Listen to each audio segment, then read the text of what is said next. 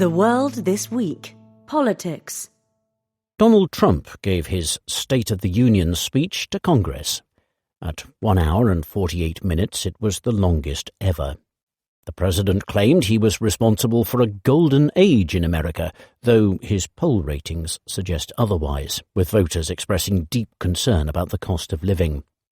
Mr. Trump made the speech a few days after the Supreme Court struck down his reciprocal tariffs, as well as tariffs on Canada, China and Mexico for not stopping drug smuggling. It ruled that the duties could not be imposed under the Emergency Powers Act that Mr. Trump had cited. America is not at war with every nation in the world, it said. The president said the court's decision was unfortunate. The Mexican government deployed an extra 2,500 security force personnel to the state of Jalisco to quell a wave of violence after the death of El Mencho, the boss of Jalisco New Generation Cartel, in a military raid. Heavily armed members of the drug gang set up roadblocks, attacked businesses and burned cars. Flights to Guadalajara and Puerto Vallarta were briefly disrupted. 25 National Guard troops were killed amid the mayhem, as were dozens of gang members. Claudia Sheinbaum, the president, declared that calm had been restored. Bolivia has started working with America's Drug Enforcement Administration again, according to its interior minister. Bolivia, a big producer of cocaine, expelled DEA agents in 2008 under the leftist president Evo Morales.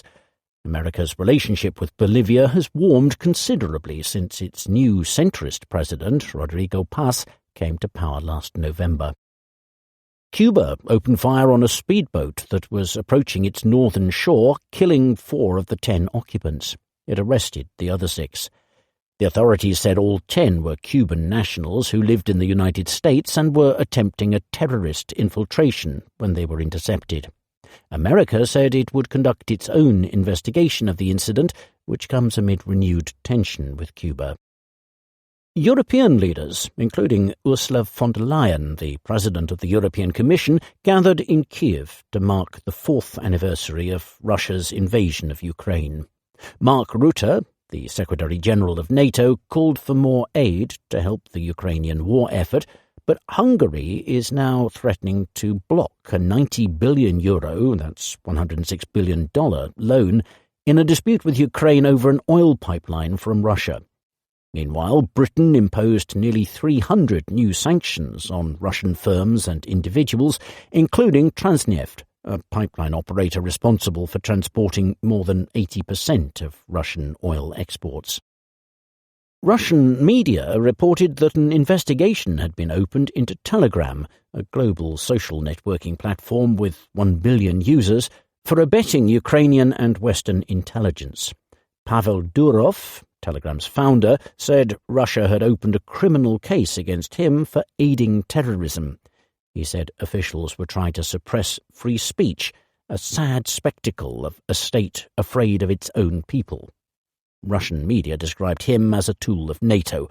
Mr. Durov left Russia in 2014. A suicide bomber blew himself up near Savyolovsky train station in Moscow, killing a policeman. The authorities said the man came from the Udmurt Republic, which lies 1,100 kilometers, that's 680 miles, east of Moscow. Vladimir Putin claimed the bomber had been recruited online. Peter Mandelson, a former government minister in Britain, was arrested on suspicion of misconduct in public office. This followed the arrest of Andrew Mountbatten Windsor, King Charles's brother, on similar grounds in relation to his work as a British trade envoy. Both cases are linked to information obtained from the Jeffrey Epstein files. Both men had close friendships with the deceased sex offender. Lord Mandelson, who last year was the Labour government's ambassador to America, denied speculation that he had been about to flee Britain, claiming it was baseless. Both men have been released pending further investigation. America's military build-up in the Middle East continued with the USS Gerald R. Ford, the world's largest warship, steaming its way to the region. Leaks from the Pentagon revealed defense officials' worries about the risks of extended strikes against Iran. Donald Trump expressed his surprise at Iran's failure to capitulate in the face of the American threat. Meanwhile, new anti-government protests broke out at several Iranian universities. The American embassy in Israel announced that it would start providing passport services to Israeli settlements in the West Bank. In a statement posted on X, it said it would offer services to American citizens in Efrat, a settlement, and would roll them out to another settlement in the coming months. Israeli settlements are considered illegal under international law. The UN added 4 senior leaders of the Rapid Support Forces, or RSF, the rebel group in Sudan's civil war, to its sanctions list. The sanctions follow an assessment by the UN that the RSF's campaign in Sudan's Darfur region last year bore the hallmarks of genocide. China placed immediate curbs on exports to at least 20 firms in Japan of rare earths and other critical minerals that can be used for military or civilian purposes. Relations have soured between the two countries since Takaichi Sanae, the Japanese Prime Minister, suggested she might respond forcefully if China invaded Taiwan, and then laid out plans to boost national defence. Pakistan targeted suspected terrorist sites in Afghanistan with airstrikes, following a wave of bombings that the Pakistani government says were directed by militants in Afghanistan. The Taliban government in Kabul claimed dozens of people were killed during the offensive. The UN said 13 civilians died.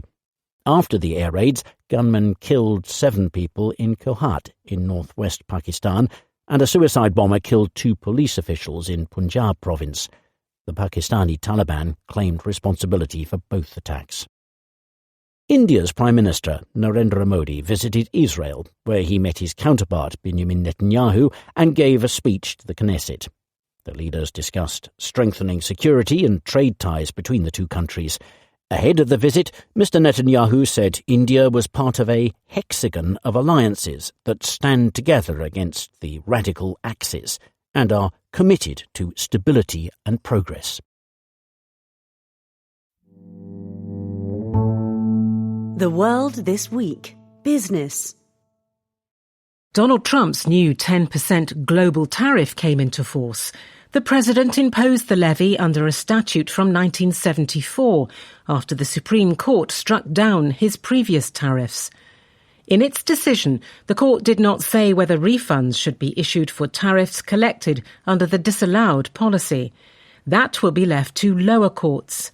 FedEx has become the first large company to sue the government for a full refund of the duties it has had to pay. The legal process will be long, slow and complicated. Mr. Trump intends to raise his global tariff eventually to 15%. That has angered countries that have struck a trade deal or are negotiating with America. Lawmakers in the European Parliament suspended the ratification process for the EU's agreement with America, though the EU Trade Commissioner said respect for the deal was paramount. Mr. Trump warned countries not to play games or they could face even higher tariffs. The American economy grew by 1.4% at an annual rate in the fourth quarter of 2025, a big drop from the 4.4% recorded in the third quarter. The Bureau of Economic Analysis estimated that the long government shutdown shaved 1 percentage point off the quarter's growth rate. The economy expanded by 2.2% in the whole of 2025, the slowest pace since the pandemic year of 2020. The yen fell sharply against the dollar after Takaichi Sanae, Japan's prime minister, nominated 2 dovish candidates to the Bank of Japan's policy board. Asada Toichiro and Sato Ayano support economic stimulus and lower interest rates, which could put them at odds with Ueda Kazuo, the central bank's governor, who may want to raise rates. Aston Martin decided to cut its workforce by 20% as it struggles to generate cash and manage its large pile of debt. The British luxury car maker blamed tariffs in part, saying they had been extremely disruptive to its business. Paramount raised its hostile takeover offer for Warner Bros. Discovery from $30 a share to $31. Warner acknowledged that this could constitute a superior proposal to the deal it has accepted from Netflix. It said it would engage with Paramount, but that the merger agreement with Netflix remained in effect. The government of Panama said Monomaersk and MSC, two European shipping lines, were now operating two ports on the Panama Canal.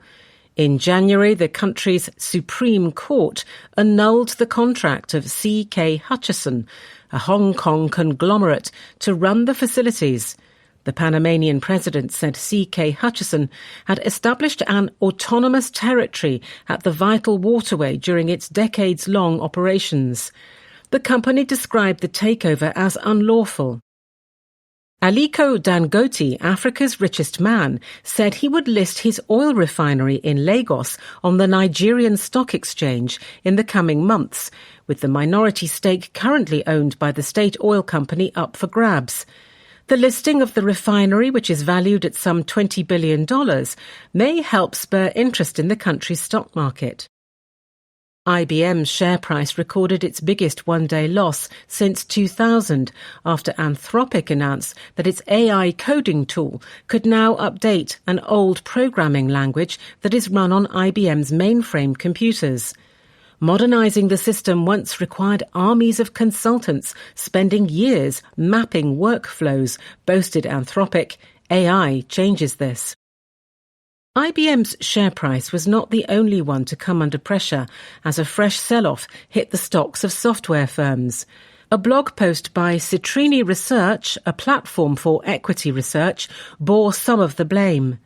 It imagined an economy torn asunder by AI in 2028 when America's unemployment rate hits 10%. The firm stressed that its analysis was a scenario and not a prediction. This isn't bear porn or AI doomer fanfiction, it noted. Still, it then went on to describe an economic pandemic as white-collar jobs once considered tedious disappeared. They were replaced by AI agents that found nothing tedious. Meta announced that AMD will supply it with graphics processing units to help power its AI infrastructure. Under the deal, Meta could take a stake of up to 10% in the chipmaker. As it seeks ways to feed its voracious appetite for computing power, Meta has also recently reached a chip supply agreement with Nvidia. It plans to spend up to $135 billion this year on AI. Nvidia produced another stellar set of quarterly earnings. Revenue rose by 73% year-on-year to $68.1 billion, and net profit came in at $43 billion, up by 94%. Computing demand for AI is growing exponentially, said Jensen Huang, its CEO. Leaders. Digging for victory.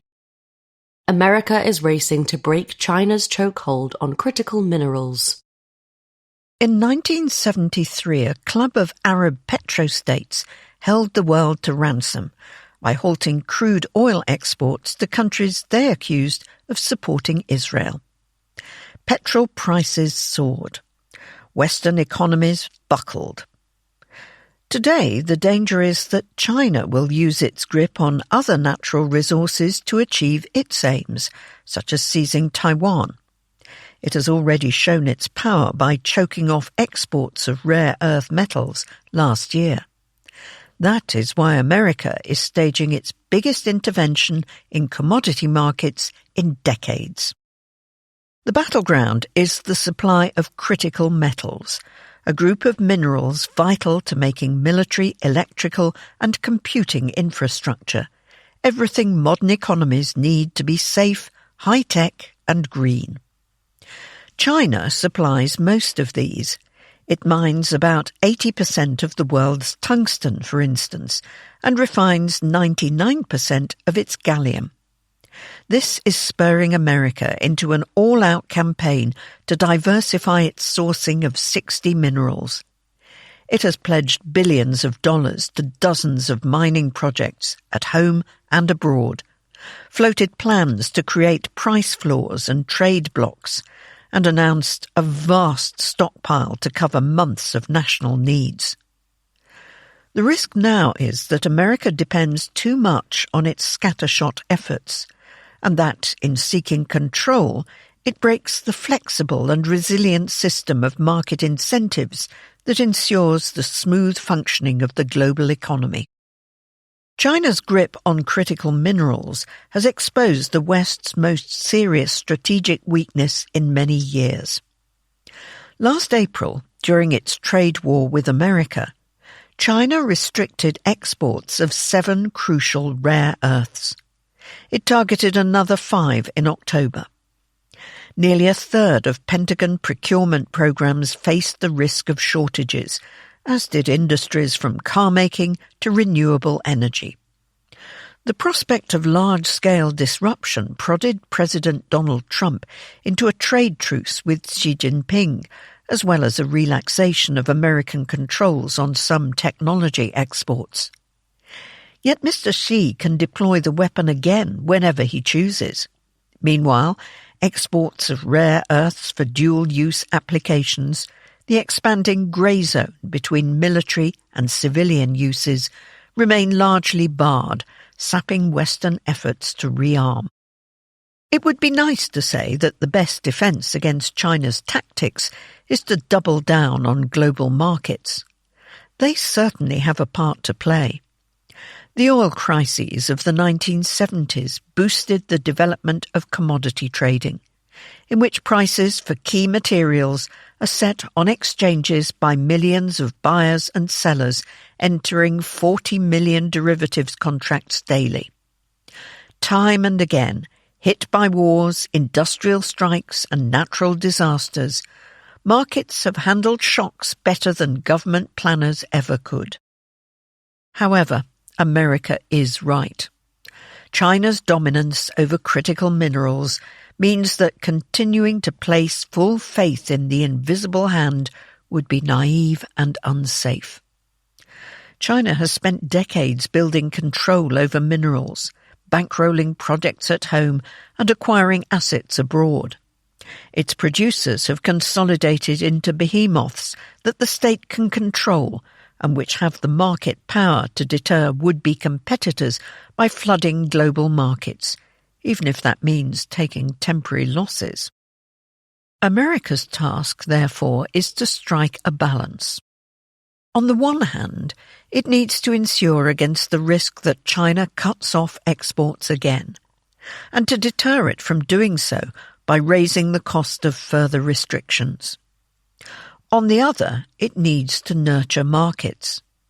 Subsidies and stockpiles are expensive. State-to-state mineral agreements invite rent-seeking, side deals and corruption, a risk with the Trump administration. Dirigisme muffles the price signals that encourage conservation and innovation. Unfortunately, America is mismanaging these trade-offs. Officials seem to deem almost any expense to be an acceptable price for security. Money is being spread wastefully thin, not focused where China's grip is tightest, in refineries and smelters. From Delaware to the Democratic Republic of Congo, chancellors are pitching the administration dud projects in the hope of easy money. In return for peace in Ukraine, Vladimir Putin is promising Mr. Trump a bogus $12 trillion in deals, including lots in energy and mining. America's campaign should instead follow 3 principles. The first is to narrow the scope. Not all 60 minerals it deems critical genuinely are. Aluminium, lead and zinc are abundant, recyclable and substitutable. China would struggle to corner vast industrial metal markets like copper. America should therefore concentrate on niche vital metals, such as some rare earths, where China can more easily restrict exports.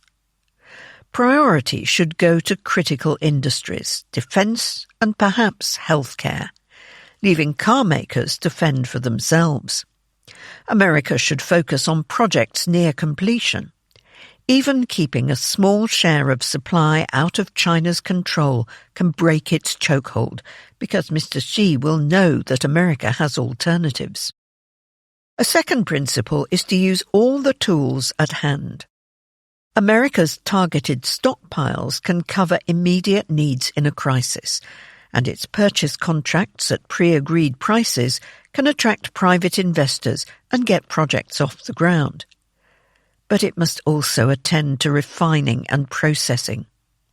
Refiners that produce one main metal often leave critical byproducts in waste rock because processing costs too much. Conditional state backing could change their calculus. Throughout, however, America must strive to ensure that price signals get through, the third principle. The economy will continue to adapt and innovate only if buyers and sellers face high prices when supply is limited. By contrast, low fixed prices will exacerbate dependence.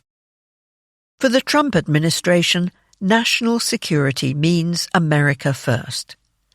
That is translating into a race to lock up scarce supplies at others' expense, causing its allies to worry they will be left behind. But even an administration that doubts the utility of military alliances should work with others over natural resources. Europe has engineering expertise. Japan, an earlier victim of China's mineral blackmail, has experience in securing supply chains. Together they bulk up the market. Against China's geology, industriousness, and political system, America's ability to work with others is its greatest asset. Leaders.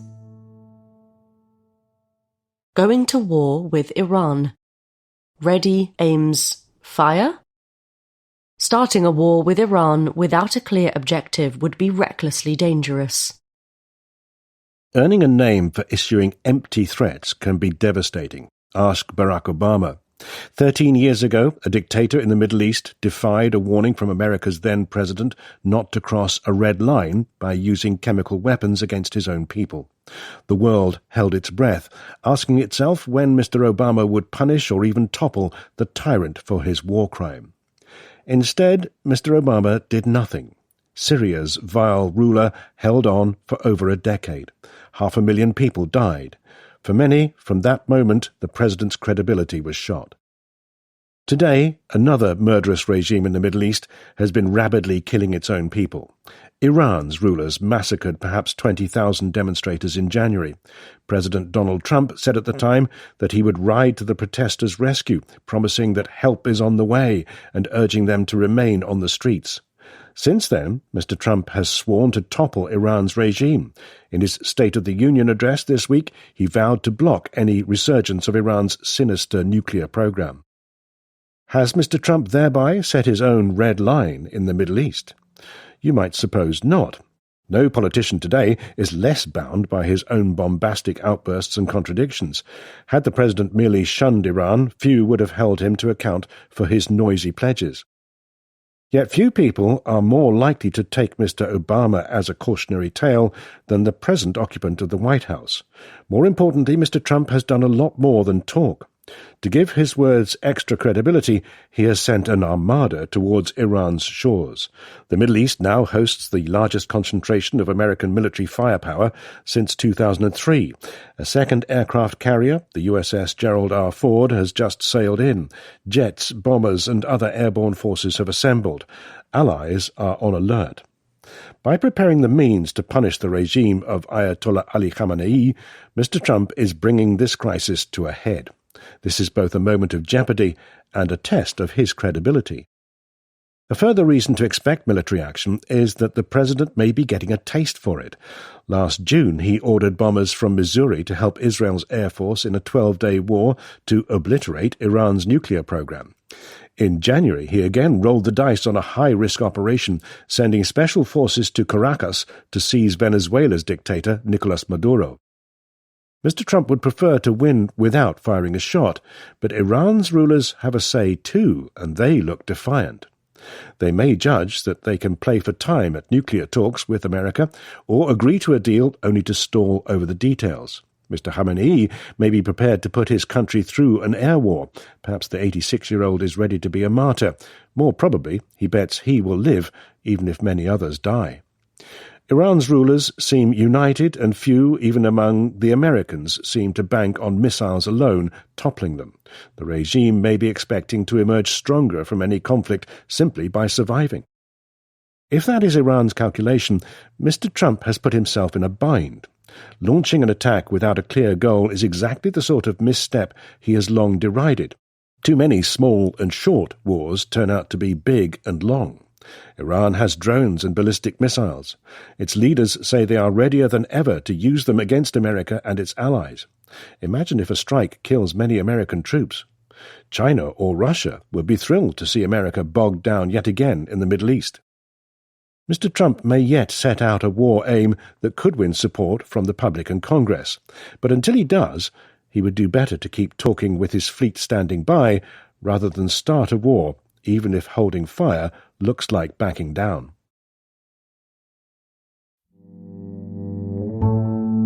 Leaders. Private markets. Coming home to roost.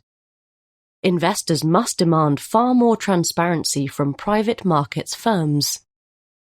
The giants of private investment risk seeing a tantalizing prize slip from their grasp. Three of the biggest, Apollo, Blackstone and KKR, collectively oversee assets that have ballooned to $3 trillion from $200 billion in 2008. So far, they have had to raise the lion's share of this from a select group of financial institutions and the uber-rich. Now, they and their competitors have the mass market in their sights.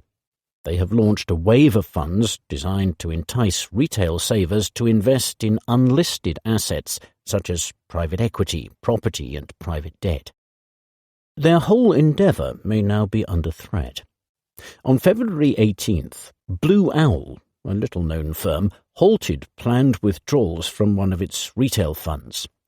OBDC2 has assets worth just $1.6 billion, yet news that Blue Owl had stopped redemptions and is instead selling assets to return capital to all its investors has sent shockwaves through the industry.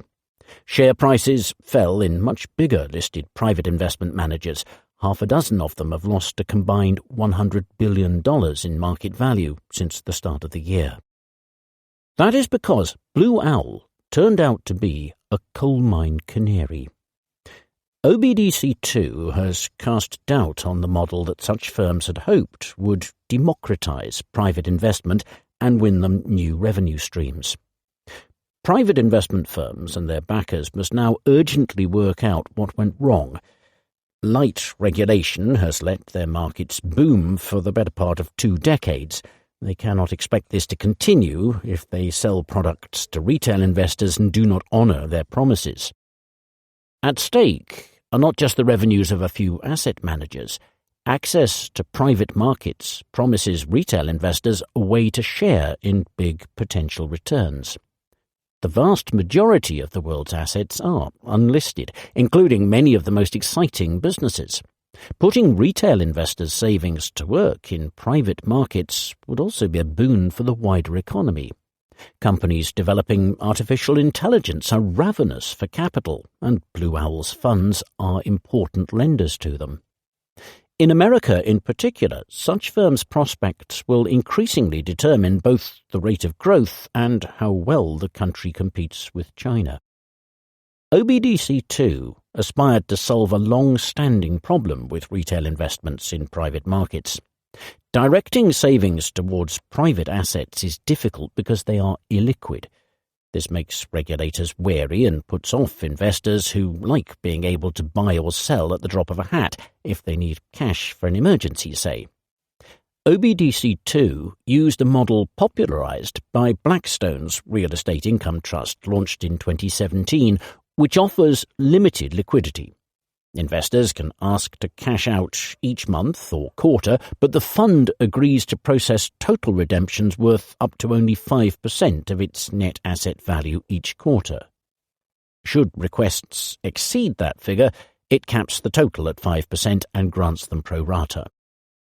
Whether Blue Owl's failure to stick to this was caused by its own incompetence or by a fundamental flaw in the model is still unclear. The very fact that this question remains unanswered should disturb anyone with a stake in institutions such as pension schemes and university endowments that are heavily exposed to unlisted assets. If regulators do not require funds like OBDC2 to disclose far more about how they manage liquidity mismatches, their investors surely must. Fortunately, the odds favour incompetence. A fund granting quarterly redemptions worth up to 5% of its assets is hardly promising the moon. At worst, it is offering to sell its portfolio over 5 years. This is the same as the typical wind-down period for standard private markets funds. Providing regular liquidity ought to be especially easy for private credit funds of OBDC2's variety, since these invest in loans that pay interest which can be used to meet redemptions. For these reasons, it would be a mistake for zealous regulators to make it harder for ordinary people to buy private assets.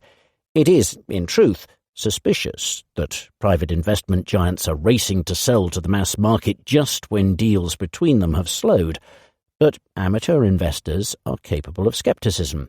They can judge, for instance, the wisdom of investing in once buzzy firms that were bought out during the mania of 2021 at fair values set by the seller. They should not expect to be bailed out, as they might if their bank collapsed, after making unwise investments. Investors, meanwhile, should use their market power. They should not give money to managers whose operations are too opaque to understand. No fund promising annual returns in the high single-digit percentage points or more is a safe bet. It might hold loans that could fall through, property that could be left vacant, or firms that could fail. If it also offers liquidity while investing in illiquid assets, it could fail there too.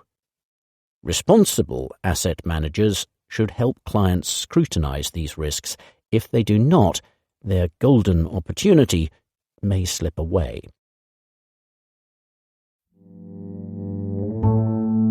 Leaders. Europe v. America. Distance learning. America's states should beware of copying Europe too much.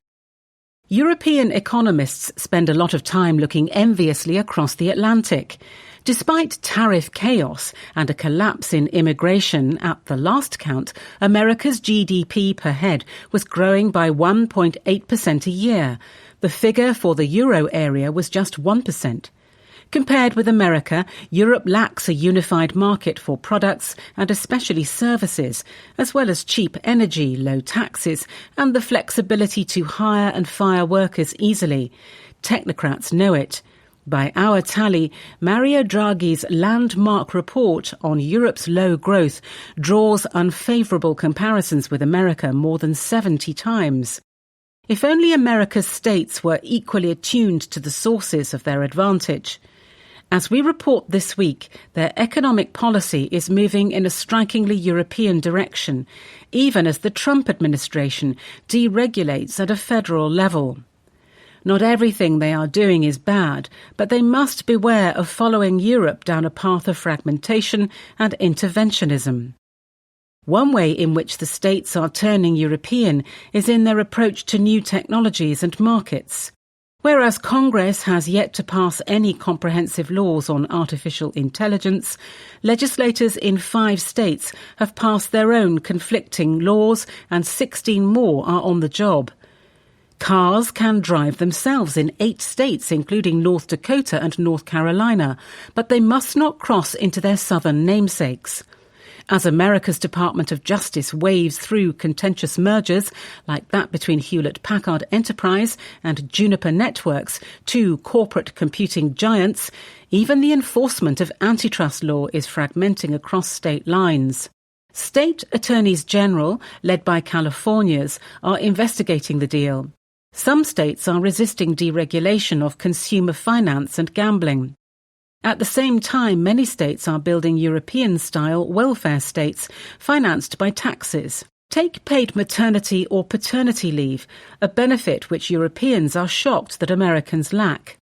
Over the past 5 years, something remarkable has happened. The number of states that have made it mandatory for employers to offer paid leave programs has doubled.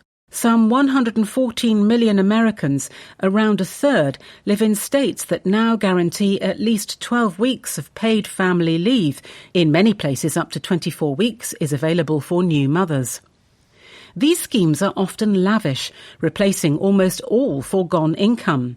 The policies in New Jersey and New York are roughly as generous as those in France and Belgium. Citizens of these states pay for this privilege with higher taxes. New Yorkers, for example, hand over almost as much of their incomes as Britons do.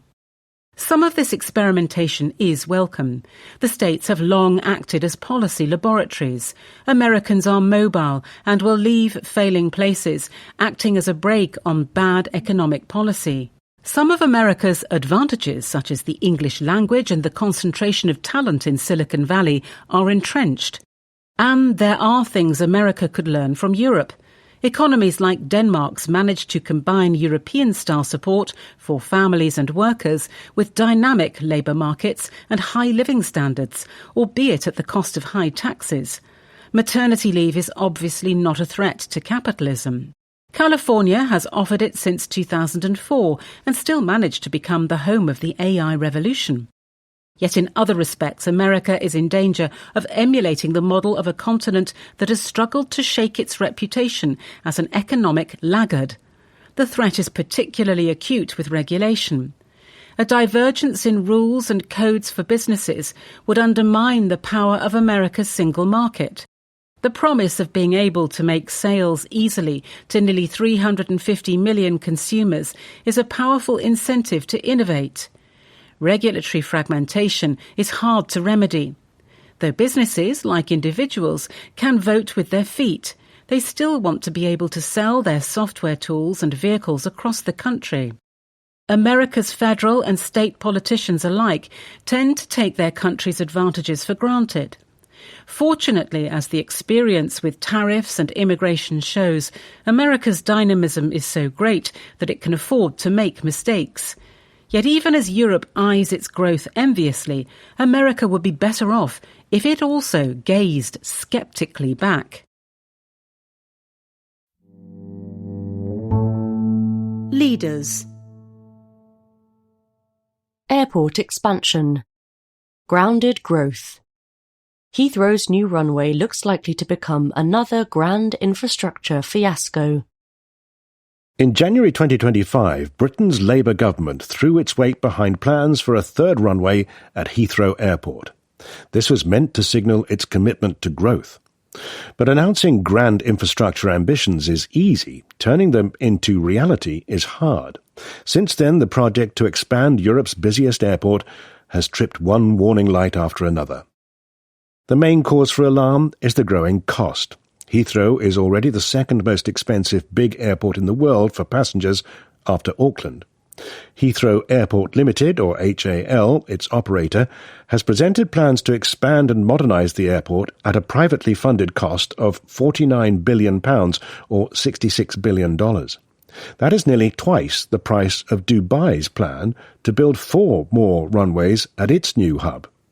Lord Dayton, who chairs the Economist Group, until recently also chaired HAL. The proposals for Heathrow could cause already high landing charges to double. Passengers may choose to fly elsewhere. The headwinds buffeting the expansion are eerily similar to those that trouble High Speed 2, or HS2, Britain's previous ill-fated foray into big transport infrastructure. This rail line between London and Birmingham has been delayed by more than a decade. Its scope has been severely cut, and its costs have more than doubled in real terms. The projects share some unavoidable challenges, such as London's exorbitant construction costs, but other obstacles are not inevitable. Rather, they are symptomatic of governments that are too timid to change the planning system and too naive to stop private operators from running up the bill. HS2 offers a lesson in how not to run a planning process. It took more than 3 years to get through Parliament, before requiring over 8,000 further permissions from local agencies. Labour has slightly improved the planning system for Heathrow, limiting opportunities for legal challenges. But an excess of consultation and legal hoops will still make costs soar. Planning paperwork alone is on track to eat up more than £1 billion. The HS2 debacle also reflected unclear objectives and misaligned incentives. The project became focused on speed when its original aim was to add rail capacity. The government lacked the commercial nous to control costs, and contractors had little incentive to contain them. It is the same with Heathrow. HAL's proposal spares no expense. £1.3 billion on car parks, for example, and a complex design for new terminals. From HAL's perspective, this makes sense. The returns the regulator allows it to make are linked to how much money it invests. But the government is failing to rein the firm in. It would be easy to conclude that the project should be cancelled. That would be a mistake. Britain badly needs a new runway to protect and expand the global connections on which the success of its open island economy relies. Heathrow is already one of Europe's most congested airports. Failure to act will make London less attractive. Instead, the government needs to toughen up. It should start with planning. Robert Jenrick, Reform UK's would-be Chancellor, has promised emergency legislation to give Heathrow full planning consent. Labour should steal his idea, making sure the legislation removes the need for any further planning permissions and isn't bogged down by consultations. Done well, this could be a model for future projects. The state must also strip out the incentives to gold-plate the scheme. That means taking design control away from HAL and giving it to an independent body without a financial interest in excessive costs. This body could then commission HAL for specific work, but only when it is best for the job. HAL will warn of delays. The government should call its bluff and set up a standalone planner, as it did for the national grid. Building big infrastructure is not just about getting out of the private sector's way. When a firm has a monopoly, as HAL does at Heathrow, or the national grid does over power transmission, the state must be a tough, commercially astute counterparty. Without such hard-headedness, all Britain's grand infrastructure projects risk coming in late and over budget.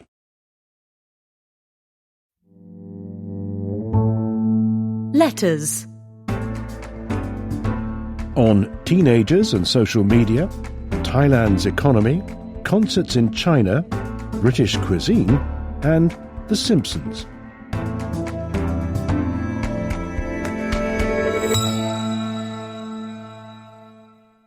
How safe is social media? From Daisy Greenwell, Alexa Vara and Andy Coburn, Smartphone-Free Childhood, London.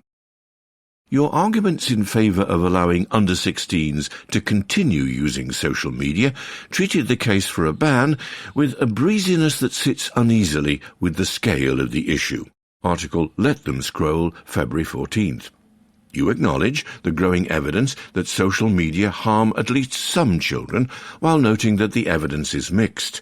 Yet you imply that, without overwhelming proof of universal damage, policymakers should refrain from acting. That is not how prudent societies manage risk to children. Public policy often proceeds on credible evidence of harm to a meaningful minority, particularly where potential exposure to the harm is near universal. We do not wait for universal proof before setting age limits on alcohol, driving, or gambling. Nor do we abandon regulation because enforcement is imperfect. Such measures signal norms, support parents, and shape behaviour. A ban would be hard to define and enforce, you say. Difficulty is not a reason for inaction. Policymakers routinely navigate complexity in fields from finance to pharmaceuticals. When a widely used consumer product poses credible risks to children, regulators do not wait for perfect evidence. They restrict or withdraw it until safety can be demonstrated. And the suggestion that limiting access to social media merely delays a child's inevitable exposure to it is also unconvincing. Age thresholds exist because maturity matters. A 12-year-old and a 16-year-old differ in impulse control and resilience to social pressure. Granting access later aligns risk with a greater capacity to manage it. The question is not whether social media have upsides. Few technologies are wholly malign. It is whether products engineered to maximize engagement among developing minds deserve fewer guardrails than toys, medicines, or alcohol. Today's platform should be withdrawn from young users until it can be shown that they are safe by design. What Thailand must do. From Dr. Piyasak Manason, Head of Economic Research, Innovest X Securities, Bangkok. Following Anutin Charnvirakul's surprise win in Thailand's election, you rightly noted the tension between his populist base and the technocrats he has appointed to run economic policy. Article Thailand's Conservatives Win a Shock Big Victory, February 14th. As you have argued with Japan, leaders who win on a wave of right-wing nationalism must ultimately govern from the centre if they are to deliver durable results. Mr. Anutin faces the same imperative. The early evidence is cautiously encouraging. Thailand's GDP grew by 2.5% year-on-year in the fourth quarter of 2025, well above market expectations. Much of this reflects the tenure of Dr. Eknitiniti Tanprapa as finance minister. His fiscal discipline has already contributed to a modest compression in government bond yields. Public investment surged by 13.3% in the quarter, and the disbursement rate in the first 3 months of the fiscal year reached 18.7%, meaningfully ahead of the prior year's 13%. Yet structural challenges remain. Export growth of 8.7% masks a worrying divergence. Computer export values rose by 91%, while actual production grew by only 17%, raising concerns about genuine industrial deepening. Light manufacturing and raw materials continued to contract, squeezed by Chinese competition. The real test for Mr. Anutin is whether he can use his now rare political capital, a conservative majority, a mandate for constitutional reform, and a professional economic team to pursue the structural agenda that Thailand has deferred for a generation: fiscal consolidation, trade liberalization, and moving the economy up the value chain. Our song. From Stephen Zhou, Changzhou, China. I read your article regarding the resurgence of China's live music scene with interest. Article Enjoying the Boom Times, February 14th.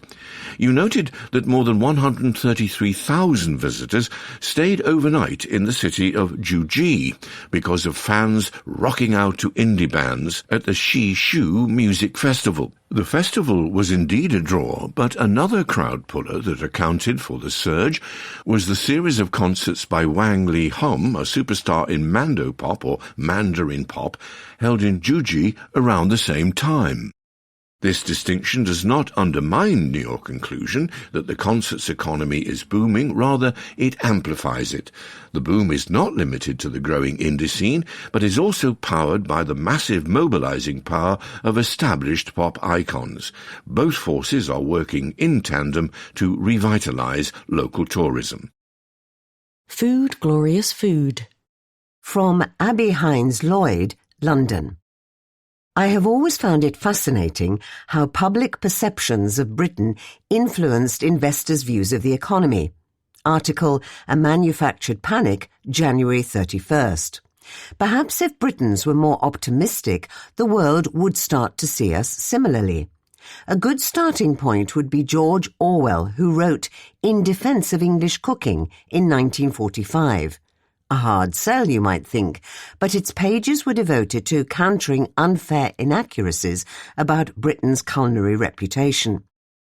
Why focus on tasteless, soggy food when the truth is found in a wholesome British roast, a weekend fry-up, West Country cider, Scottish whisky, and literally any baked good from the Peak District? As Orwell said, it is not a law of nature that every restaurant in England should be either foreign or bad, and the first step towards an improvement will be a less long-suffering attitude in the British public itself. Home Truths. From Leo Cotton, Bloomington, Minnesota. The Decline of Single-Earner Home Buyers, article February 14th, mentioned that most Americans see the single breadwinner family home, as portrayed in The Simpsons, as unrealistic, given the cost of living. The series has already touched on this in an episode from 1997. Frank Grimes, a new employee at the nuclear plant, visits the Simpsons' home and marvels at the lifestyle they lead. It's a palace on just one salary, while he, a single man, has a second night job at the foundry and has to live in a single room above a bowling alley.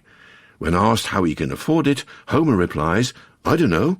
Don't ask me how the economy works." Briefing. America's quest for minerals. Rocks around the clock. Threatened by China's dominance of rare earth metals, America is on a quest to secure minerals around the world. A new era of state-sponsored mining beckons. For most of the past 30 years, Western firms have been leaving rather than investing in the Democratic Republic of Congo, says Guy Robert Lukama. The former chair of Gécamine, the main state-owned miner, reckons Chinese entities have stakes in 90% of Congolese projects. But now the Americans are pushing. In December, American firms secured the first crack at a trove of mines and exploration sites in Africa's most mineral-rich country. The US government also invested $553 million in the Lobito Corridor, a railway from Congo's Copperbelt to Angola's Atlantic coast for faster shipping to America. In February, Orion CMC, a consortium that includes the American government, agreed to buy a 40% stake in the only Western-controlled copper and cobalt mines in Congo. America is hunting with urgency across the planet for minerals which it deems of critical importance in a desperate bid to break China's stranglehold on the global supply of many of them. The Trump administration has signed mineral-themed partnerships with more than 20 countries, from Argentina to Uzbekistan. Every big geopolitical pivot America has made lately, in Ukraine, Venezuela, Greenland, has been partly justified by the mineral riches those countries harbour. One mining boss says he runs into the president's staff almost anywhere, almost monthly. The administration has backed dozens of mining projects, promised to create giant stockpiles, and sought to set price floors in order to protect Western mines against Chinese dumping. It is a newly aggressive, imaginative, transactional approach, says Brian Manell of TechMet, a miner the government has backed, one that marks a level of intervention in metals markets unseen since the early Cold War. It's our generation's space race, says Michael Scherb of Appian Capital, a private equity firm that invests in mining. The race has a clear and obvious leader. China is the biggest miner and by far the dominant refiner of many of the world's most critical minerals. The category encompasses some 30 to 60 metals deemed vital to computing, electrification, aerospace and defence, the pillars of rich modern economies. It lumps together common metals like copper, 29 million tonnes produced in 2025, with niche ones like heavy rare earths, some of them produced in the tens of tonnes annually, which are used in iPhones, data centres, surgical lasers and military tech. China's control of many critical metals gives it enormous leverage over its economic and military rivals, and it uses that leverage. Last April, China restricted exports of 7 of the most prized rare earths. As shortages loomed, supply chains for F-35 jets, missiles, drones, radars and electric motors threatened to snap. Car makers and many other companies suffered across Europe and Asia. The blows were so immediate and powerful that President Donald Trump quickly scaled back his beloved tariffs on China to seal a trade war truce. Chinese officials also used a new export license requirement to extract detailed proprietary information from Western manufacturers. And China still limits sales of a dozen minerals, from antimony to tungsten, greatly increasing their cost. The Trump administration, scarred by this experience, has decided to emulate what it sees as the recipe for China's supremacy: heavy-handed intervention in commodity markets. To understand why America and many other governments distrust free markets to fix this problem, start with how they diagnose it. In 1987, Deng Xiaoping declared the Middle East has oil, China has rare earths, framing metal dominance as a strategic asset. In the 4 decades since, China has built its near monopoly across many metals by lavishing public funds and cut-rate loans on preferred mines and refineries, and by prioritizing production over the safety of workers and the environment. China also uses its market clout to crush competitors, dumping particular metals to crash prices and so force existing mines out of business or cause new projects to be mothballed. Low-priced Chinese rare earths played a part in the closure of Mountain Pass in California, once the world's largest rare earth mine, in 2002.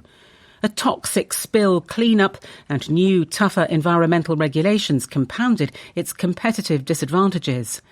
That mine has since reopened under new American ownership, but in many other cases, distressed assets have ended up in Chinese hands. Early this decade, as lithium prices surged and new projects proliferated, Chinese producers ramped up output until prices collapsed, causing Western mines to stumble and Chinese firms to snap up a handful of them from Mali to Mexico. The Trump administration's brute force intervention involves a jumble of institutions. One of the most active is the repurposed Export-Import Bank, or EXIM, which used to channel funds to green projects under President Joe Biden. The Energy and Defense Departments and the U.S. International Development Finance Corporation, or DFC, are also splashing money around. David Copley, a former gold miner on America's National Security Council, is coordinating the frenzy. The campaign is remarkably broad, potentially covering all 60 minerals labelled critical by the United States Geological Survey, including abundant, widely recycled metals such as aluminium, lead and zinc. Notably, it also is focused less on refining metals, where China is most dominant, than on digging elements out of the ground. They are working their way through the periodic table, says a mining boss. Officials favour projects nearing production or ripe for expansion. Time is not on our side, says one. The ambition is to protect not just the defence industry from China, but civilian ones too. The Trump administration is pulling 3 main central planning levers to make projects competitive. The first is straight from the Chinese script, subsidising the upfront costs of new mines through loans and direct investment, which also encourages private lenders to stump up capital. Since October, the Pentagon has committed $2.8 billion in equity and debt to 8 mining and refining projects, biased towards metals such as gallium and germanium that China has at times stopped exporting. In the past year, EXIM has issued $15 billion in letters of interest, signalling its intent to lend for critical mineral projects, including $455 million for a rare earth venture in America and $350 million for cobalt and nickel in Australia. The Department of Energy has approved $7 billion in loans to domestic ventures in graphite, lithium and potash. The DFC has deployed both equity and debt in the world's most strategic regions, says Ben Black, its boss. It has provided seed funding for critical minerals in Ukraine, and a third of the $1.8 billion Orion CMC is injecting into Congo. It is mulling a $700 million investment in Kazakh tungsten mines. To keep its deal pipeline stocked, the administration is signing agreements giving American firms first dibs on mining investments abroad. It has inked 21 bilateral pacts with foreign governments and concluded negotiations for 17 more. In some cases, financing comes with a novel condition that little or none of the output be sold to China. The Economist understands that one large loan recently offered to a mine abroad by the American government was initially delayed because the Trump administration wanted it to stop shipping to China. In Africa, aid is being linked to governments agreeing to mining deals. America's second lever is to guarantee some purchases from miners in the form of Project Volt, a national stockpile of minerals to support civilian industries. The Pentagon already keeps small stashes of materials for military use. Inspired by America's 50-year-old 415 million barrel strategic petroleum reserve, Project Volt would fund purchases by a select group of commodities traders of all 60 critical minerals. It is to be financed by a $10 billion loan from Exim and $2 billion in private capital. The goal is to cover weeks or months of demand for various metals, and up to a year's supply for some, like yttrium, which is used in lots of important gear, including jet engines. Companies would pay fees up front and commit to purchasing metals at a set price, then be granted access to the stockpile when crisis strikes. More than a dozen firms, including General Motors, Boeing, Google and GE Vernova, have indicated a willingness to join. The third lever is maintaining price floors so that miners will not be put out of business if China dumps a mineral on the market. The Trump administration entered into its first, and thus far only, such scheme last July as part of a public-private partnership with MP Materials, which runs a rare earth refinery in Texas. It sets a 10-year floor on the price of neodymium, praseodymium, or NdPr oxide. If MP sells below $110 a kilogram, the Pentagon pays the difference. The Pentagon has also committed to buy all rare earth magnets MP produces at a planned new MP facility for the first 10 years of the plant's operation. America has since pitched the idea of price floors to allies. In February, the State Department hosted a mineral ministerial in Washington, attended by 54 countries. China was not invited. America proposed a minerals club that, it said, would reshape the global market. For some commodities, producers inside the bloc would be assured of a price floor when selling to firms from within the club. When transactions settle below that price, a kitty funded by member countries would pay producers the difference. Imports from outside the club, read China, would face a tariff bringing the end cost to consumers up to the floor. The administration has given roughly 30 countries until March to return letters of commitment. Separately, America is in talks with the European Union, Japan and Mexico about partnerships on minerals that might feature price floors. Western allies share similar goals to America's, but are not pursuing them as aggressively. The EU has set targets for reducing Chinese imports and speeding up permitting for new mines, and signed partnerships with Chile, Namibia and others. But it has committed little money. €3 billion, that's $3.5 billion across 34 minerals and countries it has approached, say it asks for assured supply while offering little in return. Australia and Canada are spending somewhat more than Europe, but mostly at home. Japan is the most active, having already suffered from Chinese manipulation of metals markets. In 2010, China imposed an unofficial ban on exports of rare earths to Japan during a row over disputed islands. Japan responded then by taking minority stakes in foreign mines in exchange for guaranteed supply. It also greatly expanded its critical metals stockpile.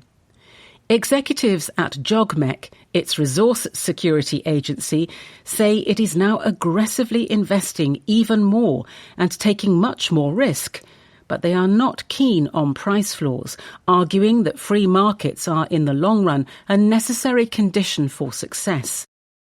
Some miners also express discomfort with price floors and other interventions. "We don't like fiddling with markets," says an executive. Incumbents who grew large without state support resent new entrants crowding the market, notes Hugh Mackay, a former chief economist at BHP, a mining giant, who is now at the Australian National University. Most global mining firms spent recent years retrenching rather than taking risky bets in distant countries. Freeport-McMoran, once the largest private investor in Congo, sold its last project there to a Chinese firm in 2020. The clearest beneficiaries are likely to be smaller mining firms that might otherwise struggle to raise capital. Guardian Metal Resources, which plans to mine tungsten, a metal America has not produced commercially since 2015, received a Pentagon grant in July. The award helped the firm attract private capital, says Oliver Friesen, its boss, allowing it to accelerate engineering studies. It now has 4 drilling rigs on its site in Nevada. Will America secure the supply it craves? Many experts worry the government is taking a scattershot approach, instead of focusing on only the most important minerals. Another problem is that the sums deployed, though large in aggregate, can be tiny for individual projects.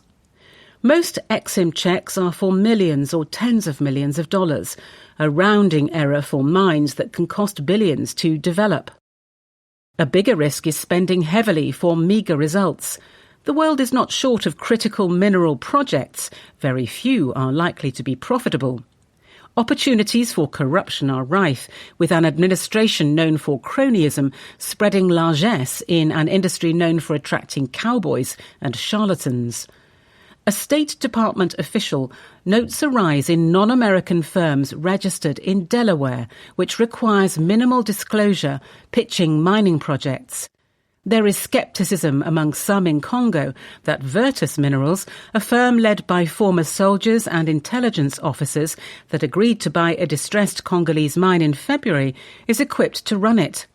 In January, the government declared an intent to provide $1.6 billion in backing for Round Top, a Texas rare earth project, sending the share price of its sponsor, USA Rare Earth, surging. The site has been touted for development since at least the 1980s without success. America's sole price floor experiment carries obvious risks. MP Materials has little incentive to seek a good price for its NdPr, since Uncle Sam must top up whatever it receives to $110 a kilogram. Quarterly results show the firm's average price in the 3 months to September, before the price floor came into effect, was $59 a kilogram. NdPr leaving China fetched $78 a kilogram over the same period. America's price floor club would face similar problems. Jameson Greer, the US trade representative, insists to The Economist that it is still worth pursuing. "I'd rather get inefficient production from a bunch of market economies I'm generally aligned with than efficient production from a country I'm not strategically aligned with." But China presents another problem that the scheme does not account for. Most raw metals produced inside the club must be sent to China for refining, so there is no escape from Chinese leverage. What is more, China could then redirect refined metals to other buyers, defeating the club's purpose. Building a civilian stockpile looks equally fraught. The oil reserve works because it involves a single commodity, which can be refined at home. Hoarding metals is a far more complicated proposition. Storing ores requires lots of space and serves little purpose without domestic refiners to process them. Refined metals are less bulky but also less fungible. Should copper be held as powder, wire or bars? Many of America's proposed interventions in the mining industry will probably get watered down, stall or collapse. Markets are sceptical. Metals prices have barely twitched in response to America's announcements. No one understands what's going to happen, says Eli Saklatvala of Argus Media, a price reporting agency. Chinese mining firms seem unfazed. They are continuing to acquire assets abroad. Even if many of its initiatives prosper, the Trump administration's approach does too little to loosen China's grip where it is tightest, in refining. Government meddling in the commodities market could prove costly for taxpayers while distorting price signals, potentially discouraging innovative entrants. And many producers, aside from fearing China's wrath, will fear a change in the political winds, which could come in Congress this year or in the White House in 2028. The greatest risk of America's experiment in centrally planned mining is that it depends on the whims of the central planner-in-chief. United States. Demography. Turn that U-Haul around. People are moving to the Midwest again. Of all the buildings in Rockford, Illinois, a city of roughly 150,000 people, City Hall is among the prettiest. Originally a bank that went bust in the Depression, it rises 8 stories above the city's main commercial strip. On the ground floor is a grand arched atrium. The view from the mayor's office is sadly not so handsome. There are rather too many parking lots and more than one abandoned factory. Looking out, it would be easy to think that Rockford is just another fading Midwestern industrial town, struggling to maintain its past glory. And yet, go a little closer, and Rockford is doing surprisingly well. There is a free art museum with a Roy Lichtenstein painting. A long derelict factory recently reopened as a smart hotel. The city has an ornate Japanese garden. And businesses are growing, not closing. Some 8,700 people work at the airport, several thousand more than a decade ago. Clusters of manufacturing sit around it. There is not a plane that goes over the United States right now that does not have pieces that come from Rockford, boasts Tom McNamara, the mayor. But the biggest change is that fewer people are leaving the city. In 2024, according to Census Bureau data, based on tax returns, 141 more people left Rockford for other parts of America than moved in. For most of the decade up to 2020, the annual loss was between 2,000 and 3,000. In 2025, though the full figures are not yet available, the city may well have gained more people than it lost for the first time since before the global financial crisis of 2007-9. Although the city's amenities help, Rockford also reflects a broader trend. Last year, the Midwest Census region, which stretches from the Dakotas to Ohio, gained more domestic migrants than it lost. In 2022, some 180,000 people moved out. Last year, 16,000 moved in. That, says Hamilton Lombard, a demographer at the University of Virginia, is a remarkable turnaround, especially since it is occurring at a time when America's overall population is growing as slowly as it ever has. The data do not go back far enough to be sure, but Mr. Lombard guesses that the last time more people moved to the Midwest than left was in the 1950s, when black Americans headed north to factory jobs and away from Jim Crow. By the 1970s, if not before, deindustrialization had reversed the flow, creating a sort of reverse Great Migration. Illinois is perhaps where the change is most obvious. In 2022, the land of Lincoln lost nearly 150,000 people to other states. Some smaller counties, downstate, have been losing population practically since Lincoln himself was alive. This creates huge fiscal pressure, as spending on pensions grows while tax revenues do not. Indeed, roughly 40% of Chicago's budget goes on pensions and debt. Such pressures may soon become less intense, however. Last year, just 40,000 people left Illinois, some 73% fewer than 3 years before. Across the rest of the region, the turnaround is less pronounced and more uneven, but still apparent. Many older, once industrial cities are doing much better. Last year, the Census Bureau estimated that the total population of the city of Detroit grew for the first time in nearly 70 years, in part because of a reduced outflow of domestic residents. The metro area of Cleveland, Ohio, another Rust Belt city, is also losing fewer people. By contrast, Columbus, a city in the same state but with the feel of the Sun Belt minus the sun, has seen large inward migration become a modest outflow. What could explain the overall shift? Talk to any state or local official and they of course take credit. People are discovering that Michigan is a remarkable global and cosmopolitan place, says Quentin Messer, who runs the State Economic Development Agency. Having moved from Louisiana, he says his new home is the most beautiful state in the United States, and that its thriving sports teams are part of the reason why people might move in. Mr. Lombard has a more convincing explanation. It is about the cost of living. He contrasts Phoenix, a fast-growing city, with Chicago. The Arizonan metropolis used to be relatively affordable. It's just not at all anymore, he says. Rents in Chicago are around $150 a month cheaper. On top of this, it is possible to live without a car and see a decent show at the theatre. You can buy an incredibly nice house with a yard and a garage for $200,000, says Mr. McNamara, the mayor of Rockford. In recent decades, the biggest outflow from Chicago has been of working-class, often black, families. In the decade to 2020, Cook County, which contains the city, lost 100,000 black residents, some to next-door states, many to places such as Atlanta and Houston.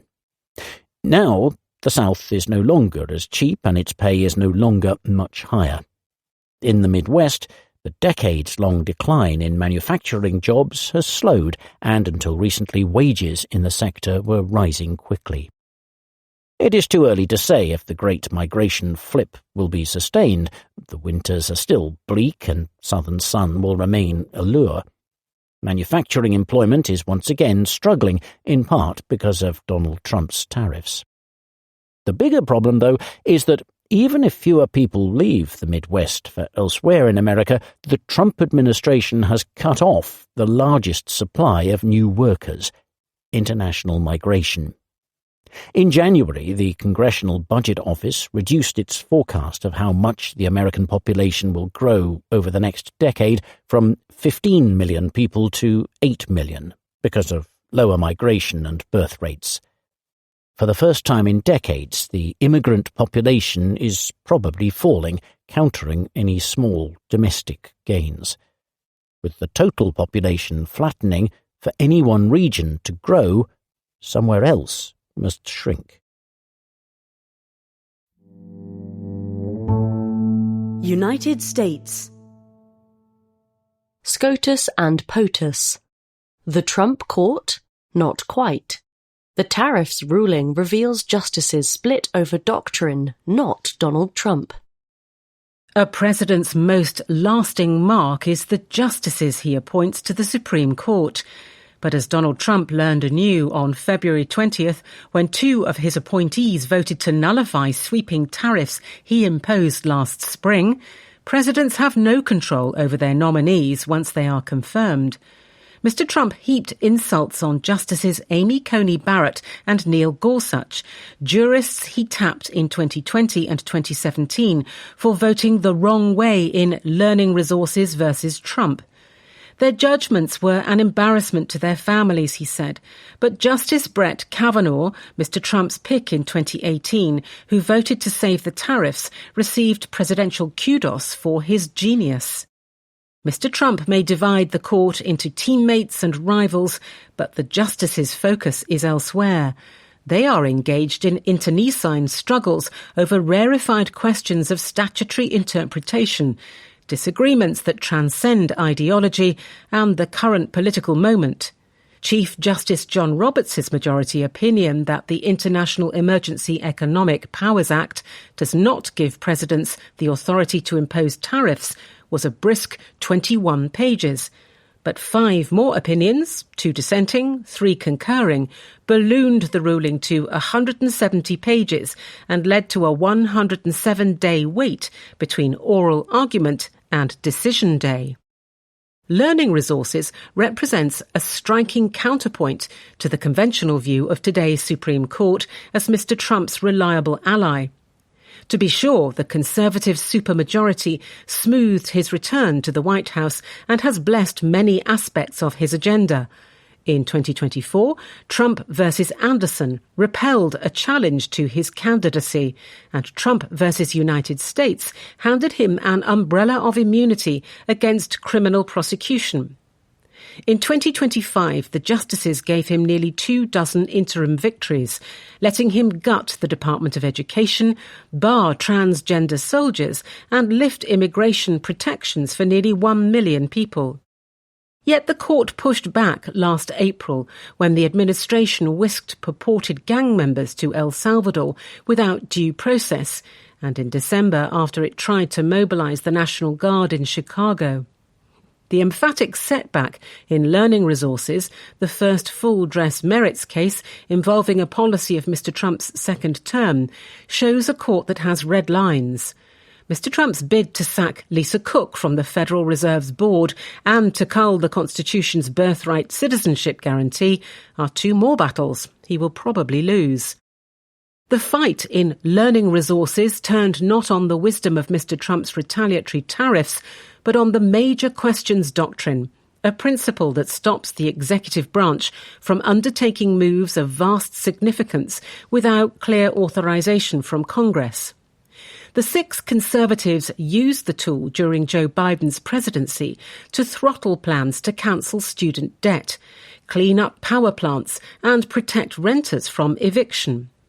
For half of the Conservative supermajority, Chief Justice Roberts and Justices Barrett and Gorsuch, the same limits doomed Mr. Trump's tariffs. Justices Ketanji Brown Jackson, Elena Kagan, and Sonia Sotomayor, who have long criticised the major questions doctrine as a departure from ordinary textualism, reached the same result without invoking what Justice Kagan once called a get-out-of-text-free card. Justice Kavanaugh and Justices Samuel Alito and Clarence Thomas voted to uphold the tariffs despite their affection for the doctrine, opining that it has less bite when presidents are engaged in foreign affairs. Still finer distinctions characterize Justice Barrett's and Gorsuch's permutations of the major questions doctrine, explored in their dueling concurring opinions. As the justices refine their approach to balancing congressional and executive power, a fundamental aspect of America's constitutional design, they may have one eye on the current occupant of the White House, but their horizon extends beyond a single presidency. The court is working towards a rule for the ages, as Justice Gorsuch has said, even if the justices are of many minds over what it should say. United States. The battle to flip Texas. Biblical sins and Hot Wheels. Democrats have a chance to score a stunning upset in November. Donald Trump is not on the ballot in the midterms, but he hovers over every race. His unpopularity gives Democrats an excellent chance of winning the House of Representatives in November. Some Democrats even dream of capturing the Senate. A dramatic tussle in Texas shows how that might be possible. On March 3rd, both Republicans and Democrats will pick their candidates. Each party's primary voters face a similar choice: a fire breather who thrills the base, or the candidate who is more likely to win? Republicans seem poised to pick the former. If Democrats avoid the same mistake, they could perhaps win a statewide race in Texas for the first time since 1994. The Republican primary pits John Cornyn, the four-time incumbent, against Ken Paxton, a populist. With his silver hair and sober suit, Mr. Cornyn looks like a cartoonist's idea of a senator. A former judge, he calls himself a workhorse, not a show horse. In the Senate, he has pushed through many laws. Sometimes he even dares to work with Democrats. By any normal standards, he is conservative. He strained to repeal Obamacare and still opposes gay marriage. Like many calculating Republicans, he has suppressed his distaste for the president. 10 years ago he called Mr. Trump an albatross. Now he diligently rubber stamps his agenda.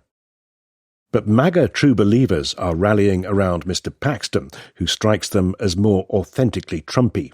In his decade as Texas's Attorney General, he has sued Google and Meta for spying on Texans, Pfizer for conspiring to censor information about the supposed flaws of its vaccines, and swing states for allegedly distributing fake ballots.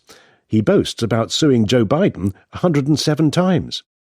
Like Mr. Trump, Mr. Paxton runs into trouble from time to time. He was accused of securities fraud. He settled by paying $300,000. His own party in the Texas House impeached him for corruption.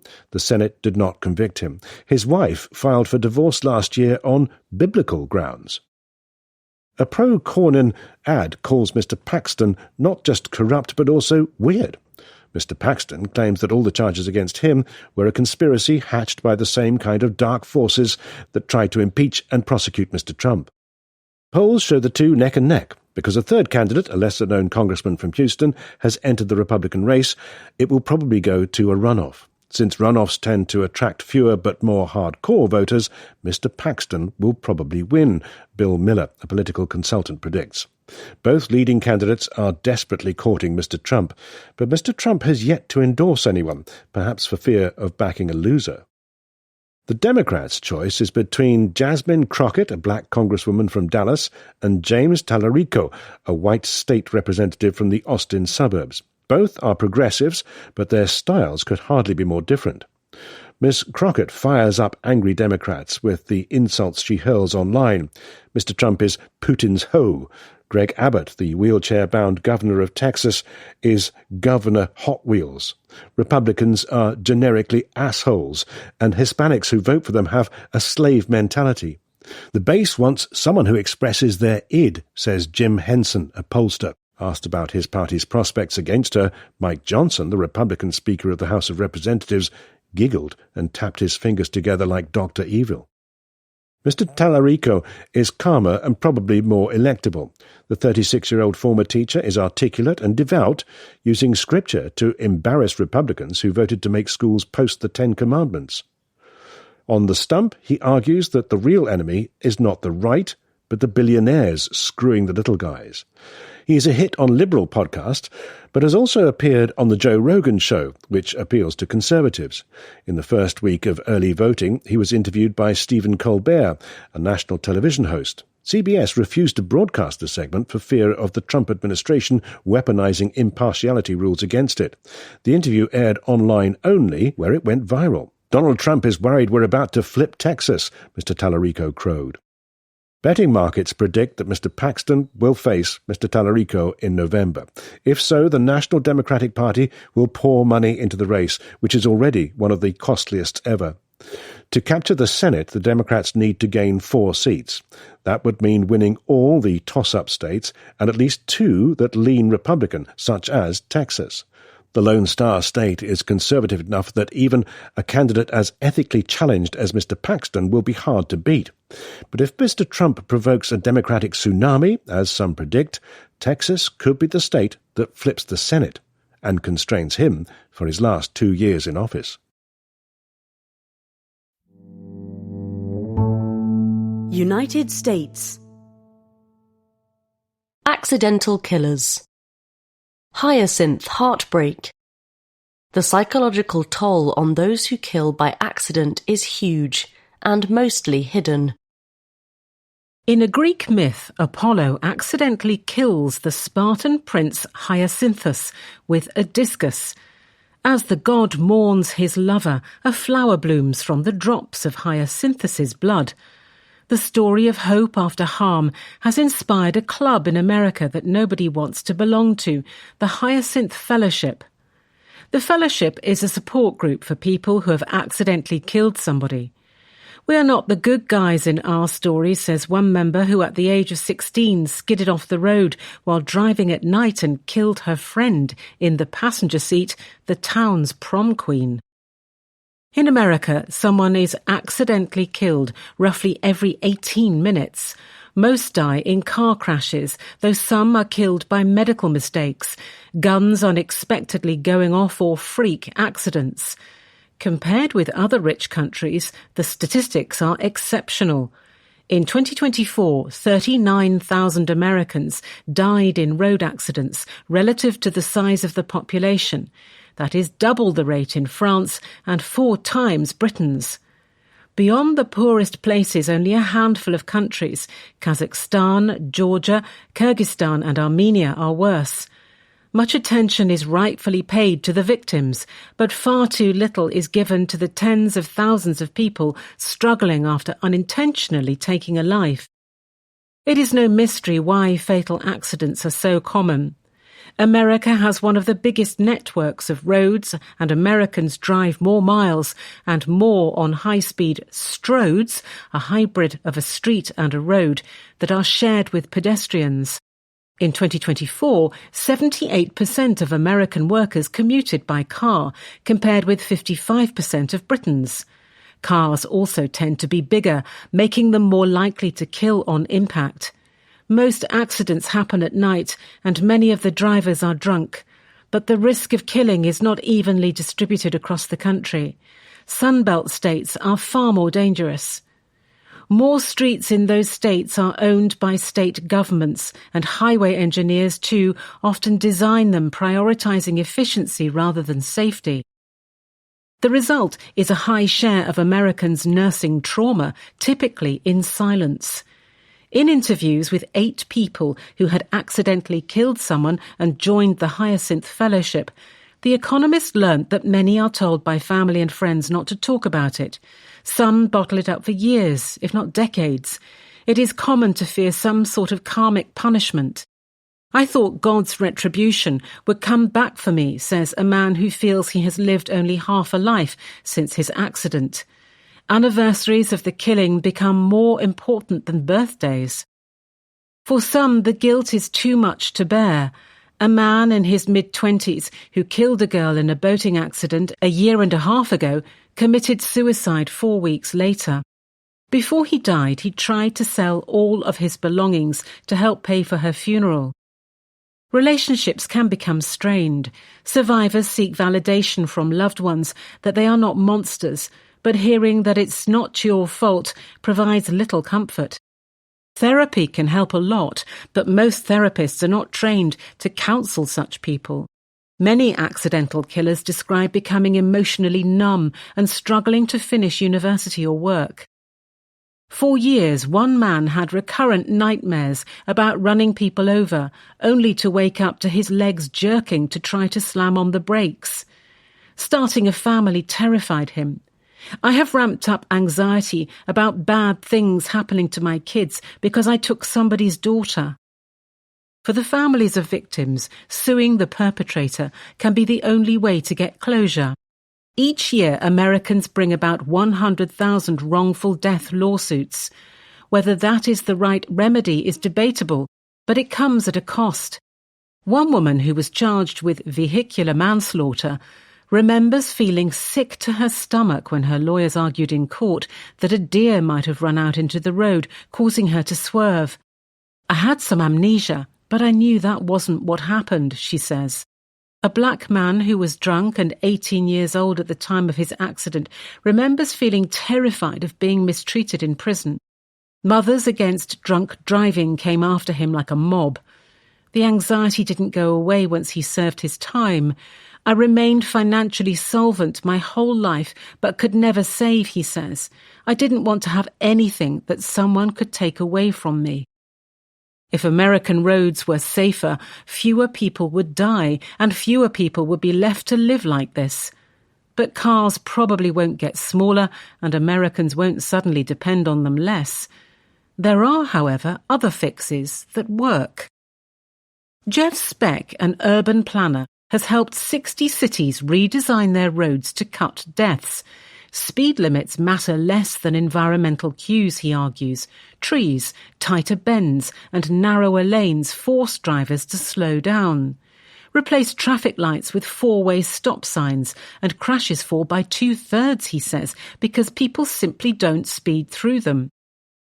Come what may, the Hyacinth Fellowship will keep getting new members. The group runs monthly calls, spiritual counselling, writing workshops, and legal seminars. Many feel that in the group they have real community for the first time. We're just one beggar trying to help another beggar find bread, says Chris Yore, the reverend who runs its board. The fellowship hopes to become a household name, like Alcoholics Anonymous, and for first responders to tell survivors about them at the scene of a crash. To shake the stigma, more Americans will need to understand that in an instant their world too can come crashing down. But as the woman who killed the prom queen puts it, some people really think that they are in control of their own destiny. United States. California history. On the trail. The triumphs and tragedies of the Anther expedition. Hi everyone, can we gather around this table here? Mark Wilkinson of the Santa Barbara County Trails Council waves a group of 25 hikers towards a picnic area on a bluff overlooking the Pacific. The surf crashes gently on the beach below, and after a week of rain, tiny yellow flowers cover the cliffs. Over the next 5 miles, the group will walk the same path that the Anther expedition traversed 250 years ago, when Spanish soldiers and settlers began the colonization of what was then known as Alta California. They camped right in this area, says Mr. Wilkinson, maybe where the freeway is. American history is normally told from east to west, but the story of modern California does not begin with shouts of Eureka during the gold rush or with statehood in 1850. In the late 18th century, Spain was a waning colonial power, worried that the Russians or the English would encroach upon its unsettled territory. Adventurers had reached Alta California by sea, but never over land. So, in 1775, Juan Bautista de Anther, a Spanish explorer, led 240 soldiers and civilians on a perilous 1,200-mile quest from Sonora, in modern Mexico, to the San Francisco Bay. The expedition stalled and commenced again in 1776, the same year America's founders signed the Declaration of Independence. The names of neighborhoods along California's coast recall the caravan's descendants: Feliz, Berryessa, Bernal. It's always a history that falls out of our national narrative, says Stephen Hackle, a historian at the University of California, Riverside. People can't get their mind around the fact that there was a history here that's independent of what happened in the summer of 1776 on the East Coast. Most of the people in Mr. Wilkinson's group had never heard of the Anther expedition. They are retirees and avid hikers from Santa Barbara who read about the walk in their local newspaper. We set off along the beach. The tide is out, the sun is climbing, and the Channel Islands are visible offshore. Pedro Font, a chaplain for the Anther expedition, was a dutiful diarist who wrote in detail about this part of the journey. All this road, as far as the campsite, runs along the sea beach, almost touching the waves, he noted. The people of the expedition who had never seen the sea found many things to marvel at. So did we. After a steep climb, The group stops to gawk at a seal sanctuary. "Oh my God, they're basking!" Maureen Wallace exclaims as she points out the baby seals on the sand. We pause at the site of a former Chumash village in the city of Carpinteria, named for their expert craftsmanship. Mr. Wilkinson had warned his flock that the Anther expedition presaged tragedy for California's indigenous peoples. Font wrote about the Chumash with curiosity and derision. "The Indians are great fishermen and very ingenious, but they are very thievish, a characteristic of all Indians." The Spanish brought disease and disruption. Natives, forced to live in cramped barracks in the Franciscan mission, suffered from endemic ill health, turbocharged by the occasional epidemic, explains Mr. Hackle. Their numbers plummeted. In 2020, when Southerners were tearing down monuments to the Confederacy, California had a reckoning over its colonial past. Protesters toppled statues of Junipero Serra, the architect of the mission system, who was controversially canonized in 2015. Like Anther and his crew before them, the hikers encounter a salt marsh that blocks their way. "Mother Nature guided their direction, and it guides us today," says Mr. Wilkinson. We go around. Egrets wade in the shallows. Mrs. Wallace tells this correspondent to keep an eye out for leopard sharks, which breed in the creek. The company ambles onto a bike path that runs alongside the 101 freeway. The quiet of the marsh gives way to the clamour of California traffic. Amtrak's Pacific Surfliner train trundles through the same corridor between the Santa Ynez Mountains and the sea. That is no coincidence.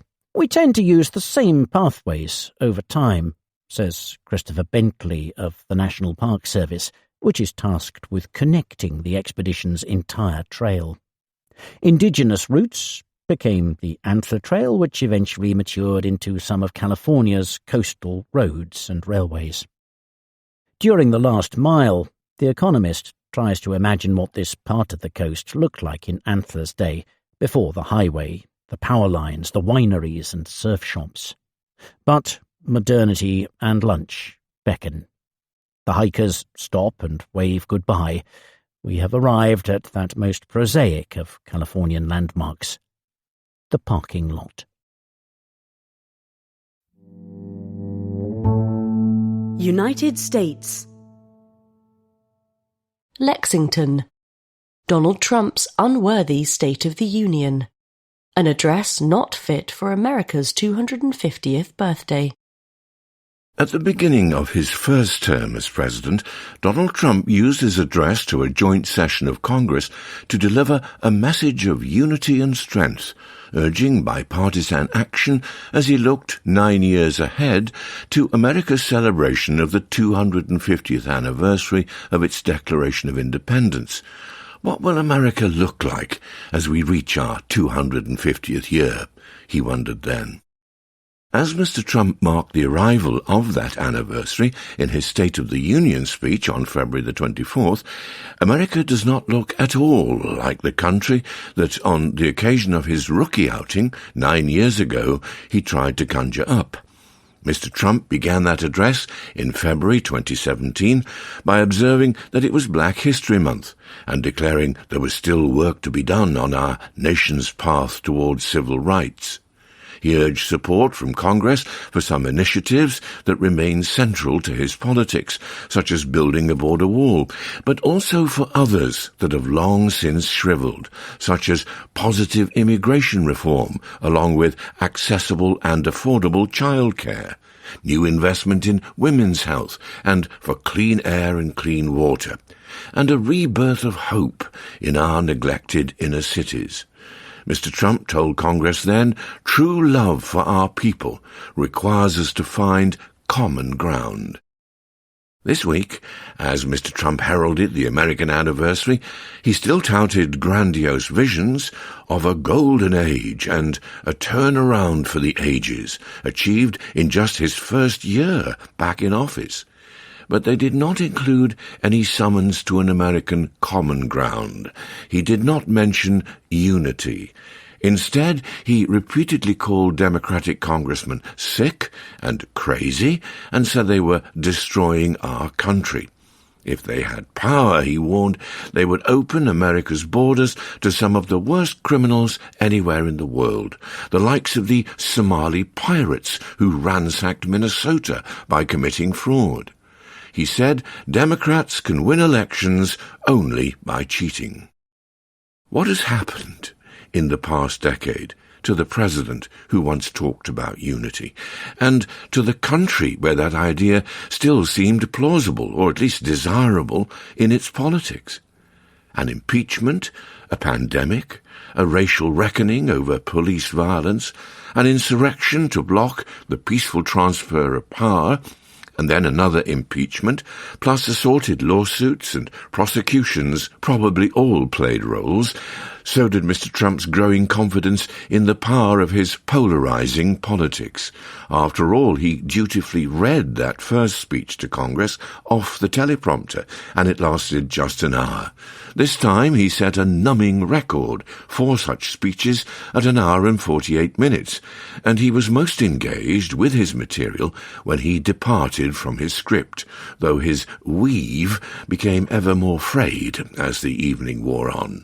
"Space Force is my baby, because we did that," he said to entirely Republican applause, though he said nothing about what the force was up to. Consider the House chamber from the president's vantage point. To his right sat Democratic representatives who he believes, with reason, will support him in almost nothing he does. Directly in front of him sat 4 justices of the Supreme Court, which, though dominated by conservatives, had just signalled its commitment to its independent authority. By ruling unlawful his novel assertion of a presidential power to impose border taxes at whim, it stripped Mr. Trump of his prized thunderbolts, his most reliable means of dominating the world's attention and extracting obeisance from abroad. An unfortunate ruling, Mr. Trump called it in his speech with uncharacteristic restraint. With those 2 constituencies beyond his control, Mr. Trump focused his message upon the Republican representatives in the chamber. He cannot afford to lose them. But he knows that with midterm elections this autumn, they are growing restive. Recent polling shows that public approval of Mr. Trump is plumbing depths not seen since the insurrection of January the 6th, 2021. Key constituencies, including independent voters, Latinos, and even young Republicans, are losing confidence in him.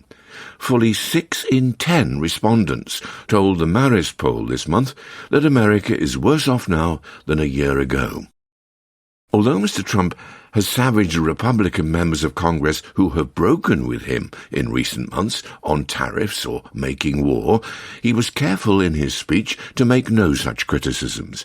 He offered few new policy ideas, but his open contempt, if not hatred, of Democrats, along with his trademark braggadocio about his own accomplishments, helped draw Republicans together by signaling his intention to go on the offensive over the economy and immigration. Seeming, as usual, less like the House Speaker than a House elf, Mike Johnson sat perched over Mr. Trump's left shoulder, grinning eagerly at his faintest witticism. The President has learned that Mr. Johnson will serve as his loyal whip rather than the leader of a co-equal branch of government. Mr. Trump did supply some uplift. The Olympic men's hockey team and the heroic servicemen he pointed to in the gallery were reassuring evidence that in this 250th year, Americans still have passions apart from politics and values that transcend partisanship. But when it came to politics, culture war substituted for any loftier ambition. Mr. Trump's invocation of Black History Month in 2017 gave way in 2026 to acronymic sloganeering. We ended DEI in America. On a momentous question, whether America will again attack Iran, and if so, why, the President offered only a muddle. On the 4th anniversary of Russia's invasion of Ukraine, he had no new vision for ending the war. He had nothing to say about the challenge posed by China or the promise and peril of artificial intelligence. This speech is likely to be remembered only for its length, but its effect will be to further shrink the significance of the State of the Union address. The Americas. Mexico's gangs. The takedown. After killing Mexico's most powerful drug lord, the government faces the risk that violence will escalate. Sunday, February 22nd, will go down in Mexican history. Early in the morning, Mexican special forces captured a powerful drug lord in his home state of Jalisco. The government said that Nemesio Ruben El Mencho Oseguera Cervantes, the boss of Jalisco New Generation Cartel, or CJNG, one of the country's two biggest gangs, subsequently died from wounds sustained during the shootout. The 59-year-old former policeman was Mexico's most wanted person. Over the 2 decades since the gang's emergence, he had built a criminal enterprise that covered almost all of Mexico, with an array of business lines and a penchant for brutality. El Mencho was a top target for the government of the United States because he trafficked drugs into the country, including deadly fentanyl. The State Department had offered a $15 million reward for information leading to his capture. The operation is a triumph for Mexico's president, Claudia Sheinbaum. Since coming to power a year and a half ago, Ms. Sheinbaum has made security a priority. She has distanced herself from the hands-off approach known as hugs, not bullets, of her predecessor and mentor, Andrés Manuel López Obrador. She has appointed a serious security minister, Omar Harfuch, and together they have boosted intelligence-gathering capabilities and confronted gangs.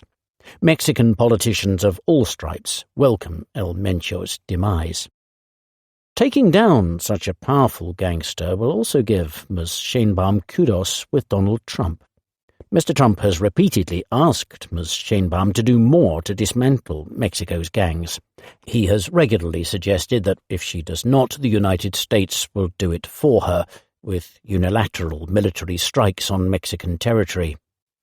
The decision to go after El Mencho was almost certainly taken, at least in part, to please Mr. Trump, says Eduardo Guerrero of Lantia, a security consultancy in Mexico City. Although the operation was supported by American intelligence, it was, crucially, carried out by Mexican special forces. That will help bolster the credibility of an outfit whose trustworthiness is questioned by the Americans, who worry that corrupt troops will warn gangs of operations. El Mencho had escaped previous attempts to capture him. Despite the success of the operation, Mexico now faces uncertainty. El Mencho's capture risks throwing the country into turmoil. That is because it harks back to a discredited approach to fighting gangsters, going at any cost after their bosses. Ms. Sheinbaum has repeatedly criticized the so-called kingpin strategy in the past. Removing gang leaders tends to cause their organizations to splinter, prompting infighting. Murders shoot up. The violence following El Mencho's death was almost immediate, though more to do with gangsters expressing anger than the start of internecine conflict. They carried out attacks in at least 15 states, setting fire to buses and banks and blocking roads. Airlines cancelled flights. The governments of Mexico, the United States, and elsewhere issued shelter-in-place orders for those in the affected areas. Some 60 people were killed in the violence. About half were state forces. By February 25th, things had largely calmed down and schools in Jalisco reopened. Yet this calm does not mean that the fallout is over. When Ismael El Mayo Zambada, a leader of the Sinaloa cartel, was taken into American custody in July 2024, it took 3 months before real intra-gang fighting broke out. The violence has yet to be quelled, swamping the state of Sinaloa. Joaquin El Chapo Guzman, its other former leader, was already serving a life sentence in the United States. The death of El Mencho is different.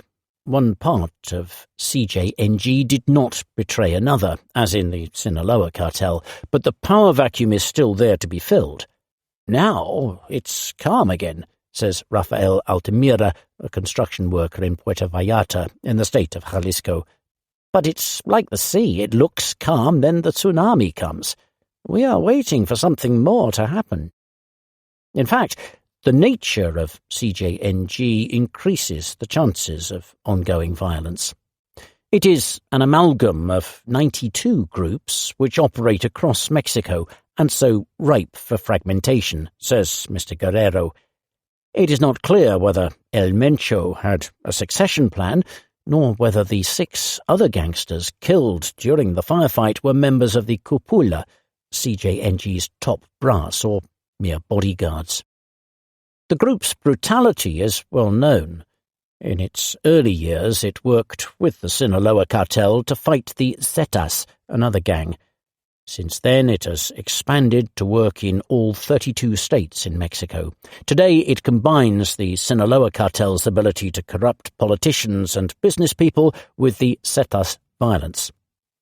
To spread terror, its sicarios have hung bodies from bridges or scattered them dismembered into the street. In 2020, it carried out a brazen attempt to assassinate Mr. Hafuch, who was the security minister for Mexico City at the time. A diverse portfolio, from drug trafficking to fuel theft and even timeshare fraud, has made the CJNG extremely rich, too. That increases the incentives for violence. It has also allowed the gang to accrue immense firepower, including mines and drones that carry explosives. Mexican officials say that among the weapons they found in El Mencho's safe house were rocket launchers that can shoot down aircraft and destroy armoured vehicles. The group also manufactures its own weapons. We don't know what the cost of his arrest will be, but we know there will be one, says Cecilia Fefan-Mendez of the Global Institute Against Transnational Organised Crime, a think tank in Geneva. If not contained, outbreaks of violence risk becoming an epidemic that can take years to temper, says Mr. Guerrero. The government, he says, will need to take out CJNG's regional bosses to prevent them waging local campaigns. Mr. Hafuch recognises this. During a press conference on February 23rd, he said his security cabinet would be very attentive to restructuring within the cartel, especially if it's going to be violent. The army has sent 2,500 troops to Jalisco to join the 7,000 already there. Mr. Trump certainly wants more. The day after El Mencho's capture, he wrote on social media that Mexico must step up their efforts on cartels and drugs. In June, Guadalajara is due to be the venue for 4 matches of the Football World Cup, which Mexico is co-hosting with the United States and Canada. That raises the political stakes for keeping violence under control. Ms. Sheinbaum and Mr. Hafuch have enjoyed modest success at bringing down Mexico's high murder rate. If it spikes again while the world watches, that might be their undoing. The Americas. An almighty court. Scandal supreme. Brazil's Supreme Court has an ethics problem. It started with a banker who liked supermodels and private jets. Yet when Daniel Volcaro was arrested and his bank, Banco Master, liquidated for practicing fraud, he was not the only one quaking in his patent leather shoes. Investigators revealed that Mr. Volcaro had ties with politicians of all stripes, but also with Brazil's most senior judges. That revelation has ignited discussion about the conduct of members of the country's highest judicial body, the Federal Supreme Court, or STF. This matters because right-wing candidates are expected to sweep the Senate in Brazil's general election in October. They may gain enough seats to impeach Supreme Court judges. The right holds special animus towards the Supreme Court for its role in prosecuting its former leader and president, Jair Bolsonaro. Last year, the STF sentenced him to 27 years in jail for attempting a coup after losing his re-election bid in 2022. Yet even as the court has defended democracy, it has become more prickly, sometimes casting criticism of its members as an attack on democracy itself. When the case against Mr. Vorcaro came to the STF, a lottery system assigned its leadership to Justice José Antonio Dias Toffoli.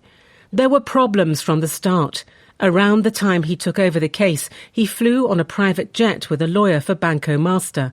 Soon after, he reduced the time given for witnesses in the case to testify to the federal police and barred most of the police's forensic experts from accessing material seized from Mr. Vorcaro, a decision he later walked back.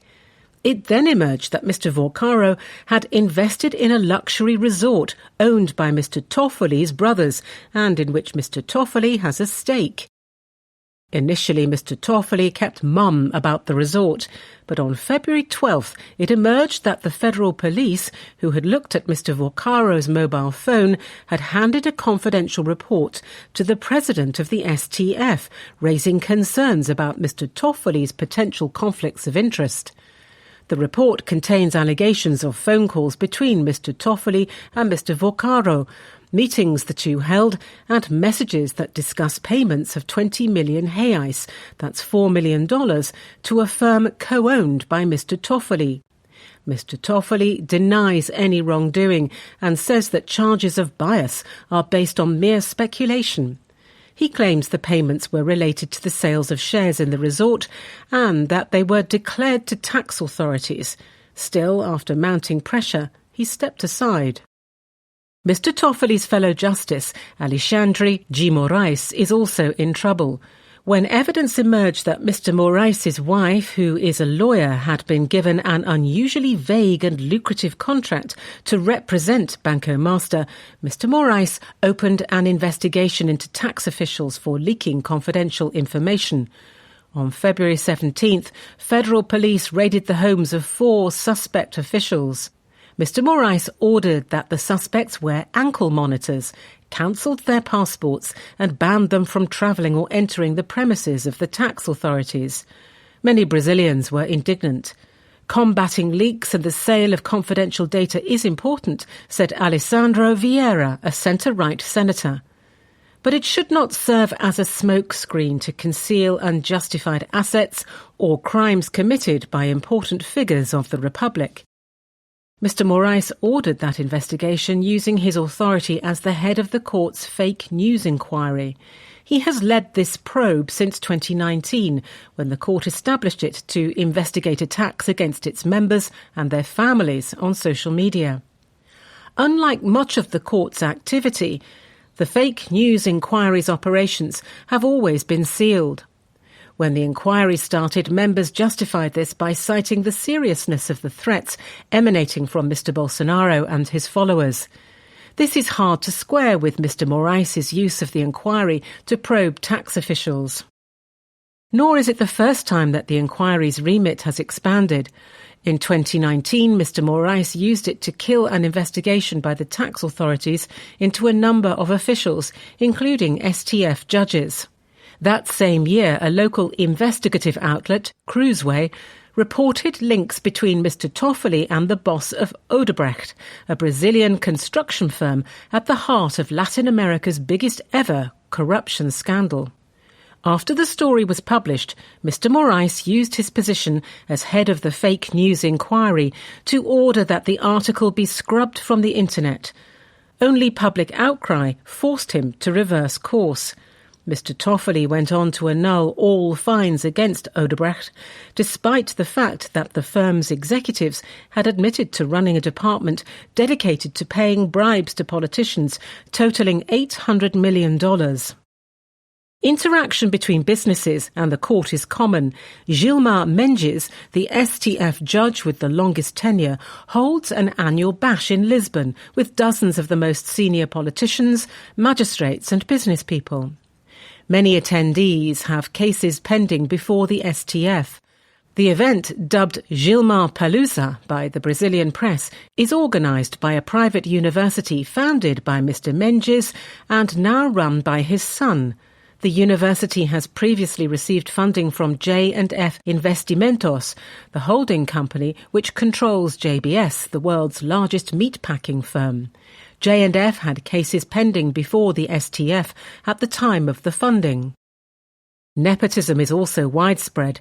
Estadão, a Brazilian newspaper, has tallied 1,860 cases currently with the STF or the Superior Court of Justice, STJ, the highest appellate court for non-constitutional matters, in which close relatives of STF members are the main lawyers. In 70% of them, the lawyers were assigned after their relative was appointed to the STF. Many companies, including those with cases before the court, bet that hiring a relative of an STF judge will win them special treatment. Take Mr. Moraes' wife, who runs a law firm, together with the couple's son and daughter. Before Mr. Moraes was appointed to the court in 2017, her law firm had 27 cases before the STF and STJ. Today she has 152. It has become easier for people connected to STF judges to bring cases before the court. That is because in 2023 the judges declared a law unconstitutional that had forbidden them from ruling in cases that involved businesses or individuals linked to firms run by their relatives. Some members of the court seemed to believe they have a problem, at least with public perception. According to Pedro Doria, a political analyst, recent opinion polling shows that for more than half of Brazilians, the single most important criterion as they consider which legislators to vote for in general elections this year is their legislators' commitment to the impeachment of Supreme Court judges. To clean up the court's image, the STF's new president, Edison Fachin, formally proposed on February 2nd that the court adopt an ethics code. He has appointed Justice Carmen Lucia to run the drafting process. The details will be hammered out over months, but the idea is to copy some elements of Supreme Court ethics codes in the United States and Germany.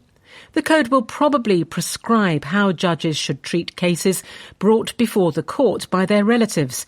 It may also contain rules about participation in events, judges' use of privileged information, financial transparency, and the use of social media. Mr. Toffoli and Mr. Moraes pushed back immediately. Both men say they have never judged a case in which there was a conflict of interest. They claim that the adoption of an ethics code is not necessary. But whatever they may say, their enemies in Congress are watching. The Americas. Energy in Cuba. Solar salvation. Chinese solar panels are flooding into the troubled island nation. Sons of bitches, exclaims Juan, a tour guide in Old Havana, when asked what he thinks of the Americans. While he would happily see the back of Cuba's government, which does nothing for the people, Donald Trump's squeeze on the regime is making life harder than ever for him and other Cubans. Ideological concerns are a distant second to the struggles of daily life, getting children to school, enough petrol in the car, food on the table. The energy shortage was an overwhelming problem even before Mr. Trump's attention turned to Cuba. His threat to impose tariffs on any country which supplies Cuba with oil has become an effective embargo. Tourism has slumped. Airlines can no longer refuel in Havana. Tour buses sit idle. The price of food, when it can be found, has shot up along with the cost of transport. Petrol, officially priced at $1.10 a litre, is rationed via an app. Embassies receive quotas based on size, car fleet, and friendliness. Russia enjoys a generous allowance. On the black market, a litre fetches 4,000 pesos or $8. Many thoroughfares are eerily quiet. Many streetlights are no longer turned on at night. Blackouts, already measured in hours, stretch longer. Charcoal stoves have reappeared to cook food. The government is trying to economize. Several large hotels owned by Geisa, the military conglomerate that dominates tourism, have been shut in order to concentrate remaining visitors and conserve fuel. Bureaucrats have been told to work from home. The state has also allowed private firms to start importing their own fuel, if they can get it, easing Geisa's monopoly. Yet things are not as bad as they might be, and not only because the island meets 40% of its fuel needs with its own heavy, sulphurous crude. Mr. Trump is obsessed with oil, but Cuba has been building out an alternative source of energy supply at record pace: solar panels imported from China. According to Chinese export data compiled by Ember, a think tank, in the 12 months to April 2025, Cuba's imports of Chinese solar panels grew by a factor of 34, faster than anywhere else in the world. The island has gone from having almost no solar power a few years ago to levels which help it cope with Mr. Trump's embargo. The regime's energy policy is mostly responsible for the boom. In March 2024, the government announced a plan to build 2 gigawatts of solar power plants by 2028. It depends heavily on China for funding and construction, as well as for the solar panels themselves. On February 11th, the government claimed that its new solar plants generated almost a gigawatt of power during the lunchtime peak, enough in that moment to meet the electricity needs of a third of the country. The government now says it aims for renewables to provide 24% of Cuba's electricity by 2030, up from roughly 5% in 2024. The crisis induced by Mr. Trump has opened more locals' minds to free energy from the sun. Businesses and households are tapping it where they can. Marta Deus, who runs Mandao, a food delivery firm, has installed solar panels at her office. Demand is high, reports a saleswoman in Copextel, a state retailer that sells solar panels and water heaters. Peak demand comes in the evening when the sun has gone down. Solar panels alone cannot help with that. But Cubans are now importing Chinese batteries at a furious pace too. Chinese electric vehicles are also proliferating. Carlos Alzugare, a former Cuban diplomat, drives a Chinese-made Dongfeng around Havana. He bought it in 2024, in large part because of growing fuel shortages. A firm called EcoCargo operates a small fleet of electric taxis and delivery vans. Cuba may experience the fastest energy transition in the world, says a Cuban economist living in Havana who asked to remain anonymous. As plentiful and cheap as Chinese solar panels are, they cannot stave off the current crisis. A home solar kit from Copextel costs around $5,000, far out of the reach for most families. Buying privately is allowed, but few firms want to sell in Cuba under the American embargo. And even firms willing and able to invest in solar are still stuck if they run out of fuel today. Aldo Alvarez of Mercatoria, another delivery company, says he suspended operations last week for lack of fuel. For now, the American pressure campaign is doing more to hurt ordinary Cubans than it is to dislodge their rulers. It makes solar power, a much more sovereign source of energy than oil imports, invaluable. But Cuba's persistent failure to pay its debts may be starting to discourage the Chinese from financing new panels, and Mr. Trump's aggression is only making them more hesitant.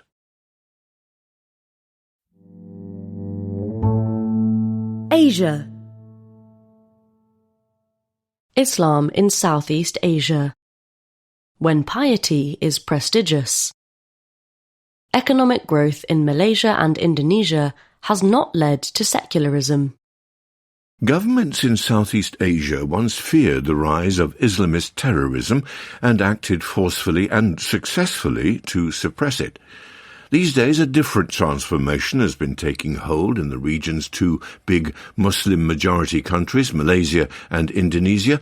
Islam is asserting itself not through violence, but peacefully, through politics, laws, consumer culture, and social pressure. Last month, a new criminal code which bans premarital sex and expands the scope of the crimes of blasphemy and apostasy came into force in Indonesia. The code also recognizes any living law that could allow local officials to enforce Sharia or Islamic law strictures that discriminate against women and minorities. A few months earlier, in August, the Malaysian state of Terengganu began enforcing a Sharia provision that imposes a fine of up to 3,000 ringgit, that's $770, and prison terms of up to 2 years on Muslim men who miss even a single Friday prayer. Not even Iran or Saudi Arabia imprisons prayer dodgers. Both countries challenge an assumption that modernization naturally leads to secularization. Despite their economic progress, religiosity is intensifying, not weakening. This contradicts a pattern seen across East Asia and Europe, where economic development has correlated well with declining religious observance.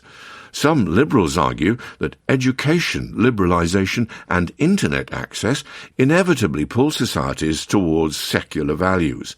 Muslim-majority countries in Southeast Asia suggest otherwise. What matters is not an individual's years of education, but what a community regards as prestigious. Writes Alice Evans of King's College London, piety has become prestigious. The two countries practice Islam very differently. Malaysia recognizes it as the official religion and gives states jurisdiction over religious matters. Different states maintain different Sharia laws, coordinated nationally by JAKIM, the Federal Department for Islamic Development.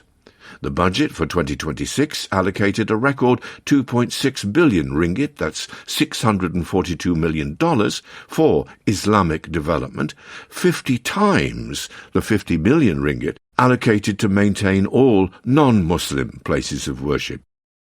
Indonesia lacks a comparable central authority. Its state ideology, Pancasila, forbids atheism, but guarantees religious freedom for the 6 faiths it officially recognizes: Islam, Protestantism, Catholicism, Buddhism, Hinduism, and Confucianism. Muslim organizations, such as Nahdlatul Ulama, which claims more than 100 million followers, promote an inclusive Islam that blends with local traditions. These groups run schools, hospitals, and universities in the world's third-largest democracy, while promoting the idea that Islamic values and democracy reinforce each other. Indonesian Islam has absorbed centuries of Hindu-Buddhist practices, animist beliefs, and diverse indigenous cultures. That tolerance remains visible. Between February the 17th and 19th, millions of Indonesians celebrated the start of Ramadan, Lent, or the Lunar New Year. Yet in both countries, piety is ascendant. The divergence lies in how it is channeled. Islam drives political competition in Malaysia. The ruling and opposition parties vie for Malay voters, who make up 60% of the electorate and must, under the constitution, be at least nominally Muslim.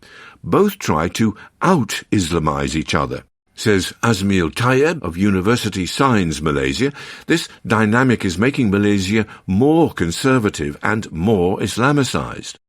By 2023, PAS, a strident Islamist party, was in control of 4 states and had become the largest single party in the federal parliament, though still in opposition there. Malaysia's dual legal system formally separates civil courts from Sharia ones that handle personal and religious matters concerning Muslims. In practice, religious authorities increasingly encroach into the civil space, says Norsharil Sart of the Institute of Southeast Asian Studies in Singapore.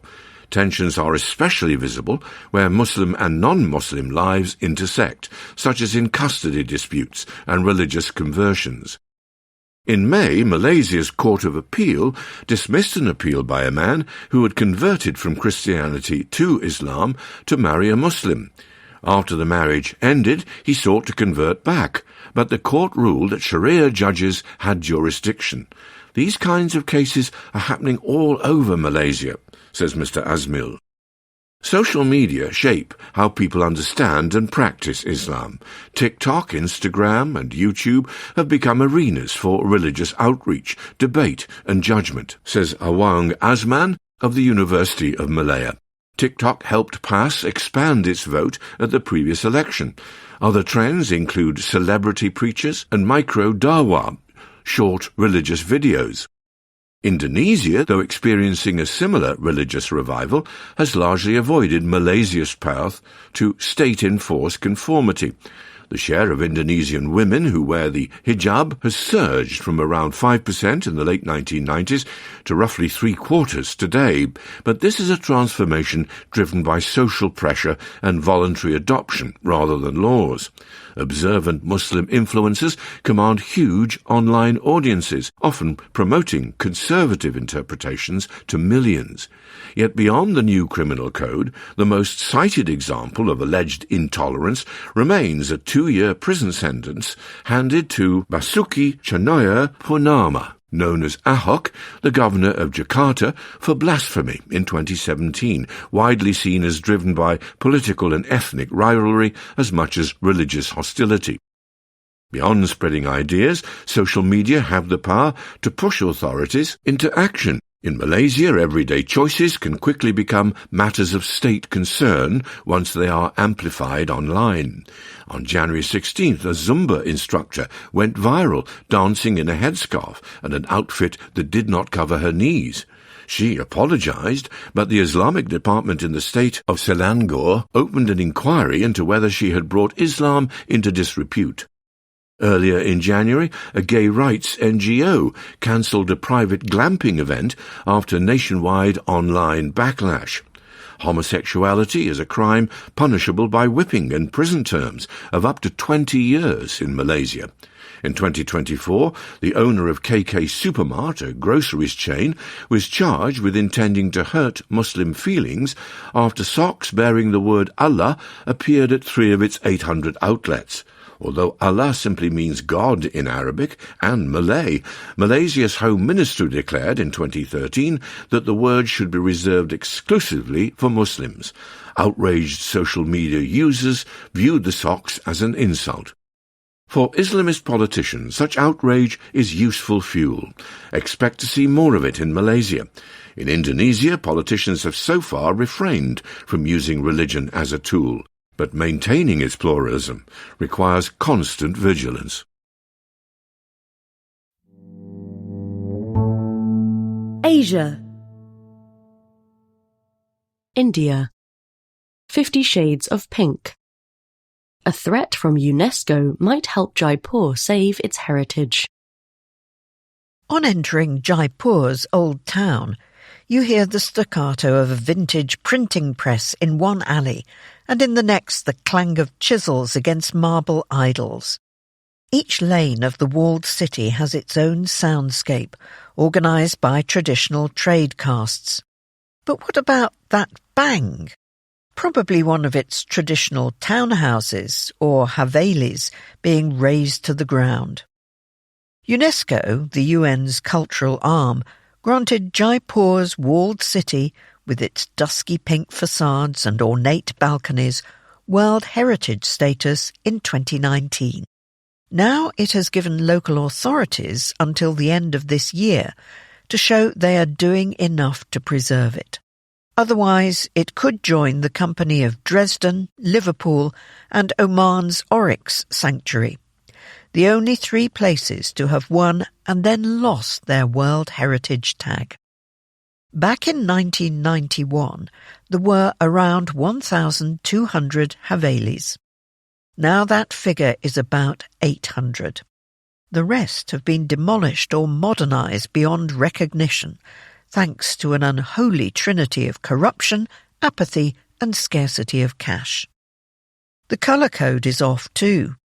Jaipur pink has enveloped the city since 1876, when Maharaja Ram Singh had the whole town coated in a distinct hue of terracotta ahead of a royal visit from Britain.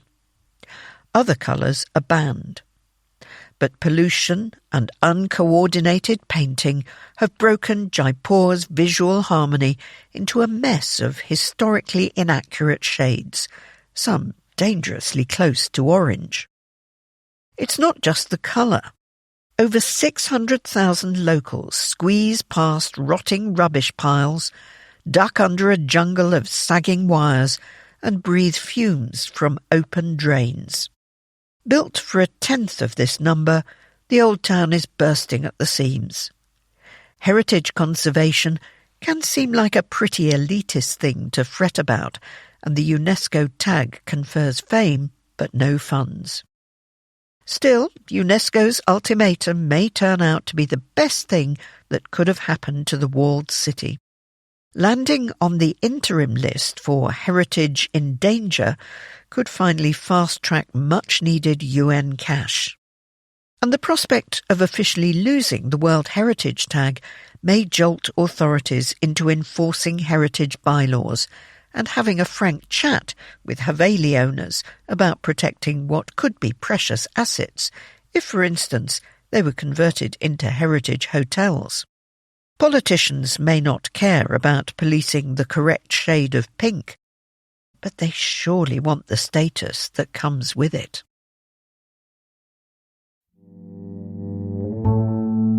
Asia. East Asian security.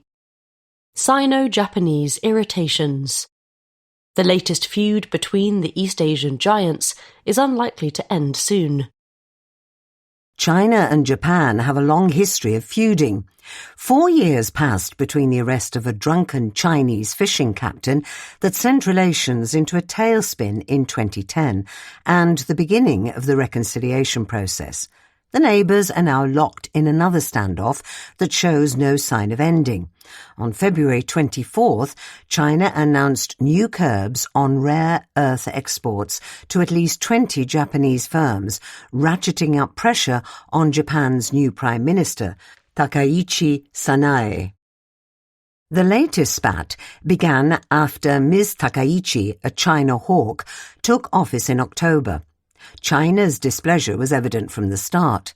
Xi Jinping did not send even a perfunctory congratulatory message, breaking with diplomatic precedent. In Parliament the next month, Ms. Takaichi stepped beyond her government's traditionally ambiguous position regarding a potential crisis around Taiwan, suggesting Japan would have a role to play. A Chinese consul general in Osaka suggested in turn that the Japanese leader's filthy neck ought to be cut off. Chinese restrictions on tourism and trade followed. For Ms. Takaichi, the diplomatic tensions have been a boon domestically. Her refusal to cave to Chinese pressure reinforced her image as a leader capable of defending Japan in a dangerous world, helping to produce a historic victory for her ruling Liberal Democratic Party, LDP, in lower house elections on February 8th. Ms. Takaichi hopes to use her new supermajority to accelerate Japan's efforts to strengthen its armed forces, which it has pursued in large part to counter China's growing military might. This week, the LDP finalized a proposal to lift a long-standing ban on the export of lethal weapons, hoping to jump-start the defense industry. China is equally unlikely to back down. Its displeasure over Ms. Takaichi's ties with Taiwan runs considerably deeper than her comments in the Diet. The Japanese Prime Minister has warm relations with Taiwan's independence-minded Democratic Progressive Party, DPP.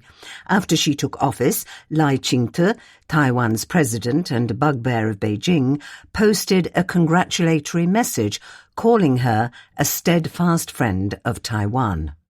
China has sought to paint Ms. Takaichi as a dangerous nationalist. For instance, during a speech at the Munich Security Conference this month, China's Foreign Minister, Wang Yi, warned that Japan is haunted by the ghosts of militarism.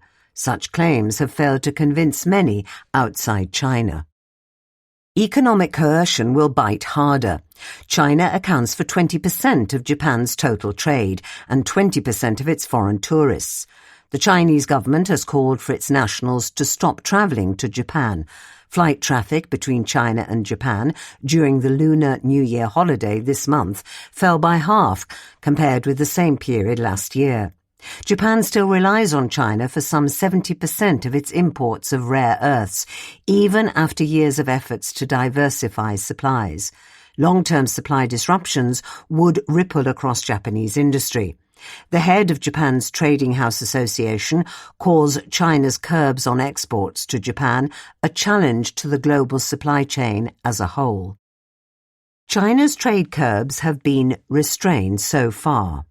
The government has refrained from encouraging broad boycotts of Japanese goods.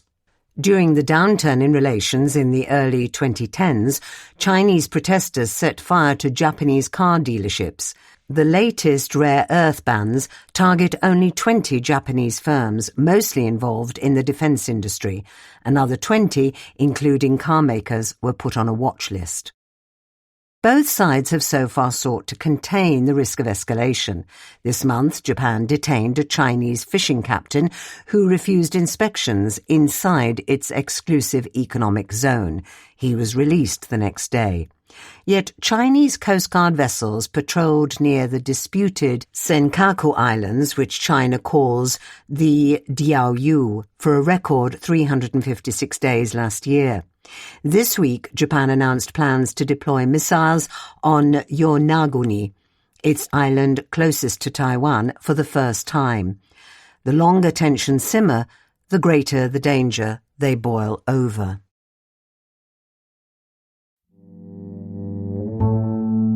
Asia. South Korea.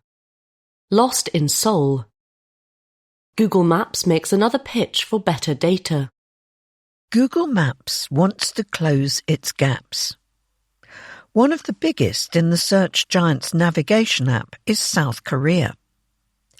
Nearly 2 decades after the service launched, even basic walking or driving directions there are unavailable.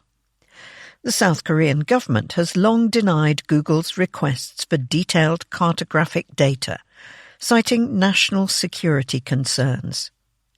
That stance has helped homegrown tech firms, such as Naver, the country's most used search engine, remain South Korea's dominant digital map providers. This month, Google submitted yet another bid to receive higher quality map data. This time, the South Korean government has to navigate trickier terrain. As part of an investment deal agreed with America last year in exchange for tariff reduction, South Korea pledged to facilitate cross-border transfer of data, including for location, reinsurance, and personal data for American companies, a clear reference to the ongoing dispute with Google and other tech firms. Donald Trump has already threatened to re-raise tariffs on its ally for not ratifying the deal fast enough. The map Google wants is 1 to 5,000 scale. The South Korean government's mapping agency has this, but exporting it to servers abroad requires government approval. Given its unpredictable nuclear-armed neighbour to the north, South Korea takes issue with publishing the coordinates and close-up satellite imagery of sensitive sites, such as military facilities. That has left Google sourcing its base map from T-Map Mobility, a local navigation service, for a hefty fee. The local partner's map is at the desired scale, though censored to remove sensitive locations. But to calculate routes for users around the world, the tech giant wants multiple data centers to process the map. If the map lived only on South Korea-based servers, faraway users would face delays in browsing, Google says. The company insists on keeping its service global. Local players are worried about giving Google access. 90% of firms surveyed by the Korean Association of Spatial Information oppose the move. Objections include concerns about South Korea becoming a testing ground for advanced technologies and the low corporate tax that Google, like other tech giants, pays in the country. The real issue is a protectionist fear that domestic firms will lose their edge. Google also charges more for its API than local competitors, and smaller companies using Google's map data can run up big bills, reckons Mr. Mo. So far, Naver has held its ground. Google accounted for only around 30% of South Korea's search traffic last year, compared with 90% globally. Despite supporting only 4 languages, versus Google's 80+, Naver's map includes a popular feature that gives better crowdsourced information about most establishments in South Korea than Google does. As for who provides directions to get there, the two might have to duke it out.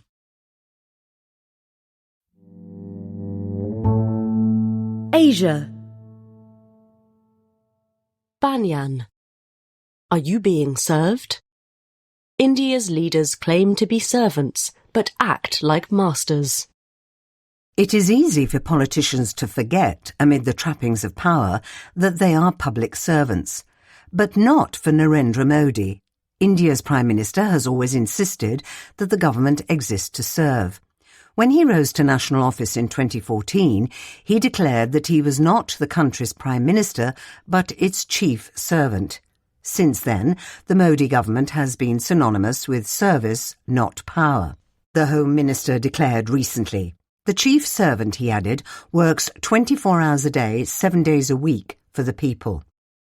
To underline its commitment, the government renamed the street on which Mr. Modi lives from Racecourse Road to the Path of Public Welfare.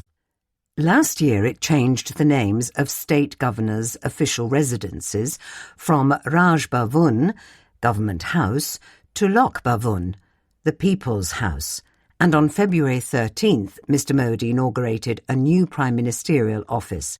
He has christened it Seva Tirth, or Sacred Place of Service. Mounted on the outside of the building is a legend that translates as, "The citizen is akin to God." Indian citizens may have felt less than divine when, just 3 days later, Mr. Modi arrived to inaugurate the AI Impact Summit, a 5-day conference in Delhi. Around noon that day, in anticipation of his arrival, parts of the convention complex were closed off. Thousands of people were booted out. It was hours before they were allowed back in. The AI contest is widely seen as a 2-horse race between America and China, which produce the most powerful and popular models. India is an enthusiastic adopter, but it is not known as an innovator. The summit was designed to change that impression by showing the country's modern face to the world. What tens of thousands of attendees saw instead was a fulsome display of India's retrograde VIP culture. Consider the arrangements for the shindig.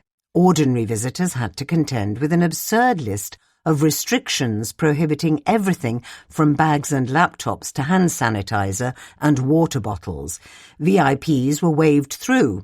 Leaving was no easier. On one of the summit's evenings, the roads leading to the venue were closed to all but VIPs. Unimportant persons were forced to walk over a mile to find cabs and public transport. Delhiites outside the blast radius of the convention centre did not escape unscathed. Huge chunks of the city were closed or restricted to ease travel for VIPs. The spillover trapped commuters in gridlock all week. Flights out of Delhi airport were delayed.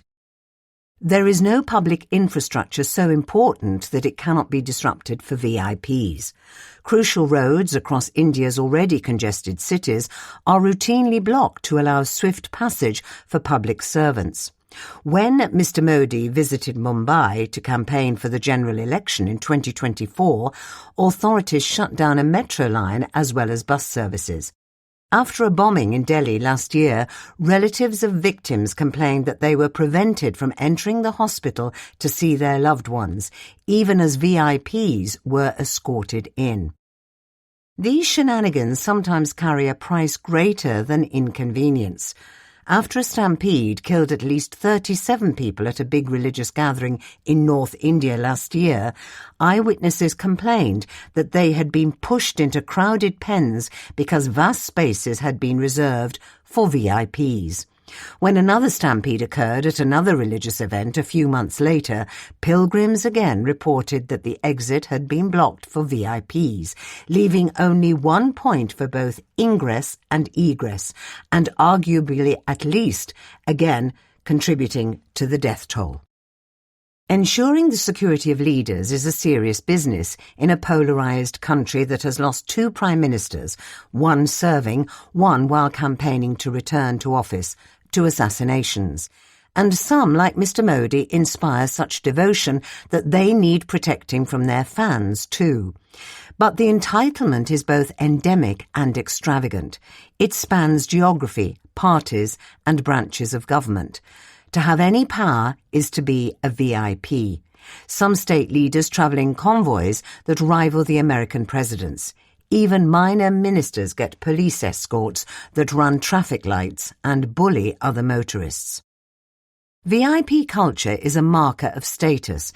It operates on an ancient principle of India's highly stratified society, that servant and master must never drink from the same glass, sit at the same table, pass through the same doorway, or in any way appear as equals.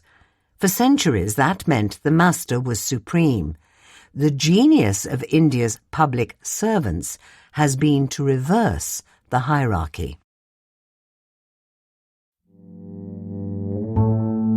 China. Picking winners. Among the lucky few. Meet the youngsters who are making their fortunes in China today. The year of the fire horse, which began on February 17th, is hardly galloping along for many Chinese. A property bust and chronic deflation have eroded people's assets, incomes and prospects. Residential property, where Chinese people store the bulk of their wealth, has lost a fifth of its value on average since 2021. Wage growth is weak and youth unemployment is hovering around 17%. Some graduates find themselves forced into precarious employment in the gig economy. Others say they are choosing to lie flat rather than look for a grinding job. But in a sea of people losing, one group is winning. They are what Xi Jinping, China's leader, calls nongchaoer, a Chinese term referring to those who ride the tide of great economic changes. Today, that tide is flowing towards the strategic technologies, such as artificial intelligence and robotics, that dominate the country's 5-year plans for tech supremacy. The next one will be released in March and will cover the period to 2030. Smart, young and sometimes from modest backgrounds, the nongchaoer do not flash their growing wealth and in any case tend to prefer homegrown electric vehicles to Porsches. And they do not see officials as a source of pesky regulation to be avoided, but as their biggest backers. Mr. Xi met a group of them publicly just before the lunar holiday. These tide riders are different from winners of the past in several ways. Education is an important one. In recent decades, China's economic rise created several waves of opportunity for the talented or lucky, from low-end manufacturing in the early 2000s to the rise of e-commerce in the 2010s and the property boom, which lasted until 2021. Each minted its own millionaires and billionaires. In the boom times, even a certificate from a backwater college could go a long way. In 2017, a survey of China's 2,000 wealthiest entrepreneurs found that half had no degree at all. But today's nongchaoer are an elite bunch. They typically hold STEM degrees from one of China's top 40-odd universities, known as the 985 Group, which every year produce just 460,000 of the country's 12 million graduates, including masters and PhD students. The youngest members of the group that Mr. Xi met, for example, included Zhang Lingfeng, the co-founder of a company applying AI to science.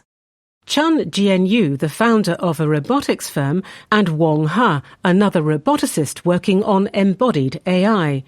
All were born in the 1990s and graduated from 985 institutions. Opportunities in China's economy once lay in lots of places, from social connections to land. Now they primarily go to those who can grasp technology, says Li Jingyuan, a graduate of Zhejiang University, also a 985 college, and the founder of a company that makes 3D printers. Government data suggests that lucrative careers are increasingly concentrated in the highest echelons of tech. The financial sector, although still cushy, has seen only sluggish salary growth in the past few years amid a crackdown on bankers' bonuses. Lawyers have fared worse. But the top tenth of software engineers by salary have seen their wages grow by 8% per year in real terms since 2020. The cleverest engineers have enjoyed pay rises amid a war for talent among China's big tech companies. An AI researcher at one such company in Beijing admits he has far more money than he knows what to do with. He spends most of his time at work, and his hobby, hiking, is hard to splash cash on. DeepSeek, China's AI darling, has been offering salaries of more than 1.4 million yuan, that's $200,000 per year, 10 times that of the average white-collar worker in China. Nongchaoer tend to concentrate in just a few places. Yizhuang, a tech district in Beijing, Shenzhen, a southern electronics manufacturing hub, and Hangzhou, a canal-crossed city in eastern China. On the surface, their offices mimic those in Silicon Valley, complete with beanbags, table football, and wandering robots. But the difference lies in the looming presence of the government. The walls bear framed pictures of visiting Communist Party cadres and awards from local officials praising model companies. Only recently, China's tech sector was battered by officialdom. In 2020, Jack Ma, the founder of the tech giant Alibaba, made a speech attacking regulators for stifling innovation with outdated supervision. Mr. Ma then disappeared from public view for several months, and officials blocked the planned initial public offering of one of his companies. China has since squeezed its tech sector, with regulators targeting everything from cryptocurrency exchanges to video game developers. Officials prefer the brightest and best to be in the strategic industries China needs to compete with America. Mr. Xi has urged tech workers to cultivate feelings of devotion towards serving the country. The Nongchaoer are keen to emphasize the ways officials help rather than hinder them. Policy can cause uncertainties, but it creates lots of certainties too, says Yi Haoshan, the 35-year-old founder of a company in Hangzhou that makes AI-powered smart glasses and a brain-computer interface intended to help treat depression. Both are technologies the government has marked as national priorities. Local officials subsidize his research and development costs, office rent and travel to overseas conferences. Mr. Yi praises the way officials prevent excessive, destructive competition by discouraging bidding wars over new patents from universities. The government is the most stable force in the country, so the closer you get to it, the more stable you become, says Fred Chu, a 32-year-old whose company sells AI-powered monitoring software to the Hangzhou government for around 10 million yuan a year. It is used for real-time tracking of road and environmental conditions. State-guided innovation of this sort has its problems. Priorities are set by central government officials, betting on the technologies they happen to think will prove critical. Local officials burn cash supporting favoured but feeble firms in their neighbourhoods, and state-supported industries can lurch from glory to gore if subsidies are pulled back. But for a shrewd entrepreneur willing to surf where directed, money sloshes from local government coffers, state-owned companies, and national venture capital funds. Just in December, China's central government announced a new 100 billion yuan fund to invest in startups. And it is hard to deny that some of the results from all this state involvement are impressive. Chinese tech companies are now globally competitive in everything from electric vehicles and renewable energy to telecommunications and AI. The party's big bet on high-tech industries may not end up benefiting most Chinese workers. Economists and Citigroup, a bank, point out that big industrial firms have shed 23 million jobs since 2014. Automation, they argue, is largely to blame. Still, Mr. Xi seems sure his approach to China's development is the right one. Sci-tech self-reliance is the key to building China into a great modern socialist country, he told the Nongchawa Group. Mr. Xi's cordial exchange with us has strengthened our determination and sense of mission even more, one later told state media.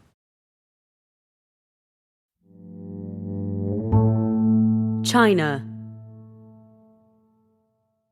Repeat after me. Tigers or copycats?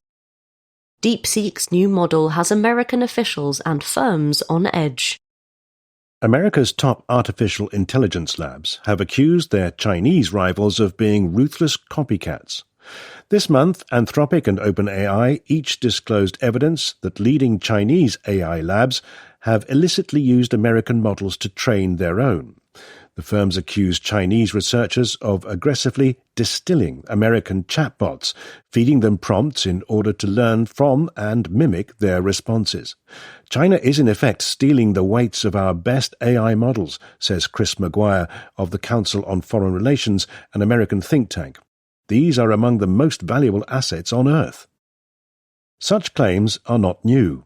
OpenAI accused DeepSeek of similar behavior early last year after the Chinese lab shocked Silicon Valley with the release of its R1 model. Since then, Chinese firms have unveiled models that rival American chatbots on certain metrics with as little as a few weeks' delay, while being cheaper to train and run. Anthropic's claim on February 23rd that 3 leading Chinese firms have secretly tried to emulate its chatbot helps to explain how they have kept pace. American labs say Chinese competitors use distillation attacks to jump closer to the frontier of model development for just a fraction of the cost. AI labs have closely watched rivals' efforts to train on their products over recent months. Anthropic's disclosure comes as the industry awaits DeepSeek's newest model, which could appear as soon as next week. According to Reuters, the Trump administration believes DeepSeek trained the system in a facility in Inner Mongolia on NVIDIA's advanced Blackwell chips in violation of export controls. DeepSeek is said to be planning to hide its use of the chips, potentially pitching the release as a win for China's effort to localize its AI supply chain. America's government, however, argues that the model's advanced capabilities are likely to rely on distillation. American firms commonly use the same methods to train non-frontier models on the cheap, especially for free open-weight systems.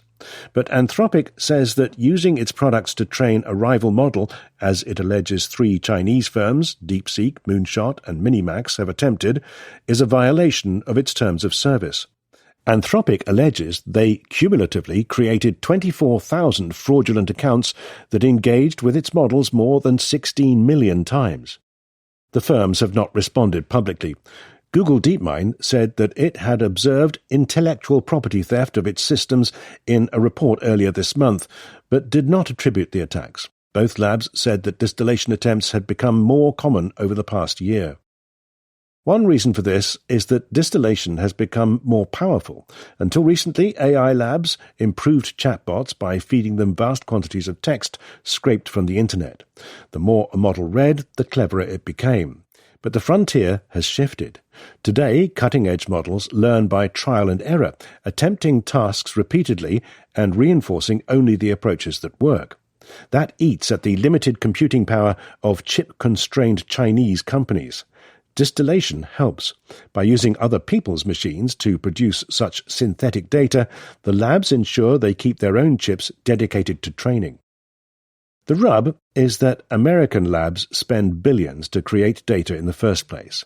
They pay human experts, mathematicians say, to write step-by-step solutions to hard problems to create worked examples for their models to learn from. Unlike the diffuse knowledge gained from the web, the know-how needed to complete a task, like a maths problem or booking a flight, is specific and extractable. Copycats can ask models to do tasks and simply harvest their solutions without all the trial and error. American labs make expensive bets on training techniques with high failure rates. Individual training runs can cost billions, while firms have committed $5 trillion of data center investment between now and 2030, according to J.P. Morgan Chase, a bank. Such largesse is challenged by rivals that are nearly as good but much cheaper. Since DeepSeek released R1, China's global share of the open model market has rapidly grown, overtaking America's, according to researchers at the Massachusetts Institute of Technology in Boston.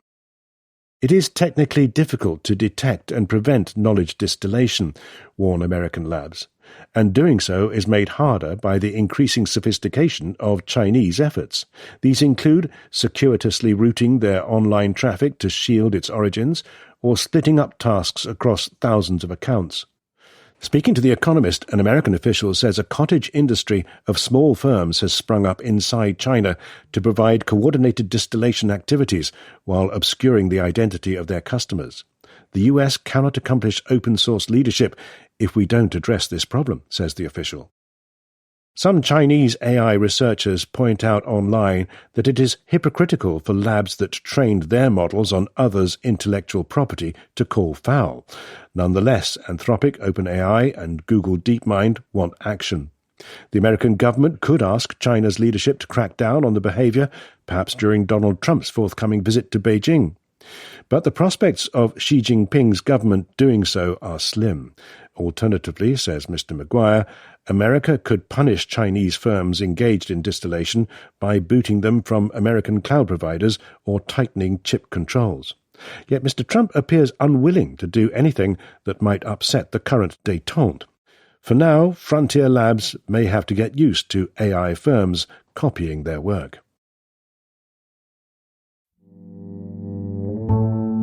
China.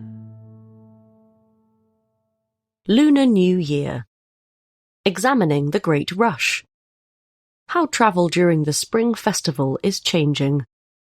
The rush home for the Spring Festival's festivities each year, known as the Chunyuan, is a cultural moment of sorts in China. Many have tried to capture a sense of the hubbub.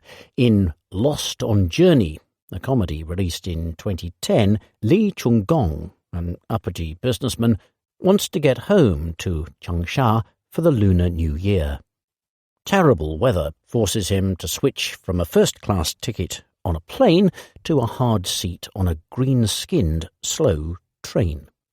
Jostled by migrant workers, uproar surrounds him as babies cry, passengers eat and suitcases tumble. Eventually he meets a happy-go-lucky dairy worker with whom he reluctantly goes on an adventure. Such scenes were once an accurate depiction of the experiences of millions as they travelled to reunite with loved ones. But changes in the Chunyuan since speak to new social trends in China.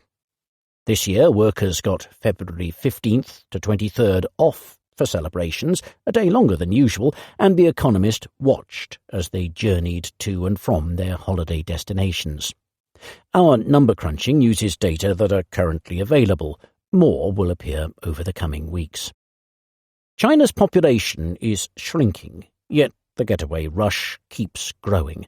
Officials monitor travel over a 40-day period around the break and expect a record 9.5 billion trips to be made this year, up from 8.4 billion in 2024. One reason for the rise is that the Chinese are increasingly travelling not just to visit family and friends in their hometowns, though most do, but are also squeezing in a little tourism. Given testing economic conditions, holidaymakers are spending less per person than they did before the pandemic, says Goldman Sachs, a bank, but overall tourism revenue increased by 5.7% year-on-year, adjusted for the longer holiday. Thrifty sightseers and bargain hunters are more common. Fujian and Hubei province saw juicy increases in duty-free sales, according to research by Citigroup, another bank. So did Hainan, the subtropical island province, which seems to have lured those keen for a spot of winter sun. Reverse Chunyuan, where elders visit their children in the big city instead of the other way round, also trended on social media. Modes of transport are shifting too. Officials reckon that 4/5 of people use private transport, including cars and vans, and train travel is getting more popular. A decade ago, 11% of journeys that used commercial transport involved a train. Last year this stood at 28%. This time the share is expected to be higher as China's high-speed rail network continues to expand. There were 2,000 kilometres of track in 2010 and 50,000 kilometres at the end of 2025. Many cannot afford to board the zippiest trains, however. Videos this year also purport to show cheaper, older, green-skinned trains packed with people. Authorities quickly scrubbed them off the Chinese internet and decried them as fakery generated by artificial intelligence. High-speed rail has slashed travel times across the country, and may be one reason why it appears that the Chunyuan is being compressed. The Economist has downloaded data from Baidu Migration, a platform run by China's biggest search engine, which crunches user location data from its Maps app and related services to work out how many people are on the move at any particular time. It shows that the busiest travel day before the new year is creeping closer to the actual day. In 2019, this was 4 days before. In 2023, it was 3 days, and this year it was just 2 days. It is also possible that workers want to toil for longer so as to earn more before the big break. Much travel still takes place east of the Heihe-Tongchong line, which geographers use to divide China into its densely and sparsely populated parts. But our calculations from Baidu's data, which do not account for modes of transport, show that people are travelling shorter distances. The share of trips taking place within a province was 62%, up from 54% in 2020. It all suggests that China is developing regional economic clusters, and migration mostly takes place within these, in line with the government's urban planning. The most popular journeys connect big economic centres and their populous but obscure satellite cities. The busiest route was from Xi'an, where the Terracotta Army resides, to Qianyang, a city of 4 million, just 24 kilometres away. Travel during Chunyuan will continue to evolve. China is starting to allow electric vertical takeoff and landing aircraft for commercial use as part of its push for a low-altitude economy. One company based in Shanghai has started offering flights to nearby cities this year, allowing the well-off to take to the air for destinations just a short hop away. That would come as a relief to the fictional Mr. Li.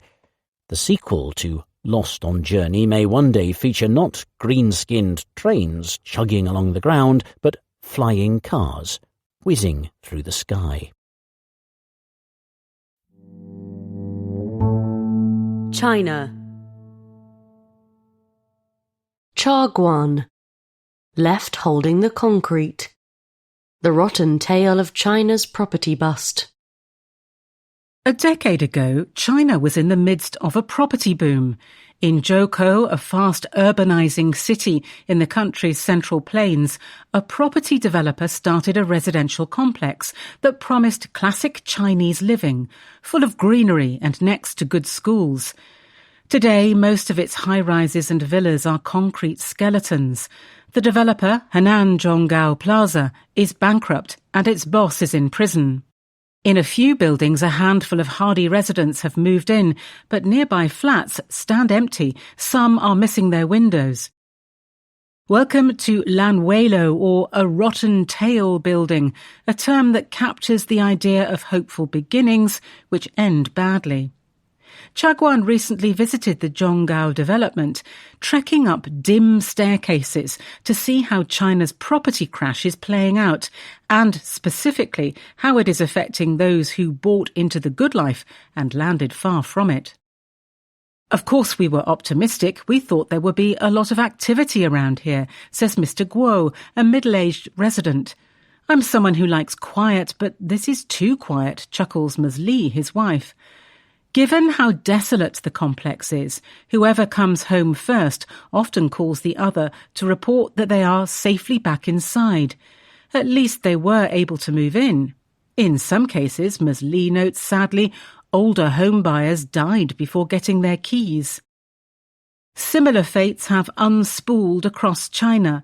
Developers used to sell homes before construction to raise funds. When the property market tumbled 5 years ago, their financing dried up. According to Nomura, a bank, China had about 20 million pre-sold unfinished properties as of 2023. Chagwan's back-of-the-envelope calculation, based on average prices, is that a staggering 17 trillion yuan, that's $2.5 trillion, of household wealth is tied up in these idle projects, a little more than 10% of GDP. That is a very big drag on the economy, but officials appear confident that, given enough time, they can guide the Lanuelo to completion. Their unstated plan is to spread the cost as widely as possible and to stamp out any smouldering embers of discontent. Choosing to live in a Lanuelo is quite unusual. In some extreme cases, desperate homebuyers have moved in before water and electricity are connected. In the Zhonggao development, utilities have already been hooked up, but residents occasionally refuse to pay maintenance fees. The property management firm, in turn, hits back. The other day, they just stopped the elevator, Ms. Li says. Eventually, the couple want to move to a better home, but they know that they will probably be stuck in Zhonggao for years. There's not even a way to measure our home's value. No one would ever want to buy it, says Mr. Guo. Slowly, the government is chipping away at the problem. In 2022, it introduced a Bai Jiao Lo, or Guaranteed Delivery Programme. Officials created a whitelist of pre-sold, unfinished developments and then used a mix of incentives and pressure to get banks to extend credit to complete construction. In total, Chinese banks have already approved loans of more than 7 trillion yuan for whitelisted properties, though much has been for debt rollovers, not new funding. At Zhonggao, there are glimmers of hope. What used to be the showroom now functions as a debt restructuring office. A representative of the former developer sits next to a wood-burning stove for warmth. His focus is on organising papers that document who bought which apartments. His team is working with the government to bring in new investors. It is almost all in place, and we probably will restart construction later this year, he says. Many people will be grateful to get the homes they have waited so long for. Generally, they have kept making mortgage payments. Defaulting was the alternative. A small number dared to stage open protests, though officials cracked down swiftly on those. Still, for some buyers, the prospect of completion has a bitter twist. They will end up taking delivery of homes that are worth much less, in some cases as much as 50% less than what they paid. If the construction is never finished, they might at least have a chance to walk away from their mortgages. In Zhengzhou, about 200 kilometers from Zhoukou, one couple briefly became famous for posting videos online about their battle over a pre-sold home. Zhang Yiliang and Dong Lijuan filed lawsuits to recover their investment, but the court ruled against them, judging that the housing project was close to completion. Chagwan visited the site. It is indeed nearly ready for residents and looks reasonably attractive, albeit in the distant exurbs. On February 8th, Mr. Zhang and Ms. Dong released yet another video via backup social media accounts. Their main ones have been disabled. They do not want their flat. They want their money back. Give us back our peaceful life, Mr. Zhang pleaded. We shouldn't have to clean up your mess anymore. If the couple prevail, they would get their down payment back and escape an underwater mortgage.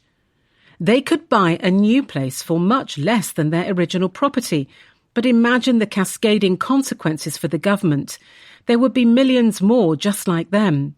It would cost far too much to compensate them all, and it would ensure that many Lanwelo remain forever unfinished. The only real option as far as the government is concerned is to plod on with guaranteed delivery. In the Zhonggao project office, the manager working to get that development back on track sums it up best. Ordinary people are bearing the costs. It is the only way to do it, he says. There will be no bailout for developers and none for home buyers either. Instead, officials want to parcel out losses across the whole economy. When the property sector boomed, everyone seemed to benefit. On the downside, it is a collective reckoning. Middle East and Africa. A war in search of an objective. Clausewitz wept. Most Americans have no idea what Donald Trump wants to accomplish in Iran. After 2 months of presidential threats amid the largest air and naval build-up in the Middle East since the 2003 invasion of Iraq, Americans might have expected Donald Trump to make the case for what may be an imminent conflict with Iran. Yet his State of the Union address on February 24th devoted just a few minutes to the subject. Not only that, he said Iran could avoid a fight if it simply uttered those secret words, "We will never have a nuclear weapon." Never mind that Ali Khamenei, the Iranian supreme leader, has said those words many times before. They were even in the preamble to the nuclear deal Iran signed in 2015, the one Mr. Trump tore up 3 years later. The president simply wants to hear them again, and the threat of war would dissipate. At least that was his position on one particular February evening. On other days, he has said that America should strike Iran to punish the regime for killing protesters early this year, or to compel it to get rid of its missile arsenal, or to overthrow it entirely. His ultimate goal remains a mystery. If war comes, it will be a war in search of an objective. Never before has America amassed so much firepower with so little idea of how to use it. The most straightforward aim would be to use the threat of force to push Iran into a deal that restrains its nuclear ambitions. That has been a focus of American diplomacy for 2 decades. Even when Mr. Trump abandoned the 2015 agreement, known as the Joint Comprehensive Plan of Action, JCPOA, he did not scorn the idea of a deal with Iran. His goal, he said, was to negotiate a better one. That objective only became more urgent in the years that followed. By last spring, the Islamic Republic had enriched more than 400 kilograms of uranium to near weapons grade, enough to make 10 bombs if refined a bit further. Then came Mr. Trump's decision to launch strikes on 3 of Iran's main nuclear facilities, the climax of the 12-day war between Israel and Iran in June. The program was not obliterated, as he likes to boast. Iran still has a working nuclear reactor and decades of accumulated know-how. But key elements are defunct. Its stockpile of highly enriched uranium is probably still buried beneath the rubble. Rafael Grossi, the head of the UN's nuclear agency, said in October that Iran no longer appeared to be enriching any uranium. A third round of American-Iranian talks was scheduled for February 26th, after The Economist went to press. Even if the Iranians say Mr. Trump's magic words, that is the easy part. It is harder to flesh out the details of an arms control agreement and decide how to verify Iran's compliance. A deal does not seem imminent. The bigger problem, though, is that it no longer seems urgent. If Iran offers to limit uranium enrichment, it is proposing to stop doing something that it is not currently able to do. That is not much of a concession. It would be hard to sell such a deal to hawks in Washington, let alone to Israel. Even some supporters of the JCPOA now believe that a nuclear-only pact would squander America's leverage and throw a lifeline to Iran's embattled regime. The rest of Mr. Trump's possible goals range from insufficient to implausible. A comprehensive deal to restrict Iran's missile arsenal and end its support for Arab militias would be a monumental achievement. But Iran seems reticent to discuss those issues, and Mr. Trump has been advised, correctly, that the regime will not yield under fire. Trying to topple it is uncertain and fraught with peril, as America's experience in Iraq made clear. Most Americans are confused. A recent survey by The Economist and YouGov found that just 27% of Americans support a strike on Iran. Though Republicans are more supportive than the country as a whole, some of Mr. Trump's MAGA allies are baffled as to why the president is contemplating the sort of Middle Eastern war he once campaigned against. Members of Mr. Trump's cabinet briefed top members of Congress on February 24th. Chuck Schumer, the Senate Minority Leader, emerged in confusion. If they want to do something in Iran, and who the hell knows what it is, they should make it public, he said. Yet a string of recent media leaks suggests that Mr. Trump's aides are focused on tactical questions. Would a limited first strike make Iran more or less amenable to concessions? How much would a war drain America's precious supply of air defense interceptors? These are valid questions, to be sure, but it is odd to debate how a war should be fought before deciding why. Some of this confusion is uniquely Trumpy. The president tweets before he thinks and plays fast and loose with the facts. Neither trait is conducive to running a war. Mr. Trump backed himself into a corner by warning the regime in January that he would retaliate for the killing of protesters. After his quick wins in Iran last summer and Venezuela in January, he seems enamored of military force. He is said to be frustrated that the current standoff with Iran offers no easy options. Steve Witkoff, his diplomatic envoy, recently said that Iran could be a week away from enriching uranium to weapons grade. That's really dangerous, he told Fox News. 2 days later, Mr. Trump said Iran's nuclear program had been blown to smithereens. Needless to say, both cannot be true. If the president's version is accurate, there is no urgent threat to justify a big military campaign. Meanwhile, if you take Mr. Witkoff at his word, his boss is a liar, and there is little reason to believe a new strike on Iran's nuclear facilities would be more decisive than the last. To be fair, though, Mr. Trump is hardly the first American leader who struggled to identify a realistic goal in Iran. George W. Bush hoped that invading Iraq would diminish Iran's influence and destabilize its regime. It did the opposite. Barack Obama thought Iran might find a way to share the neighborhood with America's Arab allies, an idea that mostly angered said allies. Presidents have wanted to change Iran's behavior for almost half a century. None has worked out how to do so. Middle East and Africa. Iran's regime. The limits of repression. Iran's rulers are unsettled but are making few concessions. If Iran's rulers thought that their critics would be silenced by January's carnage, they have miscalculated. As soon as universities reopened on February 21st, they were closed on January 4th amid the unrest, ostensibly because of the cold.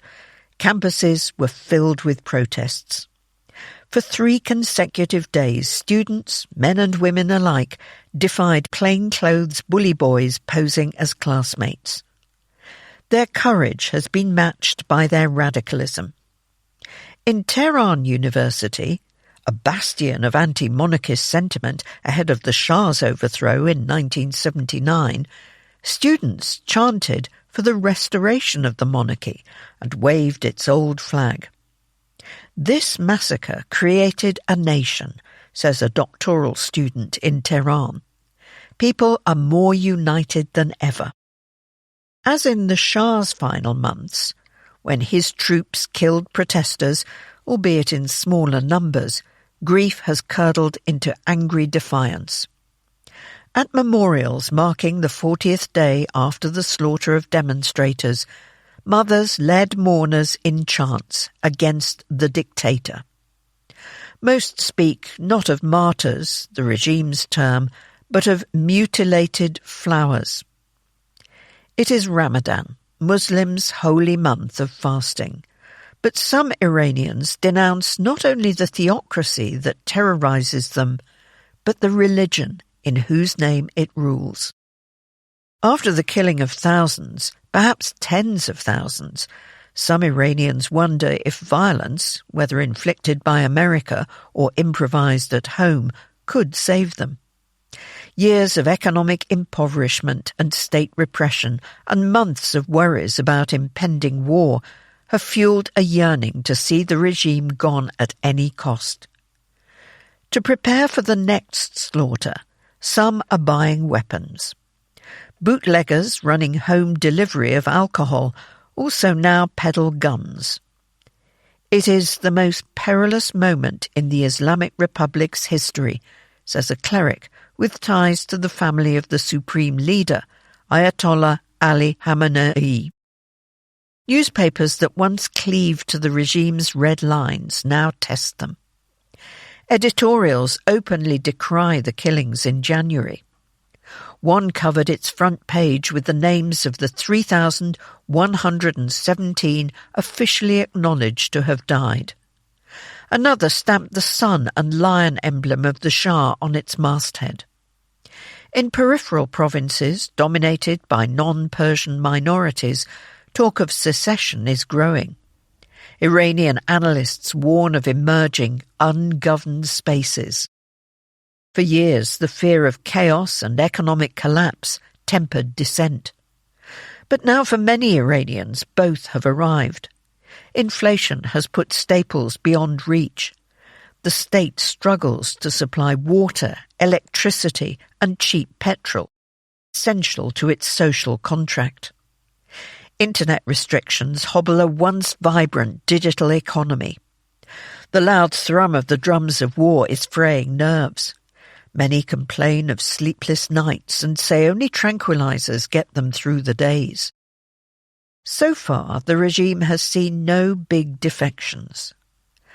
After Israel's summer war thinned its upper ranks, its leaders prepared succession plans. A leadership council stands ready should the supreme leader be incapacitated. The wicked brilliance, as one Iranian analyst describes it, of Mr. Khamenei's order to massacre the protesters is that the perpetrators and apologists from top to bottom must now stand or fall together. The student protests do not yet pose an existential threat. The regime may even welcome them as a safety valve. Newspapers are deemed to offer similar relief.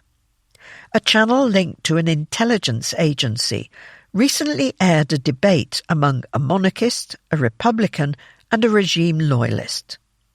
Many of the tens of thousands detained after earlier protests have been released. But the coercive machinery of the state is still visible. Pickup trucks mounted with guns wait in the streets. Inside the Beit, the Supreme Leader's office, it is business as usual. Ideologues disqualify reformist candidates from upcoming municipal elections. Overcritical papers are banned. Rabble-rousers are rounded up. Iran's leaders do not believe airstrikes could destroy their sprawling, decentralized regime, even if they could take out individuals. After all, Israel failed to unseat Hamas definitively, with 2 years of pulverizing Little Gaza flat. Iran is 4,500 times larger, strewn with mountain hideouts and far more heavily armed. America's dispatch of 2 carrier strike groups to its shores has unnerved some within the regime, but some generals almost sound flattered. When America and Israel staged military exercises in the Red Sea, the Islamic Revolutionary Guard Corps, or IRGC, Mr. Khamenei's Praetorian Guard, sent its navy to briefly close the Strait of Hormuz and conduct war games with Russia. Hoping perhaps to embroil America in another war, Russia is apparently providing Iran with laser-guided shoulder-borne missiles. And yet, the prospect of a foreign attack, combined with further domestic unrest, is unsettling the regime. After talks in Geneva on February 17th, relaxed Iranian negotiators suggested scheduling another round in a fortnight. The sabre-rattling has brought them back to the table, promising a fresh proposal after barely a week. Some Gulf officials say Iran may accept limiting nuclear enrichment to a token level and curbs on missile transfers to proxies. It hopes that a deal could not only stave off the threat of attack, but bring sanctions relief to ease the economic pressure driving unrest. But the longer a deal remains undone, the closer it comes to war. Middle East and Africa. Iran's leaders. Next in line, Ali Larijani has become the Islamic Republic's fixer and a plausible heir. Formally, Iran has a leadership council primed to act should the supreme leader, Ali Khamenei, be killed or incapacitated. Under Article 111 of the Constitution, the President, the head of the judiciary, and a senior cleric would form a caretaker committee. In practice, one man already seems to outrank them. Ali Larijani, Secretary of the Supreme National Security Council, is shaping Iran's strategy as the Supreme Leader slips in and out of view. He's replaced Qasem Soleimani, says Lynette Nusbacher, a British former intelligence officer referring to the regime's leading commander whom America assassinated in 2020. He's Khamenei's Eminence Grise. The Constitution allows the Supreme Leader to delegate his powers to others. In recent years, Mr. Larijani, rather than the President, Masoud Pezeshkian, has represented Mr. Khamenei in dealings with Russia, China, and the Arab monarchies of the Gulf states. Before a recent round of negotiations with America, Mr. Larijani travelled to Oman to set the regime's terms. After the failure of Hezbollah, a militia backed by Iran in Lebanon and other Shia proxies to deter Israel, Mr. Khamenei again turned to Mr. Larijani, telling a civilian, not the head of the Quds Force, the external arm of the Islamic Revolutionary Guard Corps, or IRGC, to manage relations with Lebanon and Yemen. Many read it as a rebuke to the generals. He played such a key role in the January massacres that the Trump administration put him under sanctions by name. Few can match his reach across the regime. A professor of philosophy, his academic speciality is Immanuel Kant, and a qualified mathematician, he is also steeped in clerical lineage. His father was an Ayatollah. His father-in-law was the Islamic Revolution's leading theoretician and right hand of the founder of the Islamic Republic, Ruhollah Khomeini. His brother, Sadek Larijani, another termed official, ran the judiciary for a decade. The man himself has occasionally led Friday prayers in Mr. Khamenei's stead.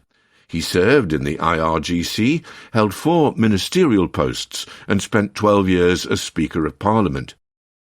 He casts himself as a loyal but pragmatic conservative.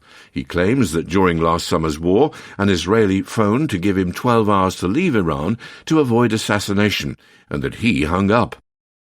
Yet ambition flickers. He has thrice sought the presidency and may yet hold real presidential powers, unlike the subservient Mr. Pezeshkian.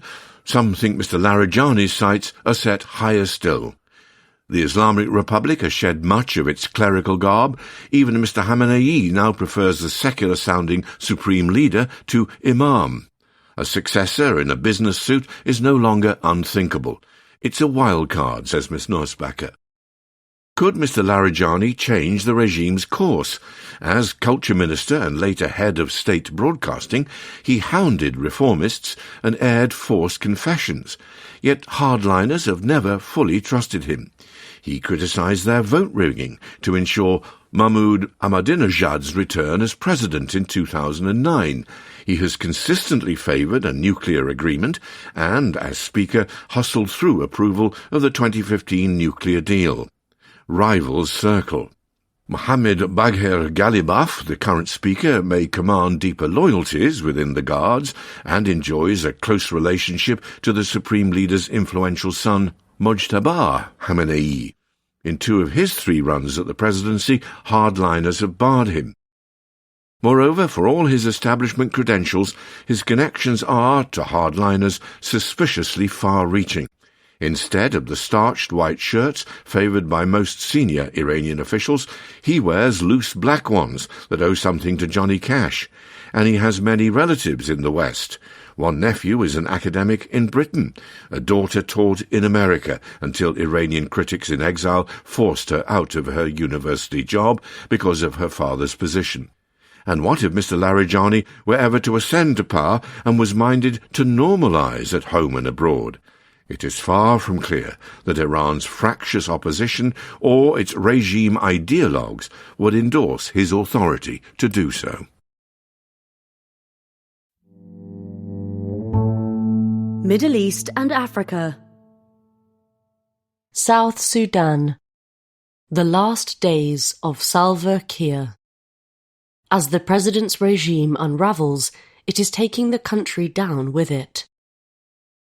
It is rarely a good sign for a country's international airport to run out of money. Yet that is what is happening in South Sudan.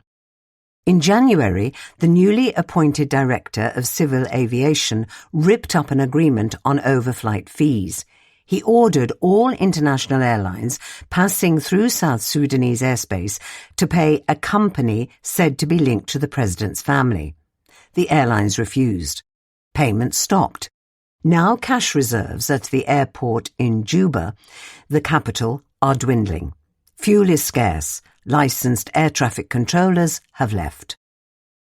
The alarming state of South Sudan's only international airport is a symbol of the country's wider malaise. Conflict, particularly in northeastern Jonglei state, has escalated sharply in recent months. Aid agencies say food is running short almost everywhere. Yet cocooned in the capital, Salva Kiir, South Sudan's first and only president since independence from Sudan in 2011, does not appear to be taking note. Close observers say the 74-year-old is ill. His dictatorial governing style is growing ever more erratic. South Sudan is a particularly egregious example of a country unravelling as its ageing autocrat clings to power. The immediate crisis stems from the collapse of South Sudan's unity government. It was formed in 2020 as part of an agreement between Mr. Kiir and Riek Machar, his vice president and longtime rival, and their respective ethnic groups, Dinkas and Nuers. The deal largely ended a civil war that cost perhaps 400,000 lives between 2013 and 2018. Yet Mr. Kiir refused to implement key terms such as properly unifying the army and holding elections.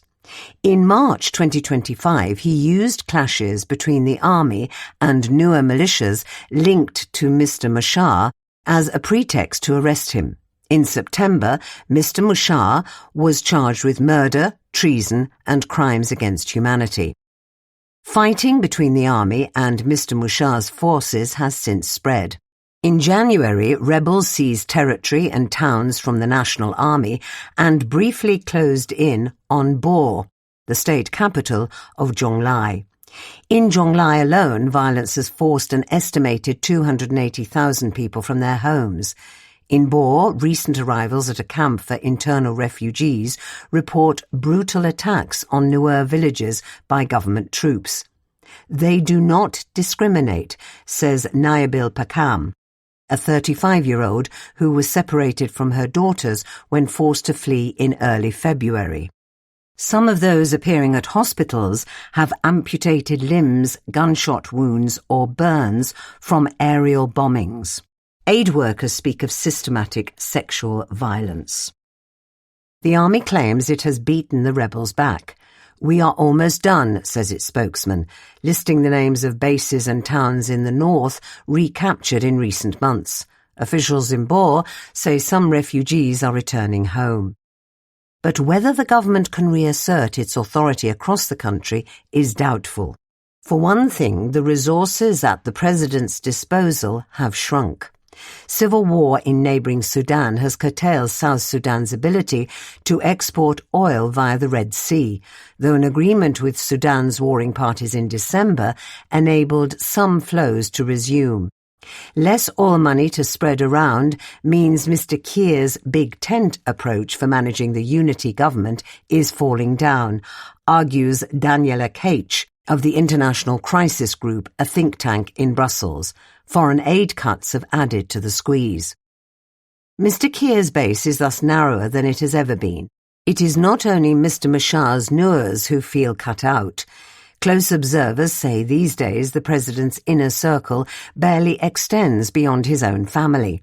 The company that hoped to collect the airspace overflight fees is also trying to take a cut from numerous other revenue streams. In August, Mr. Kiir appointed his daughter as a senior economic advisor, replacing Benjamin Bolmel, until then the president's presumed successor. 3 months later, Mr. Bolmel was put under house arrest. The president's frenetic reshuffling of officials in recent months suggests he trusts nobody. On February 23rd, the finance minister, the country's 8th since 2020, was sacked after just 3 months in office. In January, a man was appointed to an election panel. He was later found to have died 5 years ago. All this suggests we are in the waning days of a regime that is falling apart, notes a regional expert. Public frustration is growing. The World Bank estimates the economy may have shrunk by 30% in 2025 alone.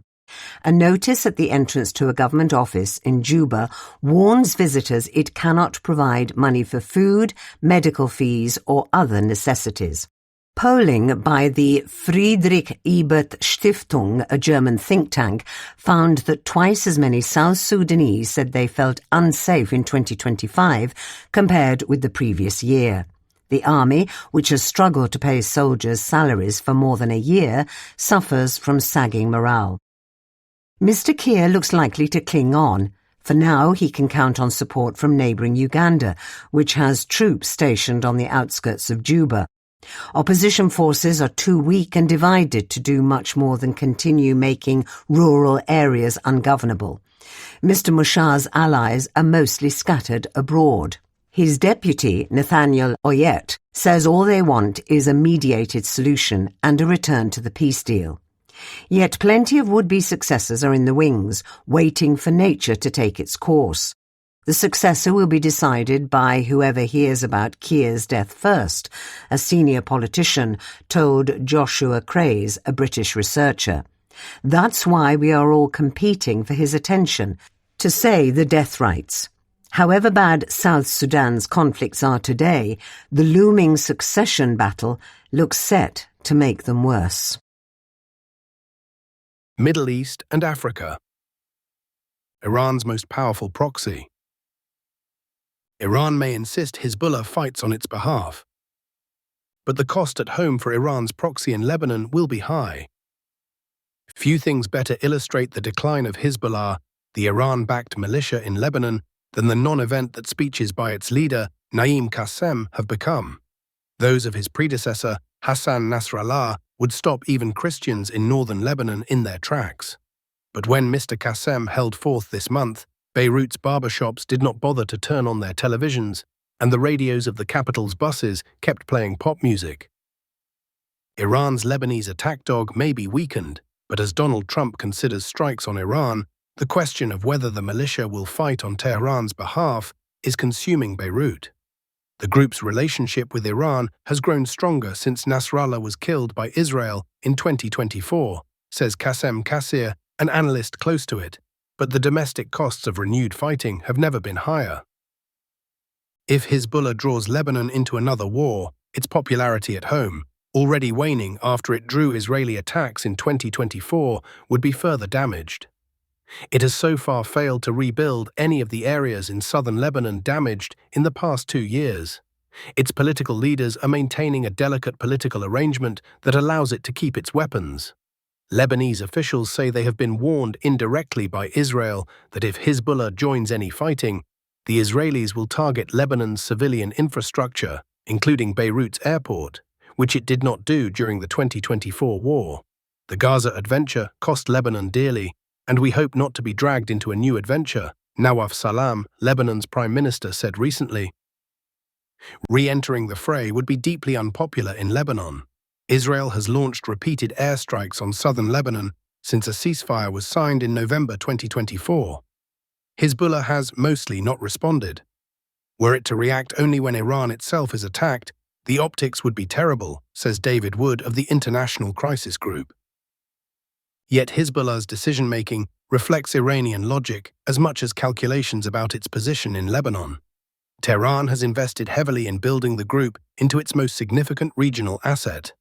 Israel's attacks may have reduced its arsenal by as much as 2/3, but it still boasts a solid stock of long-range missiles and tens of thousands of fighters, enough to menace Israel and anyone that tries seriously to disarm it.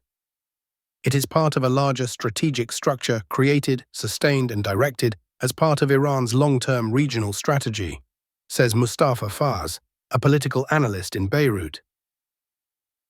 The group's military wing is controlled by the Islamic Revolutionary Guard Corps, IRGC.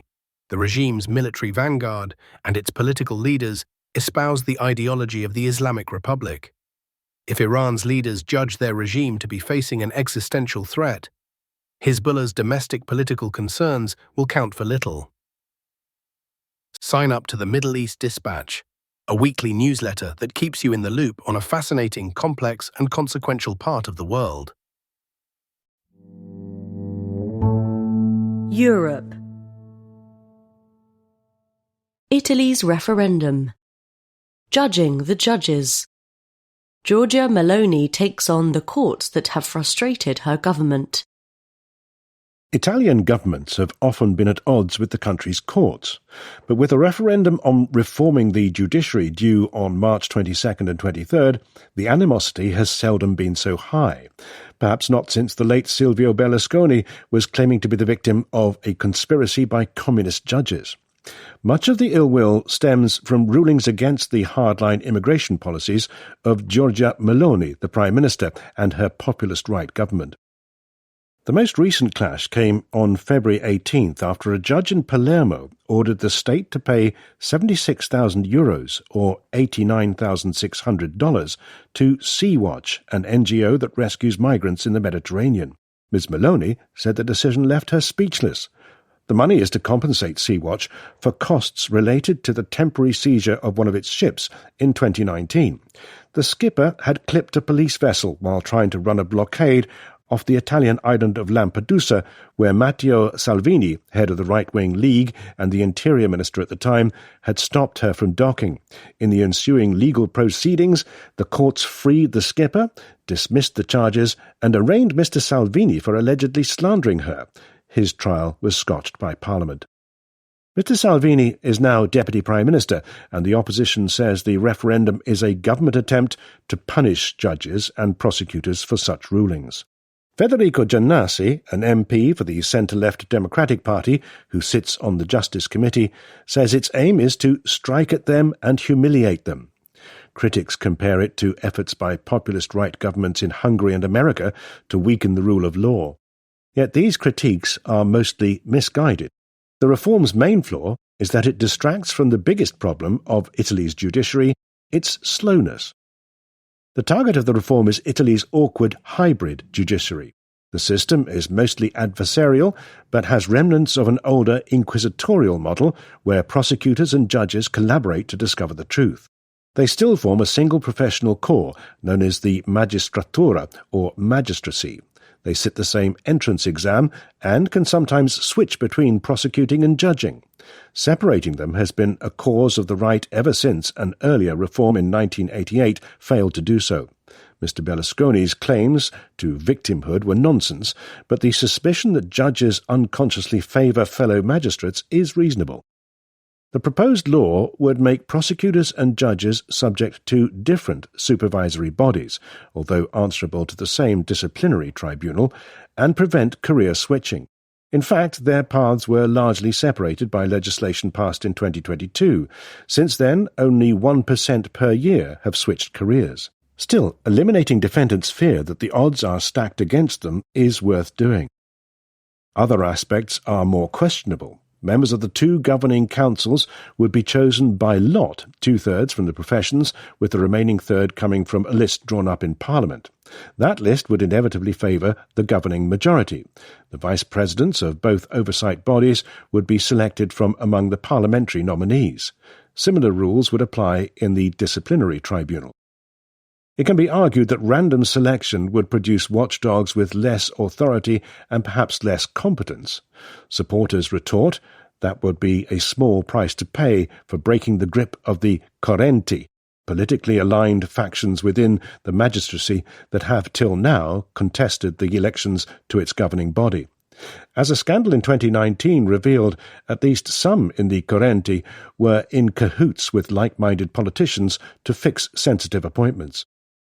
The reform would slightly erode the magistracy's formal independence, but Italy's prosecutors would still be far freer than their French and German counterparts, who are directly subordinated to justice ministers.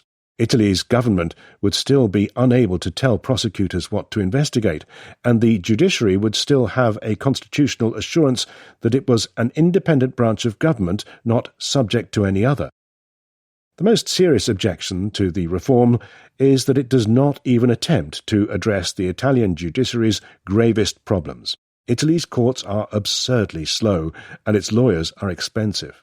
That deters foreign investment. Companies fear being unable to recover debts or resolve disputes within a reasonable time.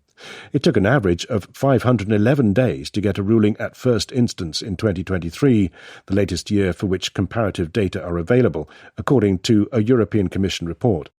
That was the third longest wait in the European Union. Only Greece and Hungary were worse. To wring a decision at third instance took the courts more than 1,000 days, the most in any member state. As a proportion of the population, Italy had the fourth highest number of lawyers in the EU, but the seventh lowest number of judges.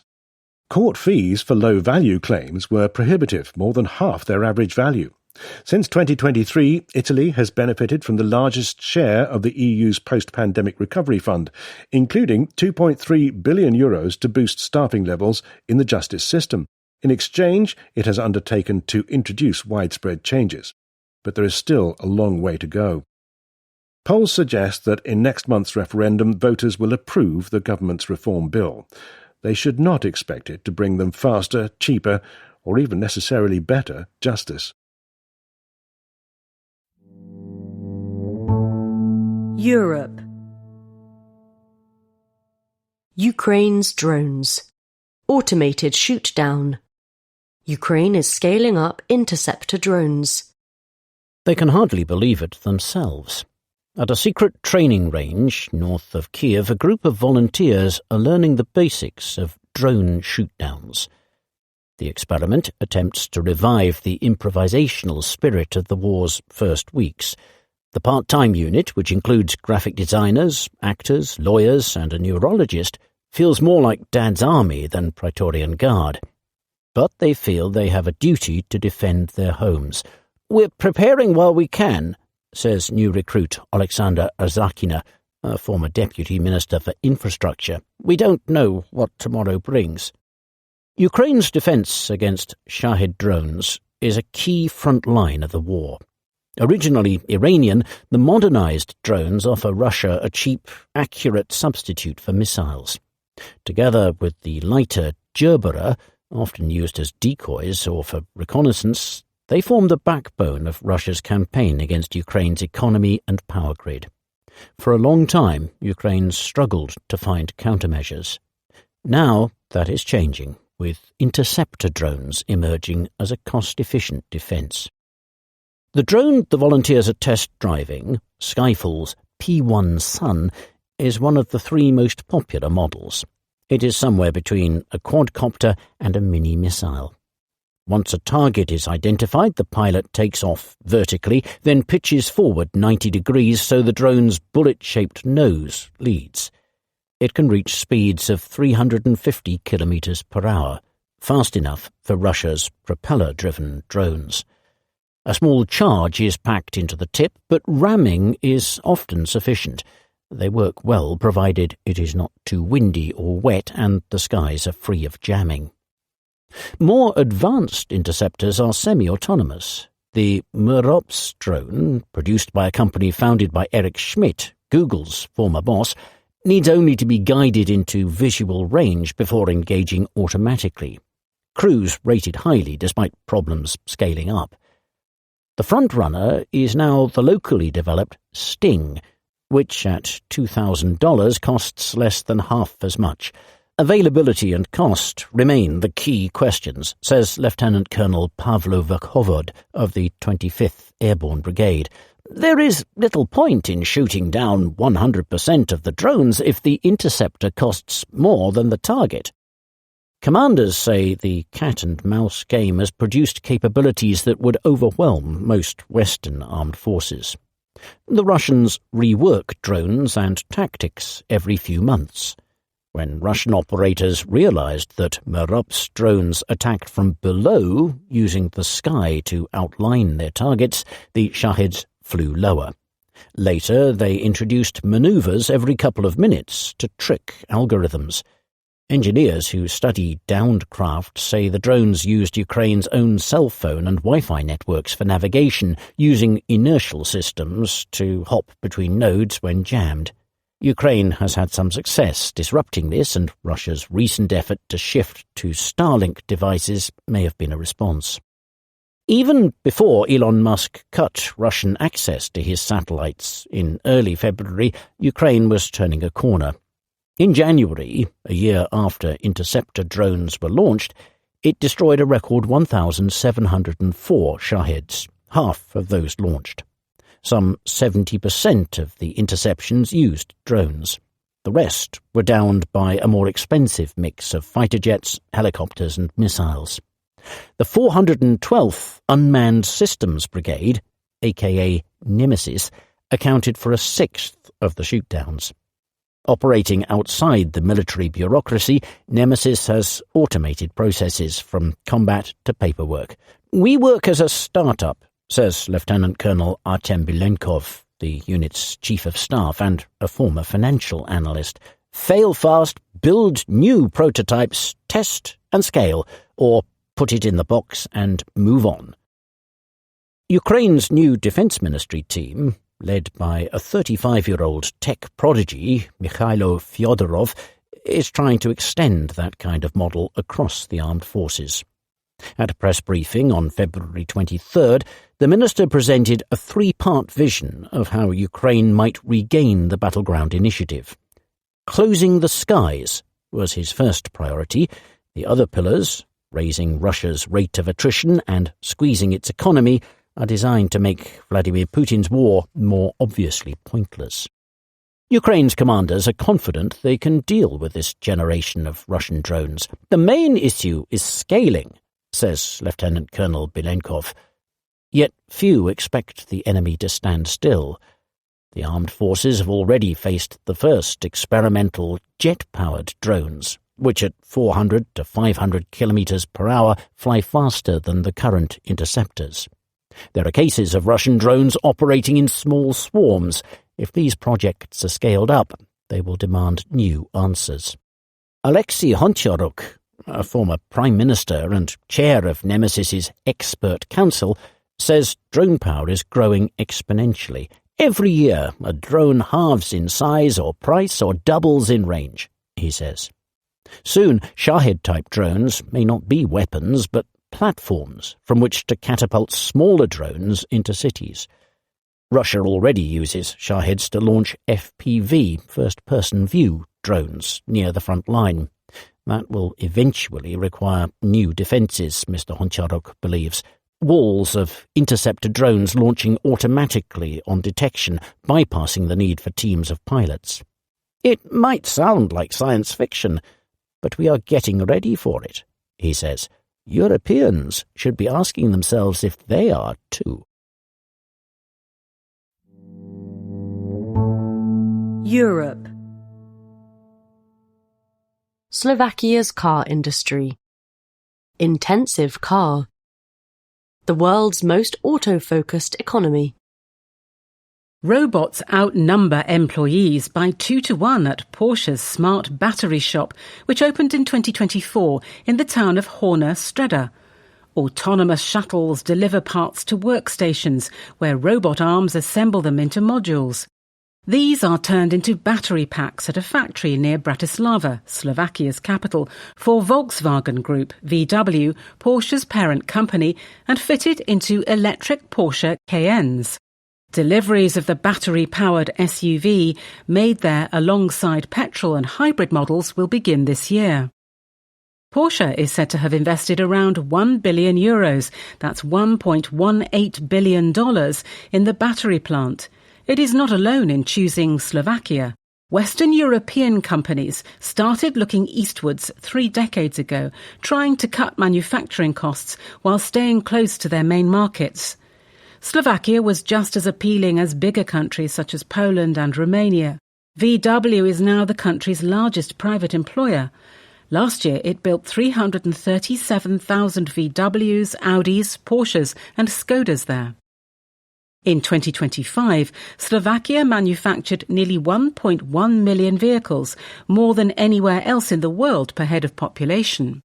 The industry contributes 1/10 of GDP and directly employs 170,000 people.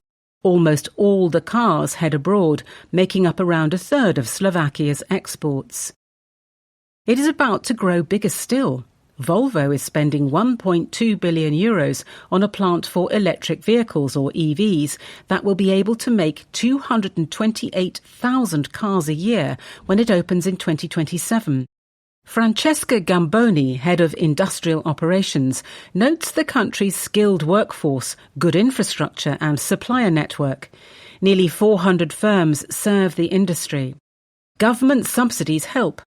Volvo got a handout of around €270 million. The country's industry has been little dented by the pandemic or the EU's tightening of emission rules. Production in Europe has slumped by over 1/5 since 2019. In Slovakia, it has fallen only slightly. In part, that is because of investment in the transition to EVs. Kia recently kicked off its European EV production at Žilina. Sales of pure battery models have not lived up to forecasts, but they still grew by nearly 30% in Western Europe last year. They now make up nearly 1/5 of sales. Slovakia's heavy reliance on car making, however, makes it vulnerable to the industry's ups and downs. All firms face the threat of cheap imported Chinese EVs and are scrambling to stay competitive. Other countries are vying for investment. Generous government incentives and abundant renewable energy have attracted battery makers to Spain.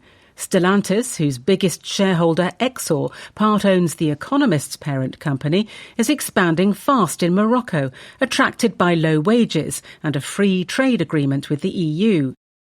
Closer to home, BYD, a Chinese EV behemoth, will soon open its first European plant in Hungary. Germany's BMW also picked Hungary for a new factory for its EVs. BYD is building another plant in Turkey and is rumoured to favour Spain for a third. The biggest worry for any country relying heavily on foreign car makers is that big global businesses invest where returns are the greatest. Slovakia is still in the running, but the competition is revving up. Europe. France. Right-wing martyr. France's hard left is blamed over the death of a nationalist activist. The fatal beating of a 23-year-old nationalist in Lyon on February 12th is France's Charlie Kirk moment, said Dominique de Villepin. France's far right, the former Prime Minister warned, would use the incident to portray itself as the victim of widespread violence, just as America's populist right did last year after the assassination of Kirk, a MAGA activist. The comparison is inexact. But the killing of Quentin Deronck looks set to damage the populist left and reinforce the populist right. Ahead of mayoral elections in March and a presidential vote in 2027, it also stirs fresh worries about political violence. Deronck, a student activist, died from brain injuries 2 days after the beating. Video footage showed what looked like an attack by a lynch mob. He was part of a group protecting a handful of feminist and identitarian protesters outside a university lecture by Rima Hassan, a European parliamentarian for Jean-Luc Mélenchon's populist left Unsubmissive France, or LFI, party. 7 suspects, aged between 20 and 26, were placed under judicial investigation on February 19th, 6 of them for voluntary homicide. The killing has exposed a sinister side to Mr. Mélenchon's political movement, which holds 71 seats in the 577-seat lower house. One of the suspects is Adrien Besser, who previously worked for Raphaël Arnaud, an LFI deputy. Mr. Arnaud is the co-founder of Jeune Garde, an anti-fascist self-defense movement which the Interior Ministry banned last year. Jacques-Élie Favreau, who was put under investigation for complicity in a homicide, was one of Mr. Arnaud's parliamentary assistants. The killing has also upended France's debate about political violence. The finger is usually pointed at neo-Nazi movements and ultra-nationalists. Research by Isabelle Sommier at the Paris 1 Panthéon-Sorbonne University shows that over 60% of political aggression over the past decade has been carried out by the far right. Mainstream political parties have long called for a cordon sanitaire around the populist right, including Marine Le Pen's National Rally, or RN, despite the party's efforts to distance itself from extremists. Now, however, it is the RN that is calling for a cordon sanitaire around Mr. Mélenchon's party. Jordan Bardella, the RN's president, has called LFI a danger for our democracy. To present themselves as upholders of democratic politics, RN leaders skipped a weekend rally in memory of the student dominated by ultra-nationalists. The RN is also calling out the hypocrisy of other parties of the left, including the Socialists and the Greens, which teamed up with the LFI at parliamentary elections in 2024. That awkward alliance has since split. The public does not seem ready to brush off the killing. One poll found that 73% considered it a sign that political violence is growing. Ms. Sommier's research suggests this is partly true. She has classified 2,300 acts of political violence over the past 10 years, compared with 5,500 in the 30 years from 1986 to 2017. Nonetheless, deaths from political violence, not including terrorism, remain rare. Since 2022, there have been 6, roughly the same yearly rate as between 1986 and 2017. Deronck's killing has not gone unnoticed abroad. Giorgia Meloni, Italy's Prime Minister, called it a wound for Europe. Emmanuel Macron, France's president, retorted that other leaders should mind their own business. It also prompted a transatlantic spat. Charles Kushner, the American ambassador in Paris and a friend of Donald Trump, failed to turn up to a summons by France's foreign minister, Jean-Noël Barrot.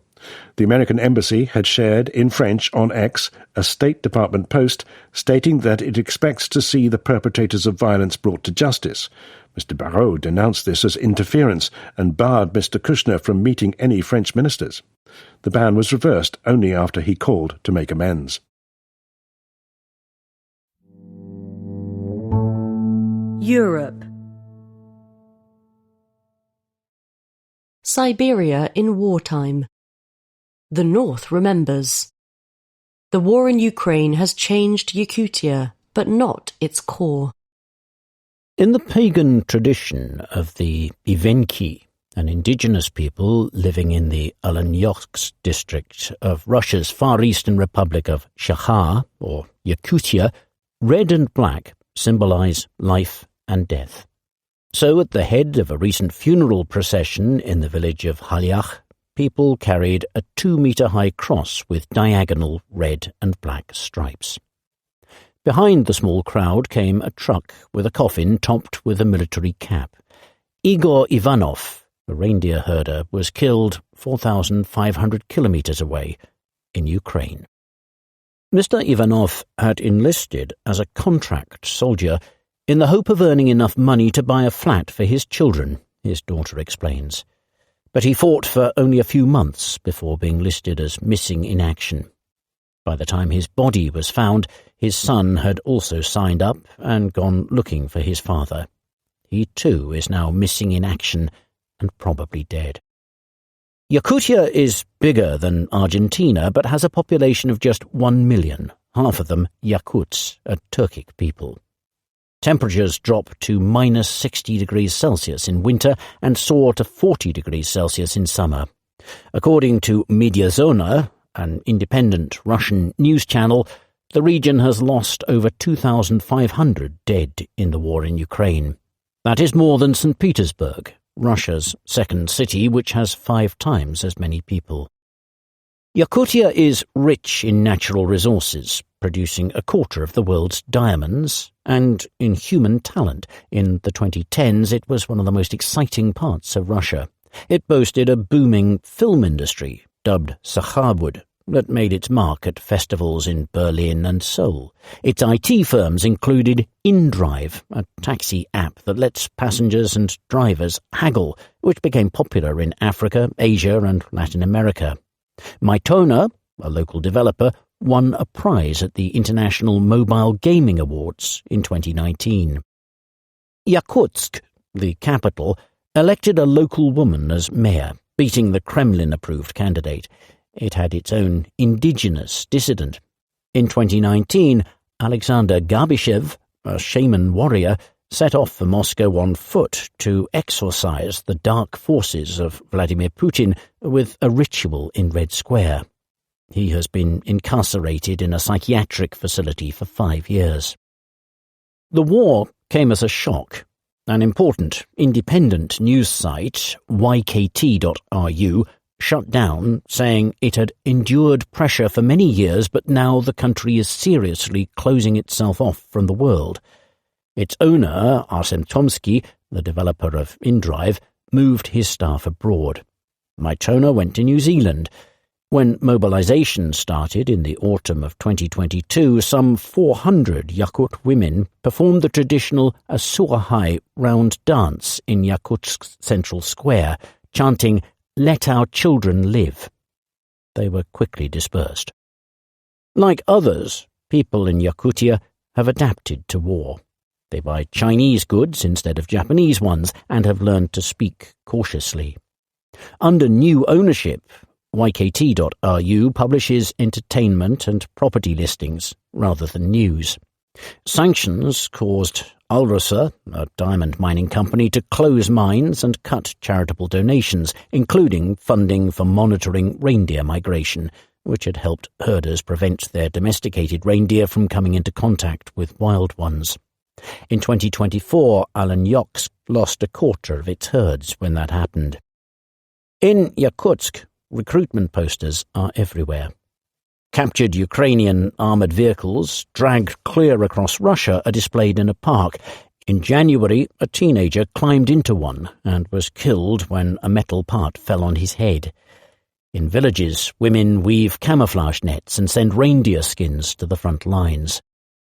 Yet, despite the war, many who fled are coming back, drawn by the nature and ancestral culture. "Thank God I was born in Yakutia," says a local driver, with a smile as he stops his SUV by a roadside wooden totem pole. Despite the frost, he puts his bare hands on it to receive its energy. Europe. Charlemagne, the Golden Goose. Luxury goods are Europe's way to cash in on global status anxiety. Europe's economy may be as flaccid as a damp baguette, but you wouldn't know it if you were window shopping in the posher arrondissements of Paris. Say you were looking for a bone-shaped leather trunk designed to carry 2 bowls to dispense dog food, admittedly one of life's lesser essentials. Louis Vuitton happens to have just the thing, yours for a mere €15,000, $17,700. Those on a tighter budget might opt for a Hermes rocking horse, probably no more necessary but a far sight cheaper at just €4,600. Feeling a bit broke? Settle for Christian Dior flip-flops, a snip at just €410 each. Unless Charlemagne's fellow Europeans all won the lottery and forgot to tell him, something feels off. Who buys this stuff? The answer for some years has been not Europeans. The luxury industry that got its start selling fripperies to Milanese counts and Parisian mistresses now more often services Floridian property developers, Arab sheikhs, or Chinese high rollers instead. As a business trick, it is rather clever. Bernard Arnault, the founder of LVMH, purveyor of Louis Vuitton dog food cases, vintage champagne, and other such unnecessities besides, was for a time the world's richest man. But Europe's continued dominance of the gilded trifles market, about 80% of global luxury brands come from there, tells you something about its lingering claim to cultural supremacy. It is, perhaps surprisingly, a place still able to bestow cachet for a price. Flogging luxury goods is one of the few fields of business in which Europe excels, if one excludes the crafting of regulation. In an ironic twist, an egalitarian continent with an ever-declining share of global GDP hosts an industry that thrives on inequality and bombastic money-making. For how many seasons more can this alchemy of aspiration endure? The trinkets Mr. Arnault and his acolytes at Chanel, Prada and Rolex are flogging are not mere ornaments. Rather, they are slices of aspiration, of a European way of life, albeit one that exists largely in the imaginations of well-heeled foreigners. If Europe is an open-air museum, its most deep-pocketed visitors are made to exit through the Gucci gift shop. MAGA types may ridicule Europe for its supposed descent into a bacchanal of bureaucrats and boat people. But they still crave the European imprimatur, which they believe elevates bling from gaudy to classy. Mr. Arnault was one of few Europeans invited to the inauguration of Donald Trump last year. China is swamping Europe with cheap industrial goods, but its economic elites are eager to distinguish themselves with imported Loro Piano calfskin loafers, €1,050. Once, plutocratic Chinese and Americans could tell themselves that splurging on Saint Laurent cufflinks or a Dior couture dress was a way to play act at being a fancy Parisian. But this contention is now as out of date as shoulder pads. Your columnist knows plenty of fancy Parisians, none of whom carries dog-bone cases or gives any thought to owning a Dior dress. Relentless price rises have put many of the baubles flogged by Cartier or Fendi beyond the reach of Europe's affluent middle classes. The bedazzled South Koreans waiting in line at luxury stores near the Champs-Élysées have seemingly not noticed the absence of Europeans in those queues. Locals have better things to do. Even as luxury goods have become unattainable for those French and Italians meant to desire them, they have become near ubiquitous for the foreign-moneyed masses. Luxury houses sell the idea of scarcity, with hordes of publicists explaining that the years-long wait for a Birkin handbag is due to the lack of sufficient artisans to craft these pinnacles of refinement. This is a fairy tale stitched in fine silk. The luxury goods industry has roughly tripled in size since 2000. Its €358 billion in annual sales, half a Walmart or Amazon, give or take, betrays how thoroughly mainstream supposed exclusivity has become. 50 years ago, Louis Vuitton had but 2 outlets, both in France. These days, it has 2 stores in Ningbo, China's 34th biggest city. Exclusive? Moi? Perhaps one should laud Europeans who saw a group of mugs willing to wait years for the right to buy a €50,000 Swiss watch and obligingly took their money. Once upon a time, the Church in Europe sold indulgences to shorten the buyer's stays in purgatory. Now luxury's high priests sell trinkets meant to shorten their clients' stay in social obscurity. America exports F-35s. South Korea exports K-pop. Europe has found a way to export self-worth. There are worse scams than exploiting the inferiority complexes of the global have-yacht class. If aspiring billionaires are going to spaff thousands to fend off a midlife crisis, why not make sure they buy European? Such hand-stitched bilking creates plenty of well-paid jobs. Europeans can make Chinese feel classy and simultaneously finance their welfare states. Alas, there are signs the alchemy may not endure. Talk in the monogram industrial complex is of a period of normalization, a luxuriant way of saying sales are slipping. Mr. Arnault is now only the world's 7th richest man, dethroned by a half-dozen American tech bros. Some uber-rich are spending more on luxury, for example splurging on tailored limited editions. But many are turning to spending on experiences instead, says Luca Solka of Bernstein, a broker. And posh hotels can be found far beyond Europe. More worrying yet is the idea that the global elite beyond Europe's shores will one day flaunt their wealth without paying French or Italian firms a tribute for the privilege. A few American brands, from Coach to Ralph Lauren, have made inroads into the luxury world, albeit in its lower reaches. More recently, Chinese purveyors of high-end frivolities have emerged with a patriotic pitch for locals to redirect luxury spending towards homegrown firms. Europe's velvet tax on vanity may eventually be passé.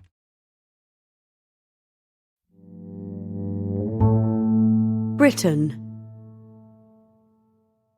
Heathrow expansion. The runaway runway. Heathrow's expansion is on track to be eye-wateringly expensive. This is not inevitable.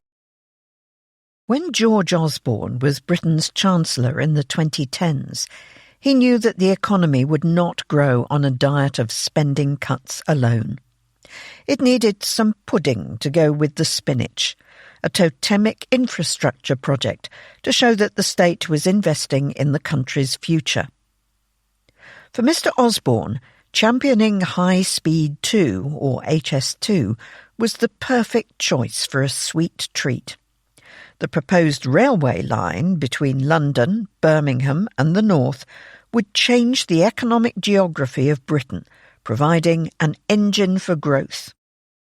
Rachel Reeves, the current Labour Chancellor, also inherited a tricky fiscal situation in 2024.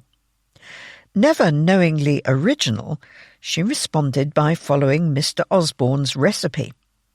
The Greens this time were indigestible tax rises, and the dessert was to be a third runway at London Heathrow Airport. Both chancellors were right to prioritise infrastructure. Better transport means ideas, people and goods reach each other more quickly, boosting productivity. The third runway, even more than HS2, seemed a no-brainer. For an open economy that trades in services and talent, every new flight path widens Britain's reach. Yet efforts to build it have repeatedly failed, beaten back by furious opposition from West Londoners on noise and air quality grounds.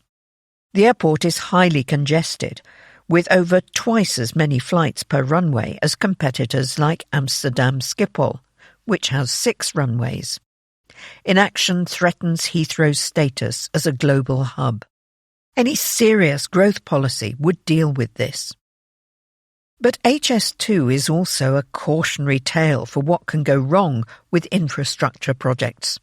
The government's proposals from 2012 said that the railway would open in 2026 and cost £33 billion in 2011 prices, or $53 billion.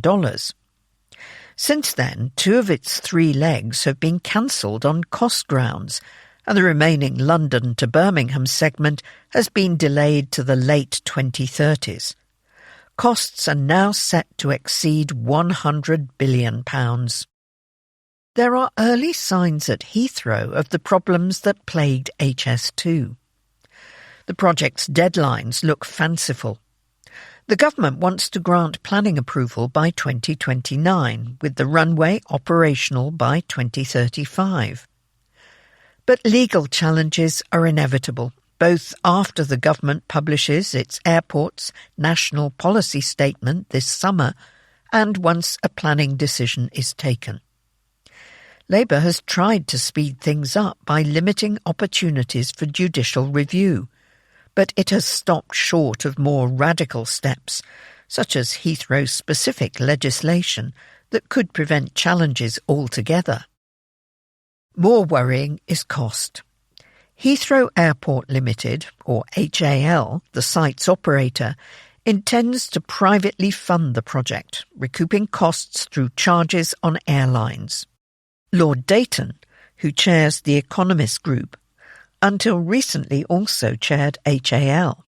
It estimates that the airport's expansion and modernisation will cost £49 billion in 2024 prices. That's enough to build about 40 hospitals, making it one of the costliest airport expansions ever. It's already the second most expensive major airport in the world for passengers. International Airlines Group, which owns British Airways and operates 60% of Heathrow's flights, backs the runway only if it costs £30 billion or less. Jonathan Sullivan from IAG warns that the current plan could double landing fees, already £26 per person versus Gatwick's £13. Heathrow's CEO recently claimed the extra fee would be £15, though was unclear about its scope. The obvious question is why laying just over 2 miles of asphalt costs billions. For answers, look to HS2, which faced many of the same cost pressures. Both projects involve building in dense London. The airport is boxed in by homes and roads, with less than half the space of its main European rivals. Land acquisition was estimated in 2014 to cost at least £4 billion. It's now probably more.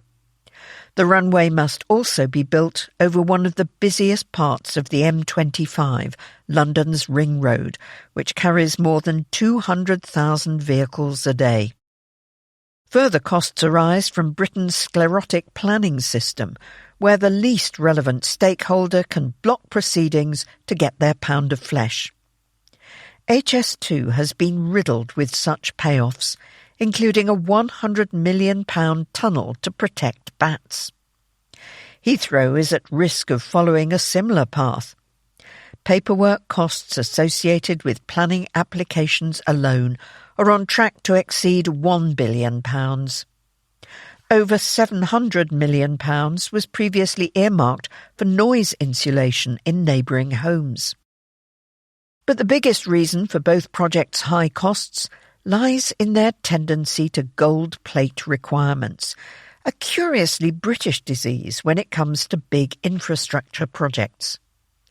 HS2 was primarily intended to boost capacity, but a desire for speed led to unnecessarily expensive viaducts and tunnels.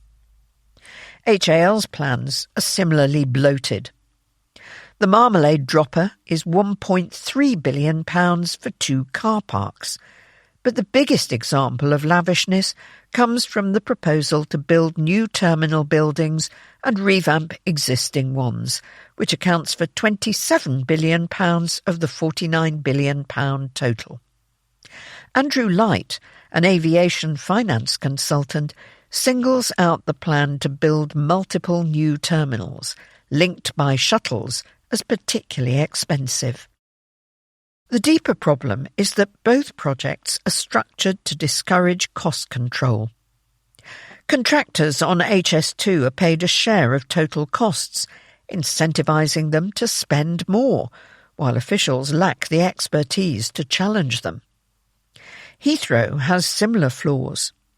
As a privately owned company with considerable market power, HAL is regulated by the Civil Aviation Authority, or CAA, which determines how much the airport can charge. HAL is currently allowed to earn a regulated return on its investment, so the more it spends, the higher its profits. As Mr. Sullivan puts it, HAL's incentive is to make this as expensive as possible. The CAA is consulting on whether to change its approach for the third runway, with a decision due in summer. Airlines are eager for more competition. Surinder Arora, the billionaire owner of several surrounding hotels, has pitched himself as an alternative developer. HAL argues that introducing a rival operator would mean years of delay. While they may be right, change is needed. A start would be to beef up the CAA, bringing in top commercial talent to scrutinise costs. A bolder approach would be to let an independent body define what needs to be built, rather than HAL. That body could commission HAL or a rival to construct different parts. Separating design from delivery would curb the misaligned incentives that encourage gold plating. Establishing such a body might take a few months, but it would be worthwhile. Without it, costs will spiral further. Even if airlines could make the economics work, passengers would face decades of overcharging. The country has suffered one pricey pudding in HS2. It can ill afford another.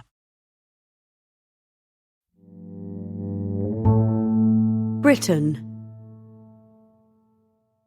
Whitehall. Alpha Romeo.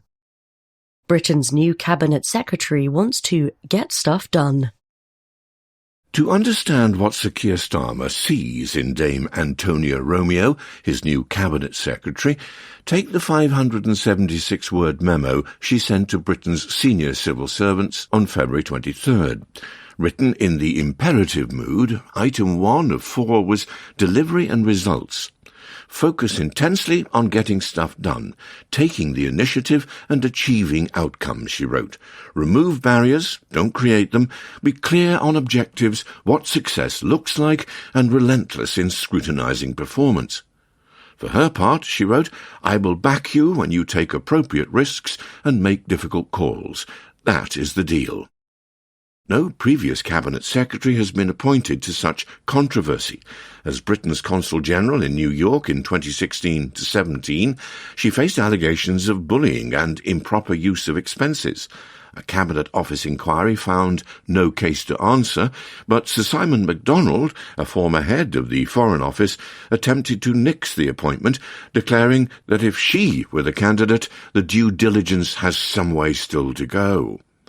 Her supporters and critics agree that she is adept at embracing her ministers' agendas and willing to be abrasive in pursuit of them. The dispute is whether the approach is counterproductive or the medicine Whitehall needs. It is a gamble the Prime Minister is willing to take. His administration is stalling. He complains that institutional levers are unresponsive. Policies are agreed on and then left adrift. On February the 12th, he ousted Sir Chris Wormald, a low-profile figure, as Britain's most senior civil servant after little over a year into a tenure that once might have lasted closer to a decade. Dame Antonia, by contrast, promises, in item 4 of her memo, to inject energetic, visible leadership. She echoes Sir Keir's enthusiasm for technology to transform Whitehall. In her new office, a copy of The Thinking Machine, a profile of the chipmaker NVIDIA by Stephen Witt, is found alongside the works of Peter Hennessy, a historian of Whitehall. Critics raise two doubts. The first is that for all Sir Keir's vague talk of rewiring the state, he has struggled to define what that means in either theory or practice. The state's size and function are inherently political questions that only he can answer. Running the old system hotter may not be enough. The second is that getting stuff done is only one part of the job of Cabinet Secretary.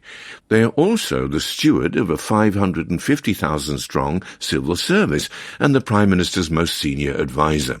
The role combines two frictional ideas of the civil service, that it is there to serve ministers, but also to speak truth to power in the national interest.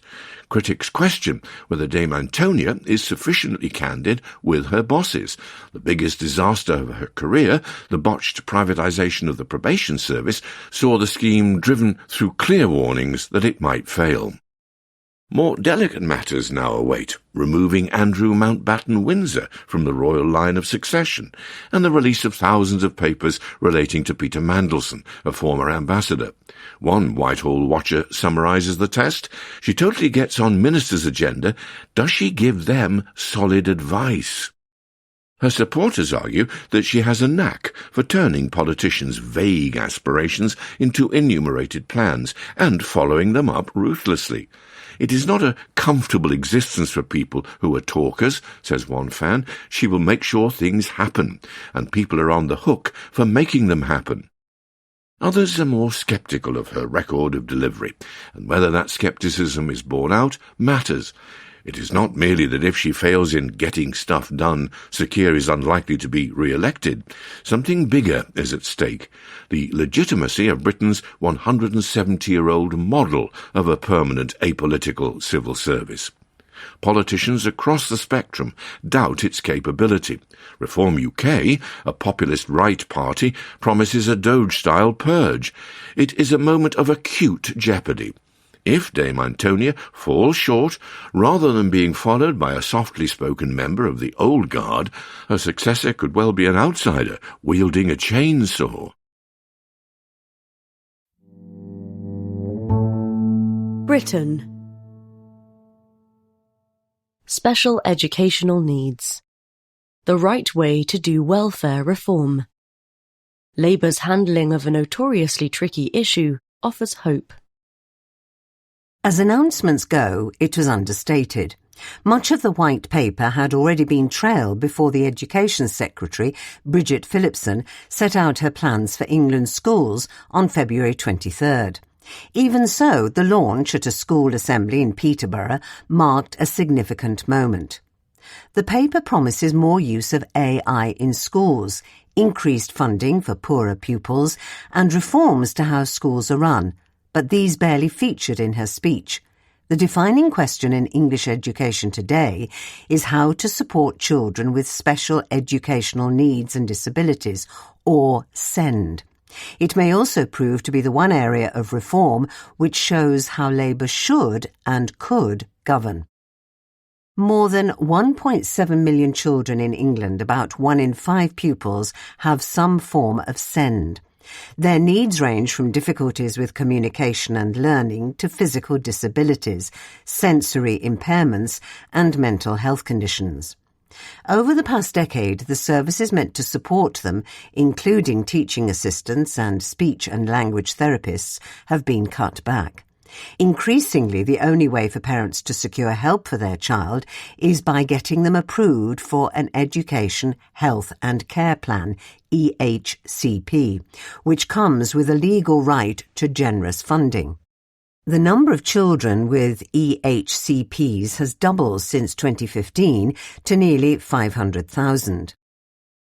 The result is a system that incentivizes conflict.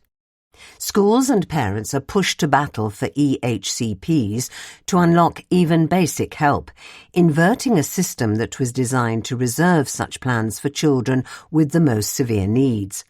Cash-strapped local authorities which fund the plans have incentives to resist them and to throw up barriers. Meanwhile, the costs of this flawed model have continued to spiral. Councils are projected to spend £14.8 billion, $20 billion, on SEND in 2025 to 26, triple what they did in 2015 to 16. Labour has, uncharacteristically, decided to confront the growing crisis. From 2030, EHCPs will be reserved for children with the most complex needs alone. 2 additional lower tiers of support plans for children with less severe needs will replace the all-or-nothing model. These plans will still carry legal force and require schools to make reasonable adjustments, such as providing laptops for children with dyslexia or sessions with specialists.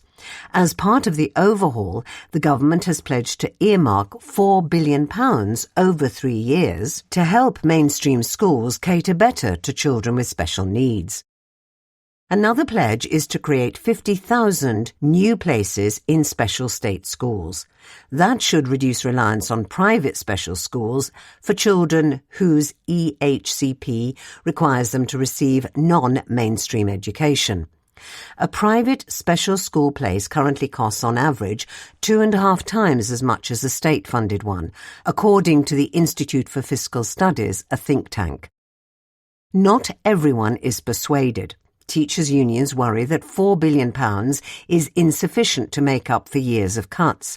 And while funding for extra specialists is welcome, it's unclear where these extra hands will come from given staff shortages. Some parents, especially of children who struggled in mainstream schools, are wary of a renewed push for inclusion, having been let down before. In her speech, Ms. Phillipson tried to reassure them. "Parents, please hear me," she said, insisting that the reforms were about improving, not removing support. Cynics will also point out that the main reforms will not begin until 2030. Such a foot-dragging timetable has echoes of Labour's approach to adult social care, where it has ducked and postponed difficult decisions. For Avni Mojaria of IPPR, another think tank, such comparisons are unfair. Unlike adult social care, it's not the decision that has been kicked long, just the implementation. I don't think there's a way of doing it faster. Given how fiercely parents fought for their children's rights, a successful transition would always require a phased introduction of the new system while gradually winding down the old one. The Labour government has balanced these considerations carefully and shown surprising political deftness compared with its previous flat-footed attempts at reforms. Last year it was forced into a humiliating and damaging retreat over welfare reform when its own backbenchers accused ministers of sacrificing the most vulnerable to fix the public finances. Given the sensitivity of SEND and the weakness of the Prime Minister, Sir Keir Starmer, many feared a repeat. This time, however, the party looks more united. In part, this is because the issue doesn't divide MPs along clear left-right lines in the way that the government's rhetoric around benefit scroungers did. But ministers also seem to have learned from the welfare debacle. They delayed the SEND reforms to consult with parents, charities and think tanks, and then leaked them. Ms. Phillipson and Georgia Gould, a junior minister, spent hours with sceptical MPs. A broader backlash could still come, as could legal challenges. But for now, this mix of broad consultation, public candour and longer-term planning suggests that Labour may have finally discovered how to govern in a more constructive way.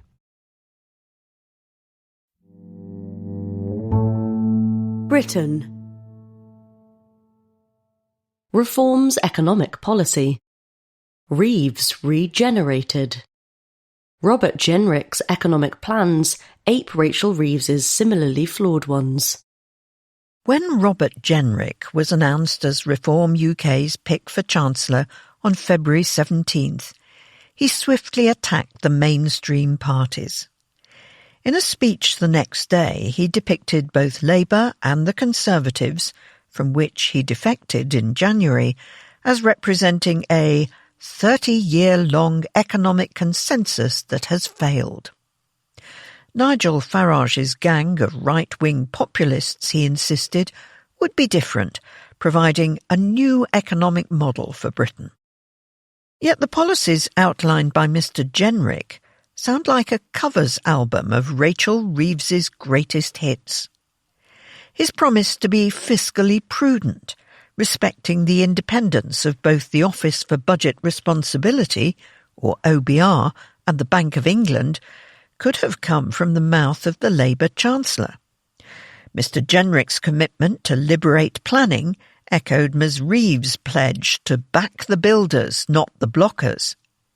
His lyric, "We're the party of alarm clock Britain," was indistinguishable from her determination to build a Britain where those who can work will work. That Mr. Jenrick pirated Ms. Reeves's ideas is not itself objectionable. It is a sign of how obvious some of the fixes are for Britain's woes. The problem is that Ms. Reeves's original album just does not slap. Her high-level prescriptions are sensible, but she ducks the thorny problems, from rising health spending to unaffordable pensions, that need fixing to make her vision a reality. Where Ms. Reeves proposes solutions, like on disability benefits, her own party shoots her down. Mr. Jenrick's approach faces a similar fate. It too evades the big questions. His party will muffle any residual economic radicalism. Take fiscal responsibility. Mr. Jenrick demonstrated his prudence by pointing to Reform's plan to save £25 billion, that's $34 billion a year, mostly by cutting over 90% of foreign aid and ending welfare for foreigners. But cumulatively, these changes save a mere 0.8% of GDP. As a plan, it shares Ms. Reeves's failure to take on the much bigger cause of rising spending, Britain's healthcare bill. The OBR forecasts that health spending will nearly double to 14.5% of GDP by the 2070s. Tackling this requires a reckoning with voters, especially Reform's disproportionately old and disabled base, which both politicians want to avoid. The story on welfare is similar. Mr. Jenrick touts his hardline credentials by promising to reinstate the 2-child limit on welfare payments, which Ms. Reeves has just abolished. But that will save only £3 billion a year. The biggest driver of rising welfare costs is state pension spending, which is forecast to rise by £40 billion a year in real terms over the 2020s. Yet Mr. Jenrick and Ms. Reeves both support the unaffordable triple lock, where the pension rises annually by the highest of earnings, inflation, or 2.5%. Politically, this makes sense. 73% of Reform voters want to retain the triple lock, but a new economic model it is not. The one obvious area where Mr. Jenrick is out of tune is net zero. His approach should unlock some opportunities, such as North Sea drilling. Yet the main blocker to building in Britain is not climate idealism, but NIMBYism. Reform voters have that in spades. 4/5 are opposed to building on the green belt, stopping development around cities. Ms. Reeves has already had to water down her planning ambitions. Mr. Jenrick would face the same pressure. Ms. Reeves's other economic policies are lacklustre. The government's migration policy is actively anti-growth. Its actions to improve EU trade superficial.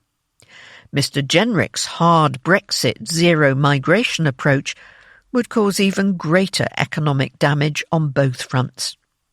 His deeper problem, though, is that Britain does not need a covers album, but a fresh set of tunes.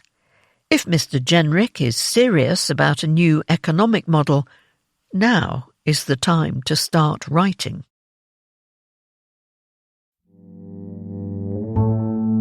Britain. Teen stars. Home advantage. The market for British teenage footballers is booming. Thank Brexit. On February 15th, Arsenal fans cheered through the rain as Marley Salmon ran onto the pitch for his home debut during an FA Cup game against Wigan. At just 16, this should be a historic introduction. But Mr. Salmon is not even the youngest to play for Arsenal this season. This title belongs to Max Dowman, who was 15 on his debut and in November became the youngest player ever in the UEFA Champions League. That both young men were able to live out their boyhood dreams well before they could grow a decent moustache is emblematic of recent changes in English football. Last year, the average age in Premier League starting teams was just shy of 27, a record low. Of the 5 youngest players ever to feature in the competition, 4 have done so since 2019. A decade ago, wonder kids might have fetched £200,000, $270,000. Now, Liverpool will pay Chelsea at least £2.8 million for Rio Ngumoha, a 17-year-old who in September became the youngest ever goalscorer. Manchester City recently spent £450,000 on a 14-year-old. Leon Angel of CAA Base, a football agency, says fees for minors have more than doubled over the past few years. The main reason is Brexit.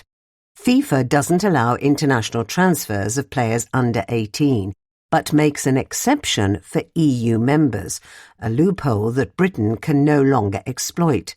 The result is a dearth in the supply of talented young Europeans available to Premier League academies, which drives up prices.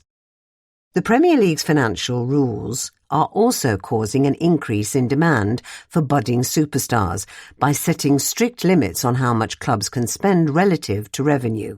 That has left clubs scrambling to find quick-fire ways to boost income, such as selling players from their own academy. Will clubs forced to invest in young Britons produce more talented grown-ups? There are promising signs. England's under-21 men's team, having not won since the 1980s, has now won 2 European under-21 championships in a row. But iron sharpens iron. When Cesc Fabregas joined Arsenal's academy from Barcelona in 2003, he raised the bar for all. Academies closed off to the best continental talent, only focusing on homegrown, may struggle to maintain top standards in the long run. Britain. Public space in London.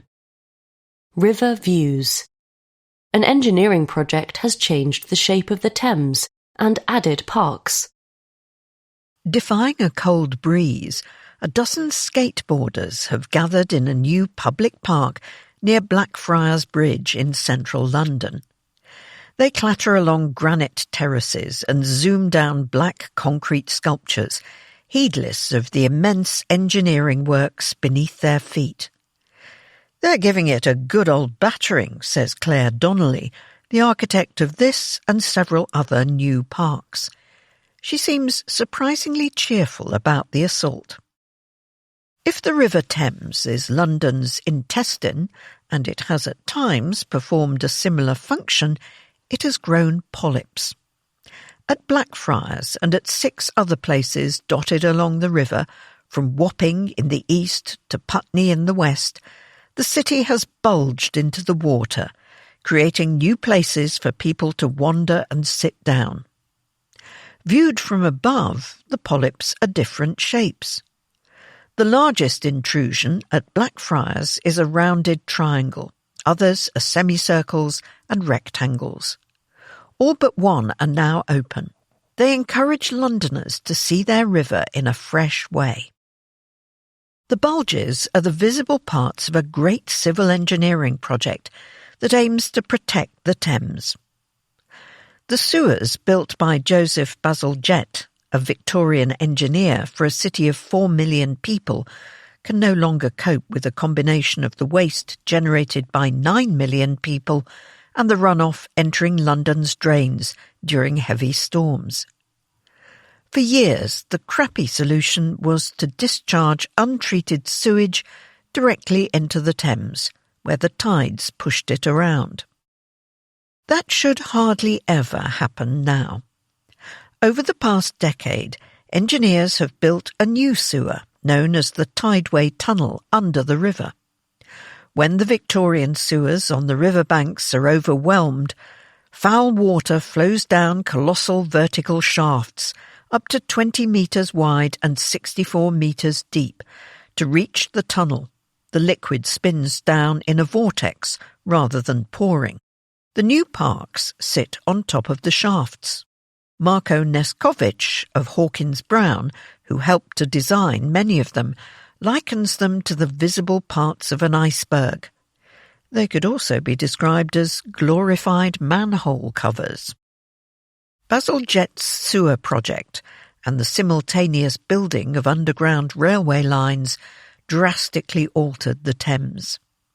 In central London, the river was greatly narrowed and encased in granite walls. By contrast, says Ms. Donnelly, the new intrusions are as small as they can possibly be. Many are faced with granite to help them blend in with the Victorian riverbank. Some already seem like established parts of the riverscape, although one thing gives them away. All have tall, twisted vents to carry sewer gases away from pedestrians. Victorian and Edwardian Londoners planted parks and installed masses of statues on the large public spaces that were created by Bazalgette's project. Victoria Embankment, on the north side of the Thames, contains monuments to the poet Robert Burns, the composer Arthur Sullivan, and Bazalgette himself, among many others. The new public spaces also contain works of art, but they are abstract or whimsical rather than heroic. Tyburn Quay, opposite the London Eye, has bronze sandbags. Effra Quay, near the headquarters of the Secret Intelligence Service, has seats in the shape of toilets. Boldest and biggest are a cluster of monoliths at Blackfriars by the artist Nathan Coley. They look spectacular at sunset. Whereas the new public park at Blackfriars contains trees and shrubs, the smaller ones are exposed. That might seem like a mistake in summer, but it is hard to add shady plants or structures because of the need to send workers and machines down into the drop shafts. And it would have defeated the main idea. The new public spaces are not conceived primarily as self-contained environments, but as devices for appreciating the Thames. The railings around many of the sites have such a thin profile that they almost disappear when you look through them. Two of the new spaces, in Westminster and Chelsea, are washed by the river at high tide. All of them allow people to get closer to the Thames and to see it from new angles, which are also old angles. Before Bazalgette turned it into a granite-lined canal, the river was more accessible. Some of the great 19th century paintings of the river by J.M.W. Turner and James McNeill Whistler are from the perspective of the foreshore or from the river itself. Whether Londoners grow fonder of their river remains to be seen. It is still a brown, silty thing, admits Roger Bailey, Tideway's chief technical officer. Tides and propellers churn it up. It is littered with barges and party boats, some of which barely move. But the river should be considerably cleaner now. And whereas the boats could be towed away, the new additions to the banks of the Thames will endure for many decades. The skateboarders will be delighted.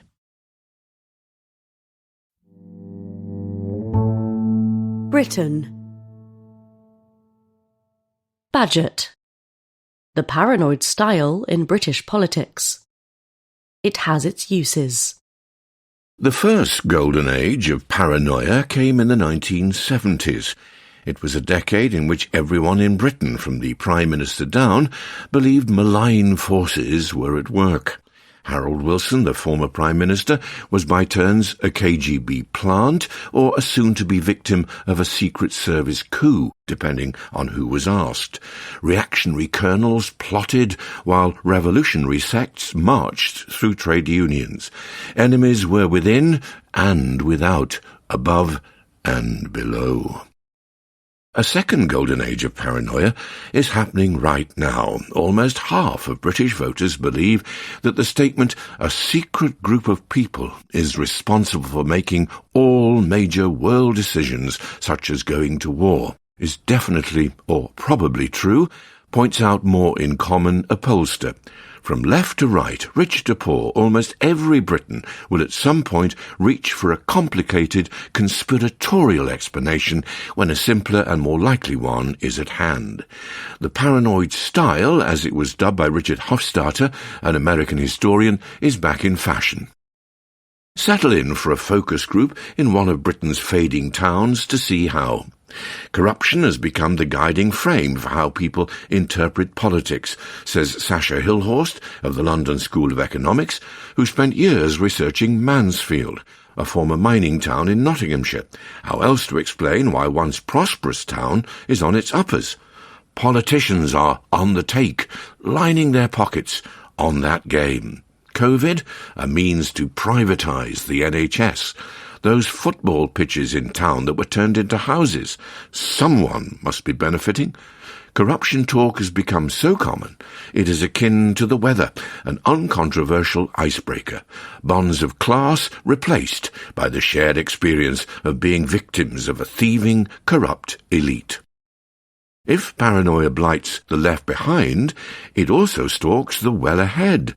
When Middle England rebelled against Britain's vote to leave the EU, it opted for the wildest explanations, bot networks and Russian interference, rather than a broadly Eurosceptic country taking the chance to leave the European club when it was offered.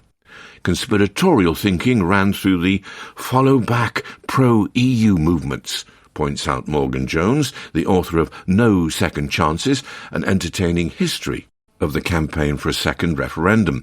At the height of the Brexit farrago, the Queen appeared wearing blue and yellow headwear.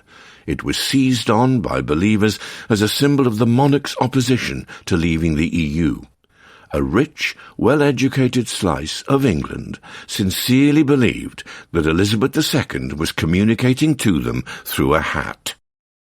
Paranoia permeates Britain's elites. Josh Simons, a Labour minister in the Cabinet Office, was in charge of Labour Together, a Sir Keir Starmer-supporting think tank, when the Sunday Times found out it had not declared £730,000, that's $907,000, in donations. The future minister paid £36,000 to APCO, a reputation management company, to investigate how the story came about. The think tank sent its findings to the National Cyber Security Centre, or NCSC, arguing it was the victim of a Russian hack. Other avenues, such as the idea that it was bog-standard leaks from within a movement prone to blood feuds, were overlooked. The NCSC did not open an investigation. If it was the Ruskies, Britain's security services are surprisingly unbothered. At this point, it is normal to begin a lament, to decry how society's bonds have frayed and that the borders of reality have blurred. True, Britain has become a land where people lunch alone, staring at a phone full of people who agree with whatever they think, however mad it may be. Perhaps it was only now shattered taboos that kept people's wackier thoughts in their heads. In this way, paranoid people are to be pitied. We are all sufferers from history, but the paranoid is a double sufferer, since he is afflicted not only by the real world with the rest of us, but by his fantasies as well, wrote Hofstadter in his essay. Paranoia has its uses. To be paranoid is to be a member of the avant-garde, who is capable of perceiving the conspiracy before it is fully obvious to an as-yet unaroused public, argued Hofstadter. He meant it almost sarcastically. In the case of Peter Mandelson, it becomes complimentary.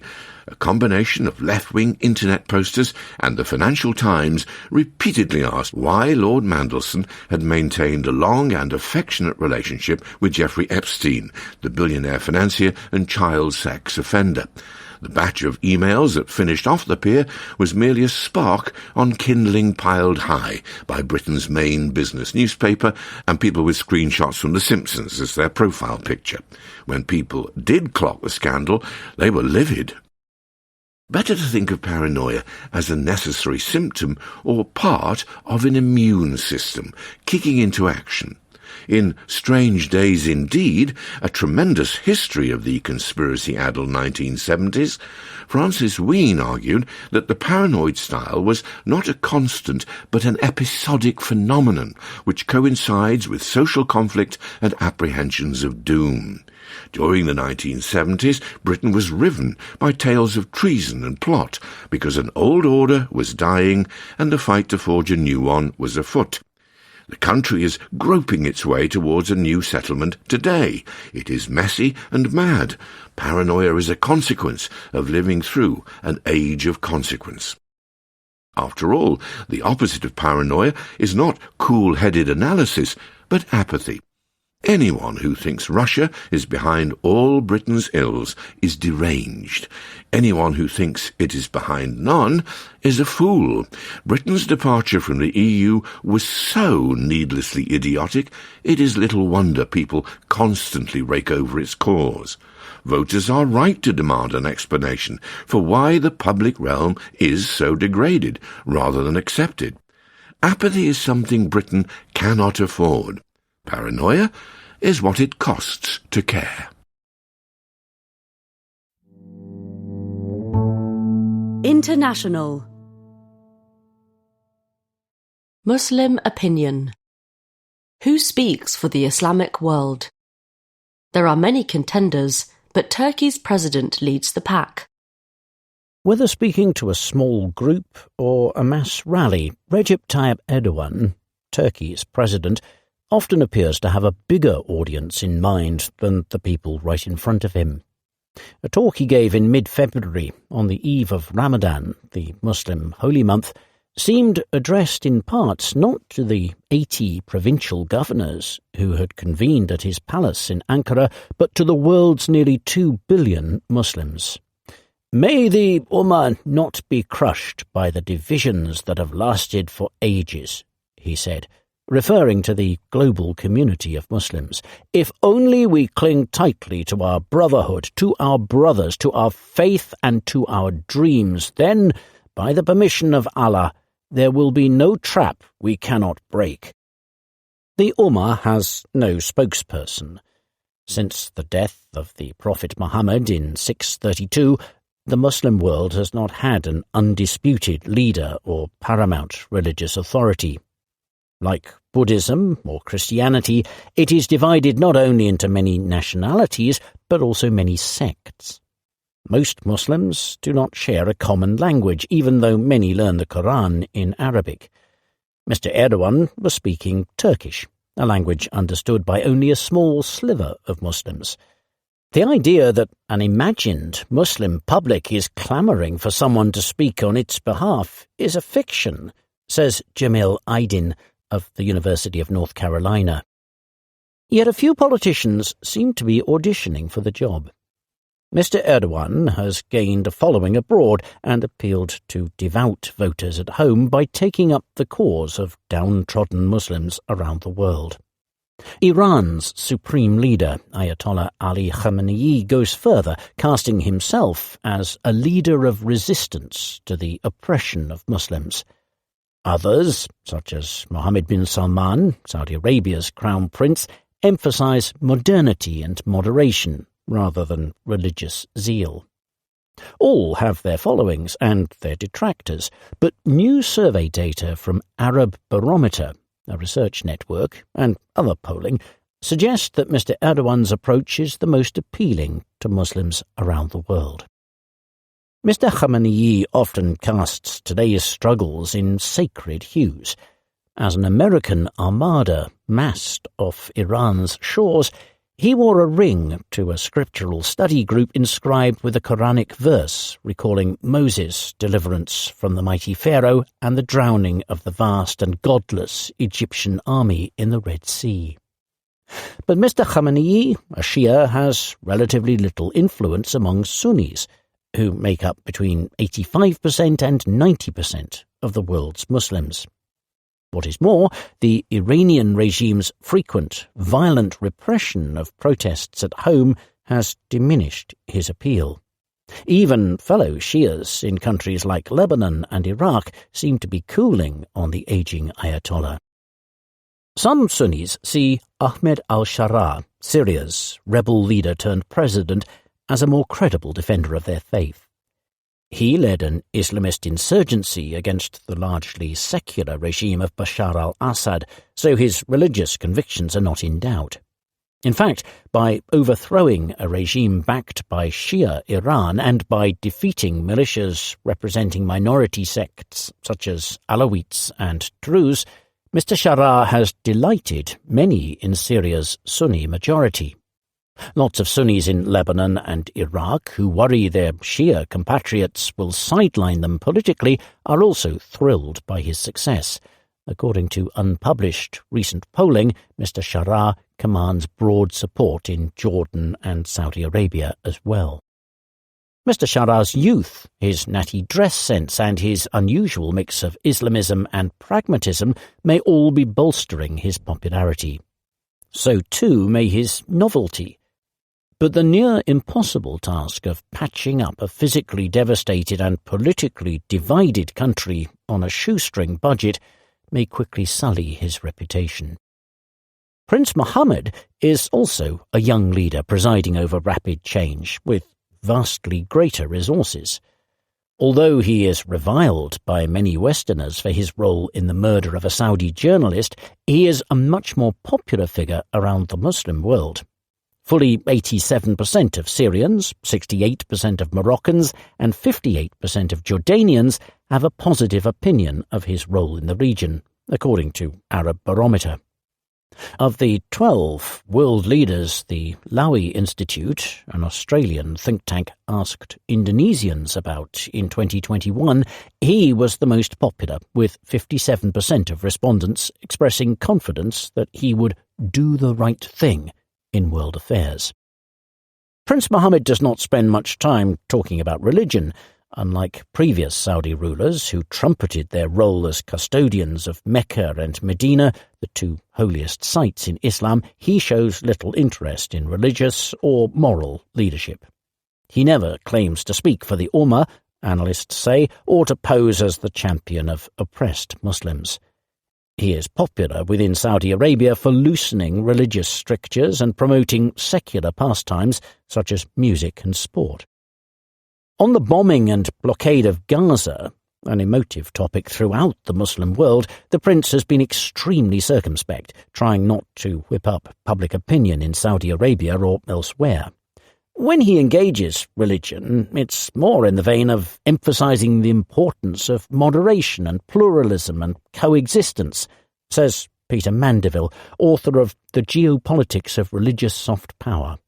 But in terms of his global profile, he is more excited about things like venture capital, innovation and glitzy conferences.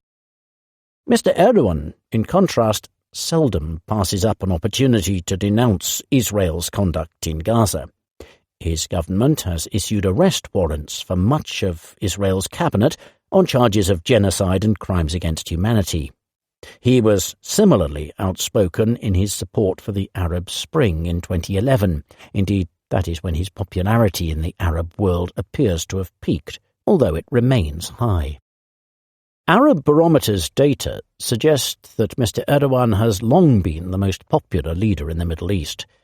He also seems to be well liked in other parts of the Muslim world, although the polling is thinner.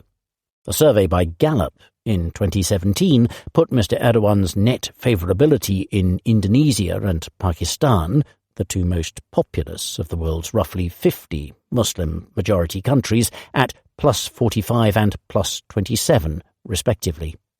Support for Mr. Erdogan is also widespread in the Turkic world, which stretches from Azerbaijan to Xinjiang in western China, and among Muslims in Europe, including the 4 million or so people of Turkish origin living in France, Germany, and the Netherlands. When Mr. Erdogan visited Pakistan in 2020, its Prime Minister at the time, Imran Khan, quipped that Mr. Erdogan was so popular there he could clean sweep a Pakistani election.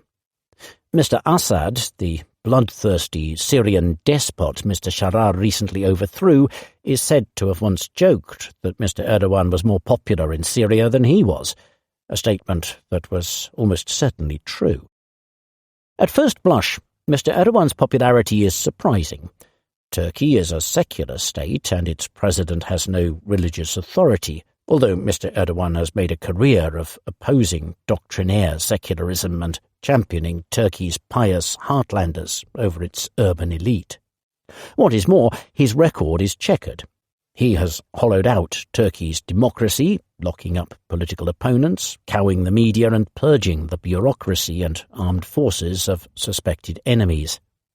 He has also mismanaged the economy, presiding first over runaway inflation and now over punishing interest rates intended to curb it. His popularity within Turkey has been waning. Mr. Erdogan's foreign admirers are apparently willing to overlook his misguided policies and growing authoritarianism. Much of their admiration may, in fact, stem from the perception of Turkey as a prosperous democracy with close ties to Europe, all qualities that Mr. Erdogan has undermined, notes Gunul Toll of the Middle East Institute, an American think tank. Yet there is also substance to Mr. Erdogan's appeal.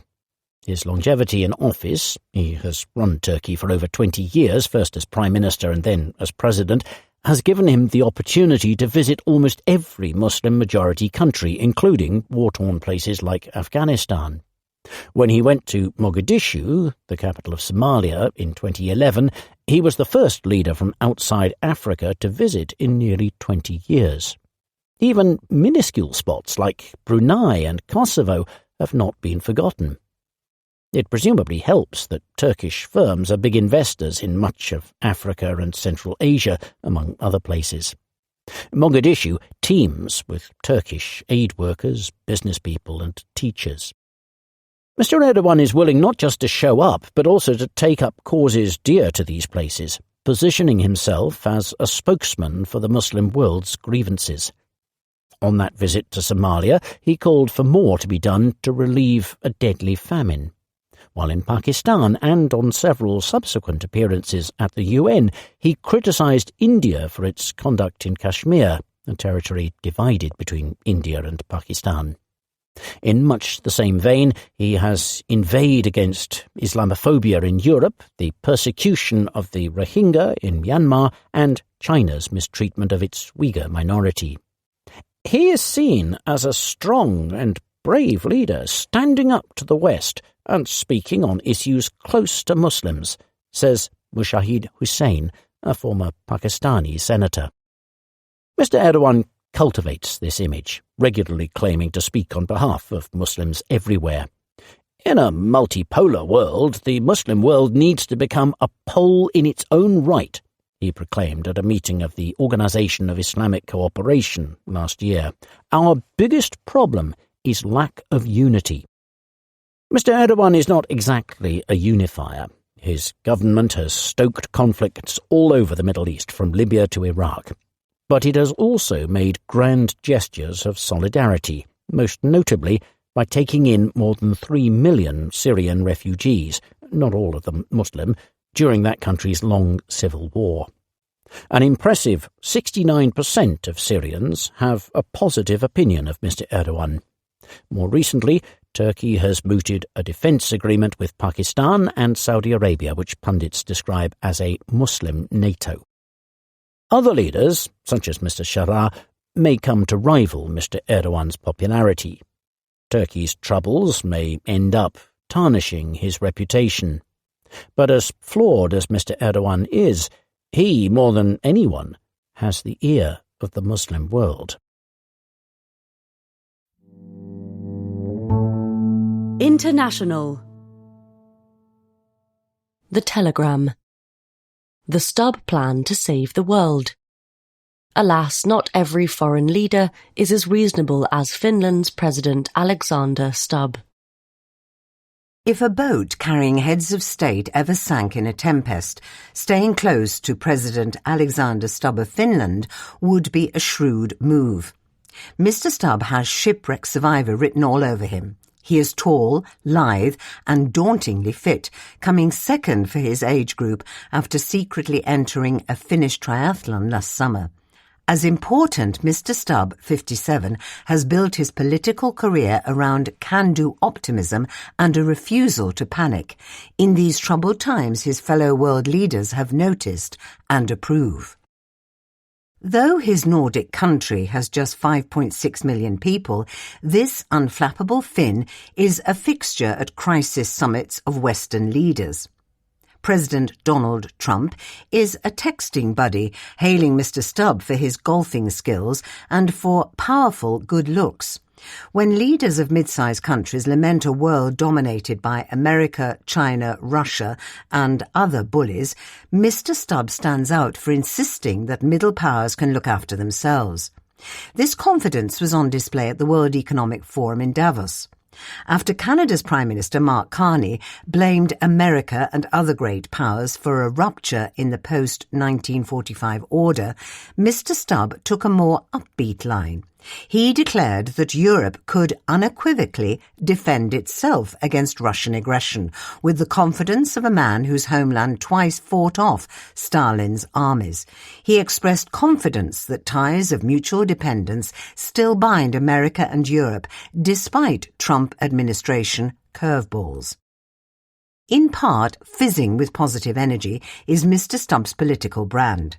This columnist has watched the Finn professionally for 20 years, since Mr. Stubb was first elected a member of the European Parliament. In a Euro legislature filled with has-beens and mediocrities, Mr. Stubb stood out for his brains, his ambition, and his genius for self-promotion.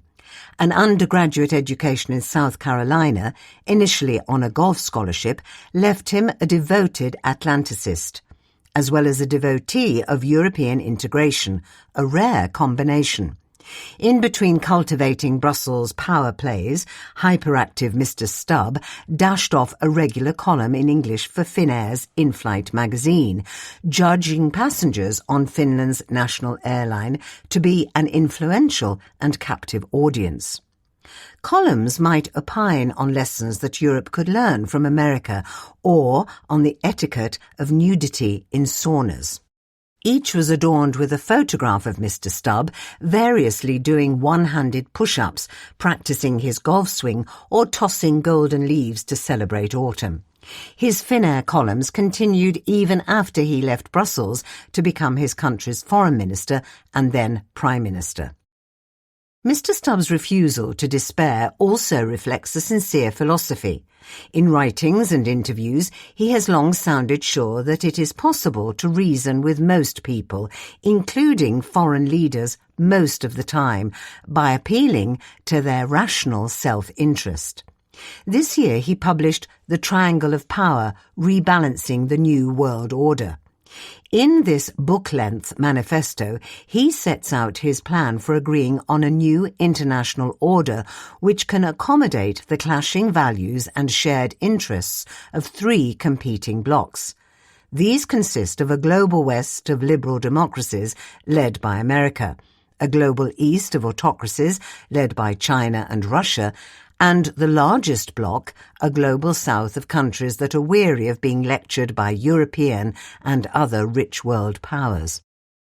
Mr. Stubbs' solution involves listening more to African, Asian, Latin American and Middle Eastern countries which, he says, hold the global balance of power.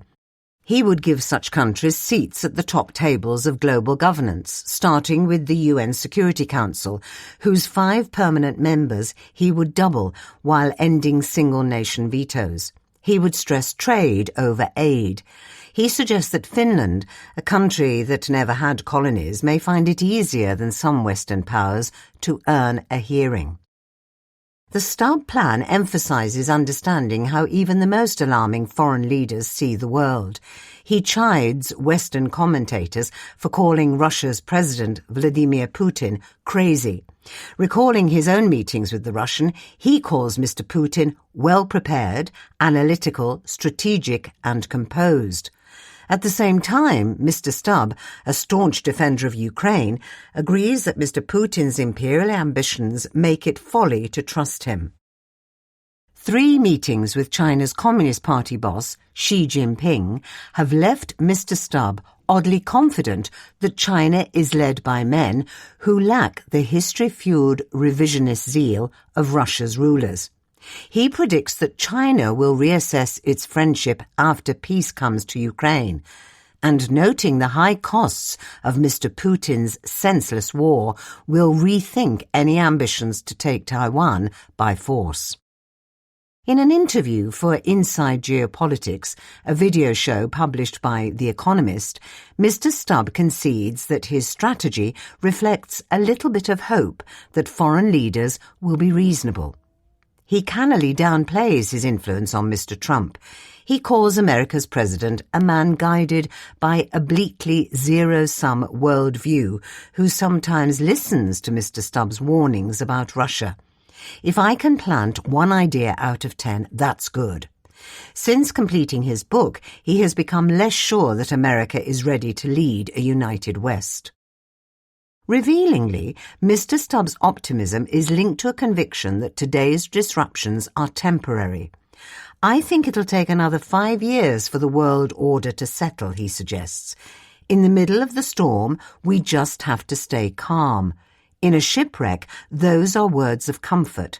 Storms do end and blue skies return. Yet today's disorder looks more enduring than a squall. There is reason to fear that a full-blown revolution is coming, targeting the liberal order whose fundamental values Mr. Stubb seeks to preserve. If rising powers are more resentful or fanatical than he believes, the future he describes will not arrive. In anxious times, it is no wonder that Finland's thoughtful, stay-calm president has earned global renown. But his plan is a bet on hope, not a guarantee of survival.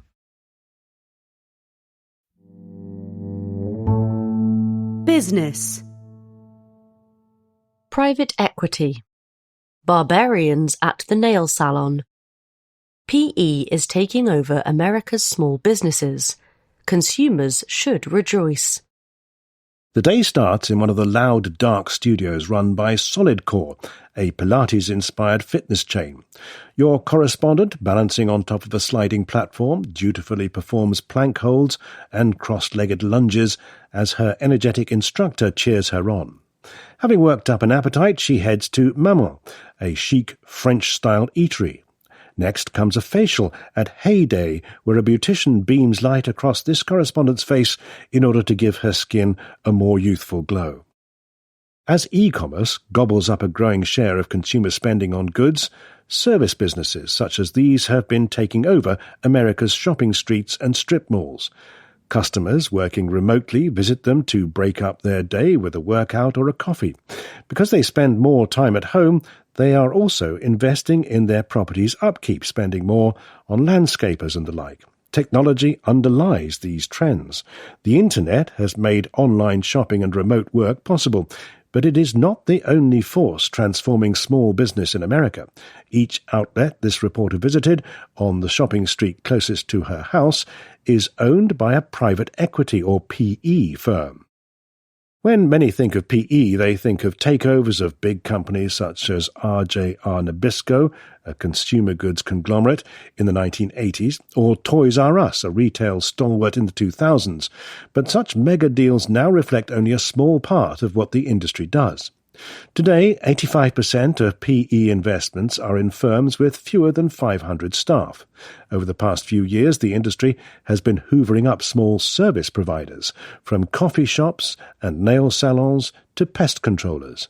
In 2016, PE firms owned 2 of America's 10 biggest car wash chains. They now own all 10. In the year to June 2025, PE accounted for half of all acquisitions of air conditioning contractors. Local service providers are attractive to PE because they are largely internet-proof. Amazon can't wash your car, they can't work out for you, they can't deliver your coffee, says Scott Romanoff of Franchise Equity Partners, a PE firm. Often a handful of such businesses are acquired and merged into a chain. Some may find this alarming. The caricature of PE is that it loads companies with debt and sacks staff indiscriminately, resulting in juicy short-term profits, but deteriorating service and, in the most egregious cases, failure of the business. Its approach is to suck money out of a company until it collapses, Elizabeth Warren, a senator, declared in a video posted online in November. Few ideas unite Gavin Newsom, governor of California, and President Donald Trump, but taking PE down a peg is one of them. In January, both proposed measures to ban the industry from purchasing single-family homes. PE investors are not saints. There are plenty of examples of portfolio companies being gutted by their owners in pursuit of a quick buck. Yet to believe that by and large the industry is a poor steward of the businesses it acquires is to misunderstand the strategy of investors who rely on being able to sell their portfolio companies after a few years in order to return money to their backers. Those they sell to, a larger company, investors in public markets or another PE fund, are hardly fools. Indeed, many small businesses will emerge from PE ownership as bigger, more profitable firms that do better by their customers. Nobody doubts PE's penchant for borrowing and its willingness to wield the axe. Yet it is difficult to find compelling evidence of widespread ill effects. Perhaps more than 20,000 American businesses are owned by PE. Of these, just 75 went bankrupt in 2024, according to the Private Equity Stakeholder Project, a non-profit watchdog. The most rigorous studies find that even with more debt, PE-backed firms are no more likely to default than others. Academics have examined whether PE undermines businesses in more insidious ways without causing outright collapse. A 2021 paper by Atul Gupta of the Wharton School of the University of Pennsylvania and his co-authors looked at the impact of PE ownership on nursing homes. Patients admitted to them are not a healthy bunch. On average, 1 in 6 will die in the facility or within 3 months of discharge. But Mr. Gupta and his co-authors found that for patients covered by Medicare, a government program for the elderly, the chance of death in the short term was 11% higher if the nursing home they went to was owned by PE. The higher mortality risk appeared to occur as a result of cuts to nursing staff, which increased the risk of injuries, pressure sores, and death. Yet the case is not closed. A paper from last year by Ashwin Gandhi of the University of California and his co-authors shows the importance of competition in shaping how PE owners behave in the nursing home industry. In less competitive markets, they found similar effects to Mr. Gupta, but in highly competitive markets, PE-backed homes were likely to have higher staffing ratios and better ratings than others. Caution over PE's incursion into the care sector is understandable. PE firms now run at least 5% of America's nursing homes, offer around 10% of available places in childcare centres, and own about 12% of dental surgeries. The care sector is rife with information asymmetries that unscrupulous PE bosses could exploit. Youngsters at childcare centres and residents of nursing homes are often unable to communicate anything about the quality of their care, and even lucid adults are rarely in a position to determine whether they need a costly MRI scan or root canal. But customers have less reason to worry at Pilates studios or smoothie bars. Those unhappy with their instructor or their acai bowl can go elsewhere.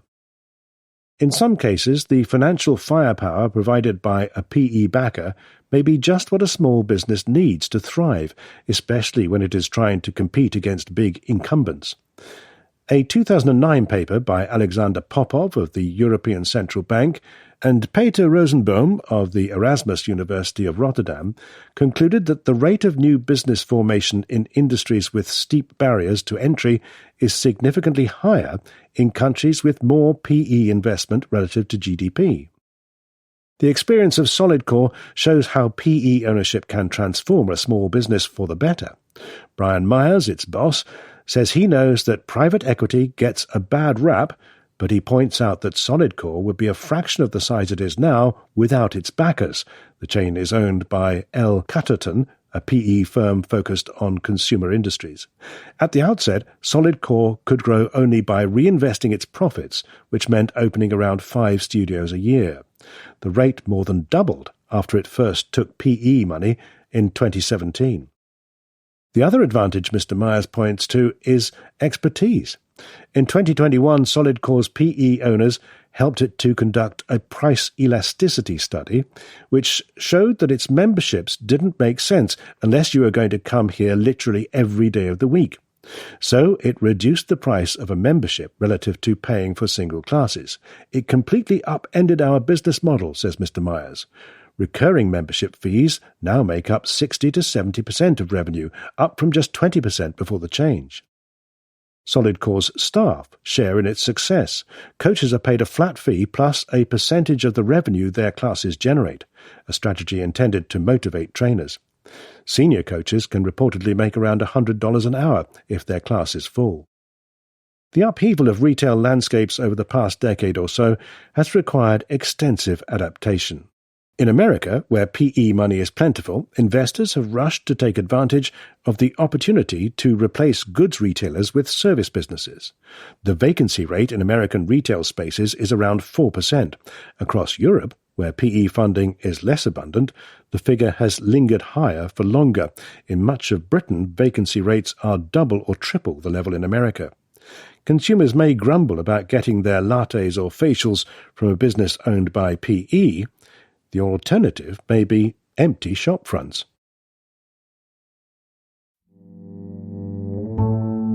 Business. Entertainment. Going global. The Sphere is taking its success in Sin City to the rest of the world. Wind blows, leaves whirl in the air and smoke fills the auditorium as Dorothy and Toto are whisked away by a giant tornado. The audience in the steeply banked 18,000-seat arena gasp and clap as the movie, Warner Brothers' The Wizard of Oz, remastered with the help of artificial intelligence, plays out on the 15,000-square-metre screen all around them. The Sphere, a monumental orb-shaped attraction in Las Vegas, has quickly become the hottest ticket in Sin City. Now it is ramping up plans to go global. At first, the giant ball looked like a giant balls-up. The Sphere was assembled over 5 long years that included the COVID-19 pandemic. When it opened in September 2023, the final price tag for the building was $2.3 billion, nearly double what its owner had originally predicted. What is more, steep operating costs meant that the losses kept piling higher. But earlier this month, the attraction's parent company, which is controlled by the Dolan family, delivered news that caused investors to cheer louder than the audience at Oz. In the final quarter of 2025, revenue for the Sphere shot up by 62% year-on-year, an operating loss of $108 million in the same period in 2024 narrowed to $7 million. The barnstorming quarter happened even though Las Vegas had a difficult year in 2025, with fewer tourists visiting the city. Investors are bullish. The share price of Sphere Entertainment, which also owns a declining TV business, has nearly trebled since last summer. The futuristic building's success rests in part on the rekindled charms of an 86-year-old film. The Wizard of Oz, souped up for the giant screen and aided with 4D effects like vibrating seats, has sold more than 2.2 million tickets since it opened in August, generating $290 million in revenue. Between live concerts by the Eagles, the Backstreet Boys and others, the Sphere has jammed in matinees and early evening showings of Oz, putting on 245 screenings in the latest quarter, up from 190 performances of other shows a year earlier. The Sphere's bosses are courting other movie rights holders, hopeful that another big hit might draw even larger crowds. Making these shows is expensive. Remastering Oz costs more than $100 million. The costs would be easier to swallow if the resulting product could be shown in more places. Indeed, that is now the plan. A proposed Sphere in Abu Dhabi is nearing the end of its pre-construction phase. Last month, the company announced a third Sphere in National Harbour near Washington, D.C., due to open within 4 years. It has hinted at more announcements to come. Curry Baker of Guggenheim Partners, an investment firm, expects that another Sphere will be announced this year and 1 or 2 more in 2027. The cost of the whopping buildings remains problematic. Depreciation and amortization gobbled up 30% of revenue for the Las Vegas Sphere in the final quarter of last year. One answer is a new financing model. The Emirati Sphere will be funded entirely by the Abu Dhabi Department of Culture and Tourism, which will pay a franchise fee and royalties to the Sphere's parent company. The National Harbour Sphere is backed by $200 million in public and private contributions. Another strategy is to downsize. The National Harbour Sphere will have a third of the capacity of the Las Vegas attraction and is reportedly aiming to come in at less than half the cost. Littler, cheaper spheres could make them viable in markets smaller than Las Vegas. Will more places want one? 100-metre-high globes wrapped in bright LED screens are exciting things to visit, but they are not everyone's idea of a good neighbour. 2 years ago, the Mayor of London rejected a proposed sphere in the densely populated neighbourhood of Stratford in the city's east, citing worries about light pollution. The Mayor of Tees Valley, Northern England's answer to Las Vegas, sportingly offered to host one instead, but was inexplicably snubbed. Oz has made the sphere a smash hit in Las Vegas, but new trials will await when it is not in Nevada anymore. Business. Zhejiang Mining. Blast-off. The stunning rise of China's most audacious miner. In 1993, officials in Shengheng County, in the southeastern Chinese province of Fujian, enlisted Chun Jinghe, a geologist, to lead an effort to develop a local gold mine. So was born Zhejiang Mining. Mr. Chun, who retired this year, would go on to turn the company he led into a global giant. Worth around $150 billion today, it is the world's 4th most valuable mining business. The soaring price of gold, of which it is the 6th biggest producer, and copper, for which it ranks 5th, has led its market value to rocket upwards by 150% over the past year. Much of Zhejiang's growth has taken place in the past decade as the company has followed an ambitious strategy of global expansion. Its mining operations now span 18 countries across most parts of the world. Between 2015 and 2025, it poured $26 billion into capital expenditures and made $15 billion worth of acquisitions. In January, it announced its biggest deal yet, to buy Allied Gold, a Canadian miner, for $4 billion. Zhejiang has set itself the goal of ranking among the world's top 3 producers of both copper, which accounts for 2/3 of the net value of its assets, and gold, which makes up 1/4, by 2028. To that end, in February it released a production plan to boost its output of the two minerals by as much as a half over the next 3 years, and expand its output of lithium more than tenfold. The company has a solid record of hitting such targets. Executives who have worked with the miner say that its operations are strikingly efficient. As Western policymakers seek to loosen China's chokehold over various minerals, Xi Jinping's success illustrates how difficult their task will be. Xi Jinping has gone where others won't go, says James Whiteside of Wood Mackenzie, a consultancy. Even in 2016, when copper prices were at their lowest since the global financial crisis, amid a commodity downturn, the company was acquiring stakes in copper mines in the Democratic Republic of Congo that others were selling off. As it bought up mines, Xi Jinping often expanded their production several times over. Around half of its mining of both copper and gold now takes place outside China. It has helped that the quality of ore at its overseas sites has typically been higher than at home. The company has also expanded beyond just digging up dirt. It has built a vast refining and smelting business that generates about 1/4 of its operating profits. Many Western miners have shied away from these activities. Mineral processing is dirty, complex, and typically not very profitable. Even when prices for minerals fall, operators must pay to keep their processing sites running because it is very expensive to switch them off and on again.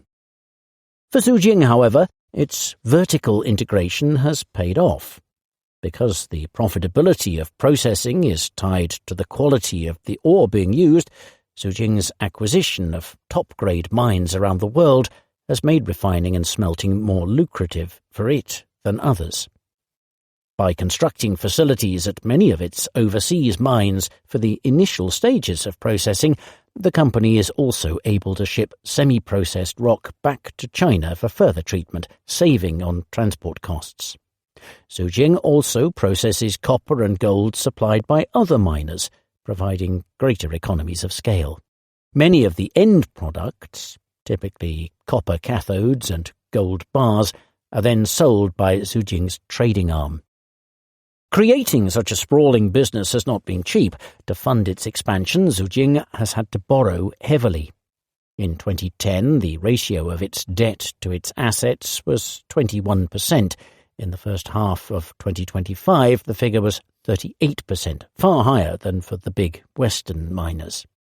To support further investments, in September the company consolidated its international gold mines into a subsidiary and listed a roughly 15% stake in the unit in Hong Kong, raising 25 billion Hong Kong dollars, that's $3.2 billion US dollars. Another challenge for the company has been managing its environmental impact. In 2010, a toxic leak from a wastewater pond at a mine in Fujian province contaminated the nearby Ting River, damaging Xi Jinping's local reputation. More recently, villagers in Bor, Serbia, have complained of environmental damage caused by Xi Jinping's mine there. The company has denied the allegations. Such criticisms may eventually lead politicians abroad to start resisting the company's expansion. Moreover, Xi Jinping has lately found itself in the geopolitical crossfire. The Chinese state does not hold a majority interest in Xi Jinping, as it does in many of the country's other big miners, but Shenghong County has maintained a sizable stake, raising questions about the company's independence. Last year it was added to the American government's entity list for allegedly benefiting from forced labour in China's Xinjiang region, which the company has denied. That makes it difficult to do business with American firms. There is plenty, then, to keep Mr. Chun's successor busy. Business. Food choices. Much at stake. The fake meat industry is in trouble. The plant-based burger once had investors licking their lips. In 2019, Beyond Meat, a maker of beef-free patties, went public at a market value of almost $4 billion. The following year, sales of plant-based meat in America surged by 45% to $1.4 billion. Countless startups joined the feast. Even some meat companies had a nibble at the business. More recently, however, investors have lost their appetite. Sales of plant-based meats are in decline. Beyond is now worth less than $400 million. Its revenue shrank year on year in each of the first 3 quarters of 2025 and probably again in the final 3 months. The share of American adults who say they regularly eat the stuff has stayed in the single digits, according to polling by YouGov for The Economist. Meanwhile, meat sales are booming. What happened? Many in the industry argue that it is undergoing a correction, not a collapse, but they acknowledge several problems. One is price. Even as the cost of meat has soared, a result of shrinking herds and more expensive animal feed, it remains cheaper than plant-based imitations, thanks in part to farming subsidies. A pound of beef mince from Walmart, America's biggest grocer, sells for $7.43. An alternative from Impossible Foods, a rival to Beyond, costs $9.04. Another is taste. Some plant-based meat is still awful, admits Mark Cudingham, the boss of This, a British meat-free company. One bad experience can put a curious consumer off for good. Fake meat has also been embroiled in America's culture war. Robert F. Kennedy, Jr., the health secretary, champions slogans such as "Eat real steak." Interest in whole food is on the rise. Proponents of animal meat argue that the fake stuff is full of fat, salt, and ultra-processed junk. Impossible acknowledges that some of its products contain more sodium than raw, unseasoned meat. Such a comparison isn't set on a level playing field, it argues, as few people eat meat that way. The chewier problem for plant-based meat companies is that their products are classified as ultra-processed foods, a result of the long ingredient list and production processes. Health-conscious consumers are now wrongly equating plant-based burgers with potato chips and Oreos, argues David Welsh of Synthesis Capital, which invests in food tech. Enthusiasm for high-protein and high-fiber diets might prove friendlier to plant-based meat companies. Peter McGuinness, Impossible's boss, suggests that many of its products contain more of each than is found in animals. Both Impossible and Beyond now display their products' protein content prominently on their packaging. Impossible recently partnered with a maker of protein-dense bread and pasta, while Beyond, which last year dropped the meat from its name, has expanded into beverages, launching a flavoured sparkling water touting 20 grams of protein per can. Some companies are also experimenting with half-meat, half-plant burgers. Skeptics may ask who would want to eat such a product, but Tim Dale of Food System Innovations, a research group, points out that potential customers include parents looking to sneak vegetables onto their children's plates. Investors may now be warier of plant-based meat, but some are placing bets instead on the cultivated variety grown in a lab from the cells of animals. Unhelpfully, a few American states have passed or proposed bans on the production and sale of cultivated meat, but insiders point to progress at the federal level. In Britain, it has received clearance as pet food. Cultivated meat faces the familiar hurdle of cost. But Nick Cooney of Lever, a venture capital firm, reckons that whereas plant-based meat has been dogged by the perception that it's a fake thing, cultivated products could find their way to supermarkets' meat aisles. Uma Valetti, boss of Upside Foods, a cultivated meat firm, sees the next decade as the time to prove that his industry can scale up, rather than rush to have everything available all at once. Move too fast, and the alternative meat business may again end up in a stew. Business. Software.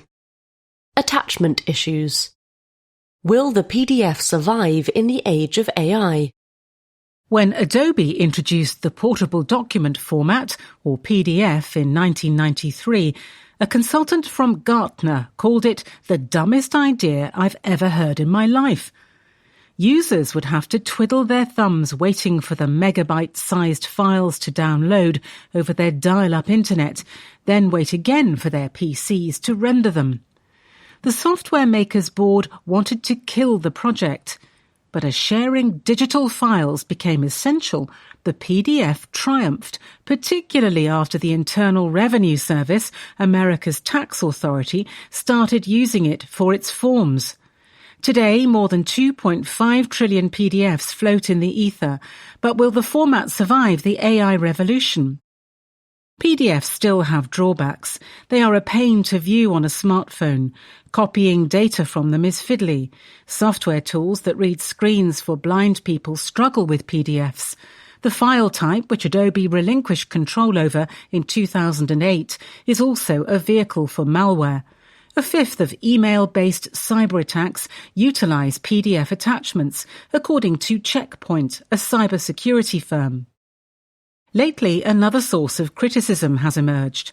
The large language models underpinning generative AI are often bamboozled by PDFs, reading a page set in columns from left to right rather than top to bottom, say, or getting confused by headers and footers. Trouble parsing PDFs is one of the reasons AI chatbots occasionally hallucinate, generating nonsense.